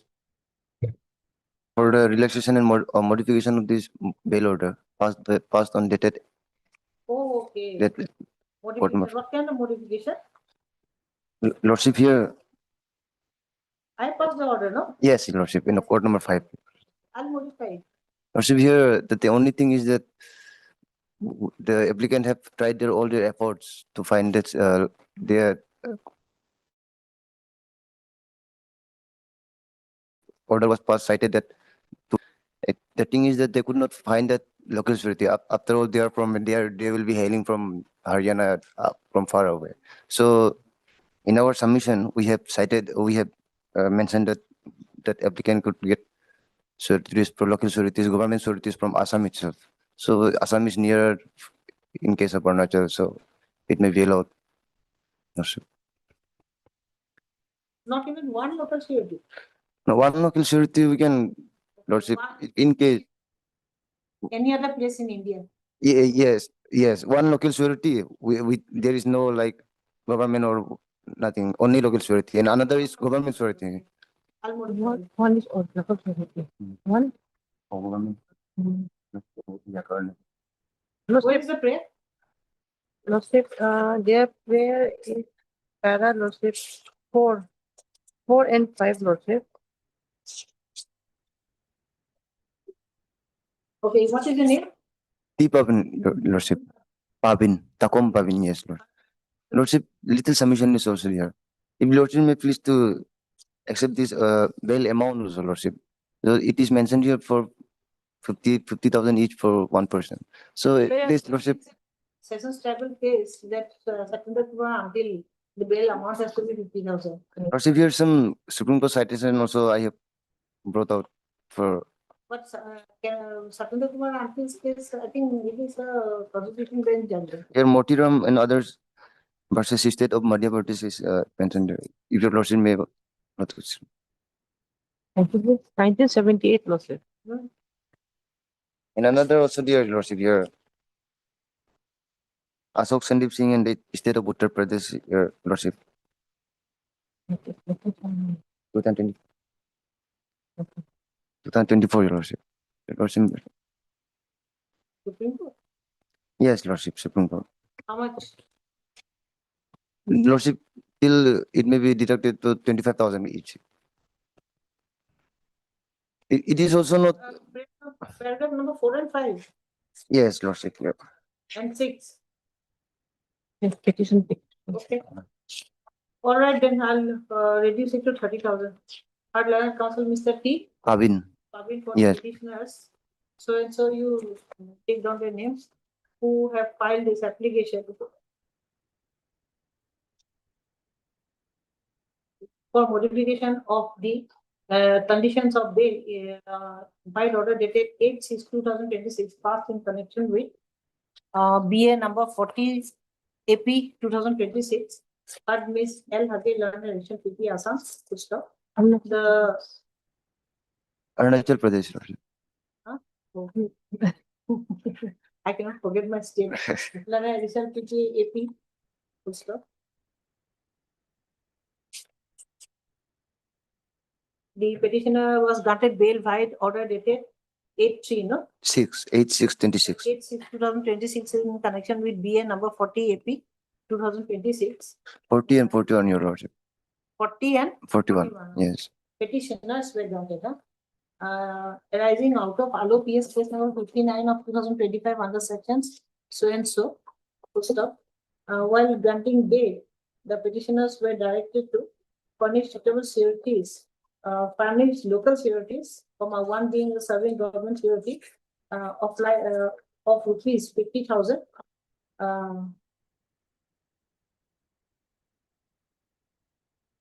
Petitioners were granted bail of rupees 50,000 by furnishing suitable securities of like amount, one being a government security and one being a local surety. Full stop. It is submitted that the petitioners have been behind bars as they are unable to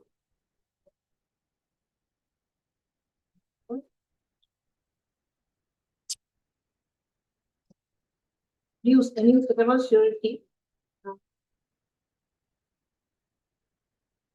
in compliance of the order dated 8/6/2006.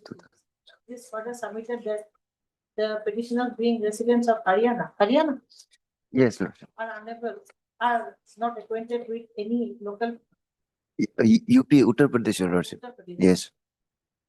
Haryana. do not have any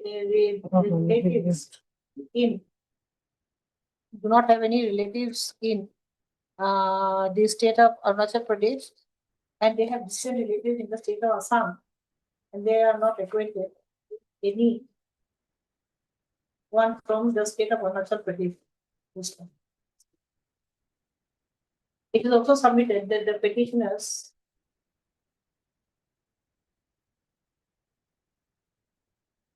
belong to the low income group and are unable to afford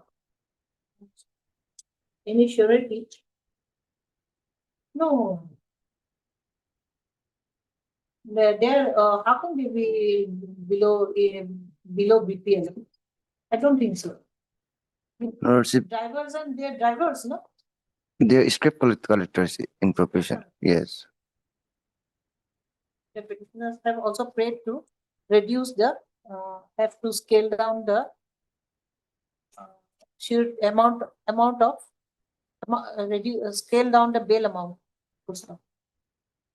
I have considered the submissions. The learned election PP has raised objection, no? Yes, no, sir. I was. Petitioners are from the state of Uttar Pradesh and their attendance, and they may jump the bail Full stop. I have considered the submission that the petitioners have distant relatives in Assam. Thereby, the order dated 8/6/2026 in connection with BA number. Orders dated connection with BA numbers 40 of 2026 and 41 of 2026. There are two BAs, okay? Is modified and the petitioners are enlarged, is modified and the petitioners are enlarged on bail of rupees 30,000 each with 30,000, no, and the petitioners are enlarged on bail of rupees 30,000 with two suitable sureties of like amount, one being local surety and another surety can be from the state of Assam. Yes, Lordship, yes. In terms of the above observation, this application stands disposed of. Deeply obliged. Right, Lordship. So you'll have to include both the cases, huh? Lordship, in the Assam surety, Lordship, to be government employee, Lordship, because they have no problem in the Assam state, government employee can be made a surety. In the state of Arunachal only they have the problem, Lordship. Yes, Lordship. Yes, Lordship. From Assam, If your lordship made him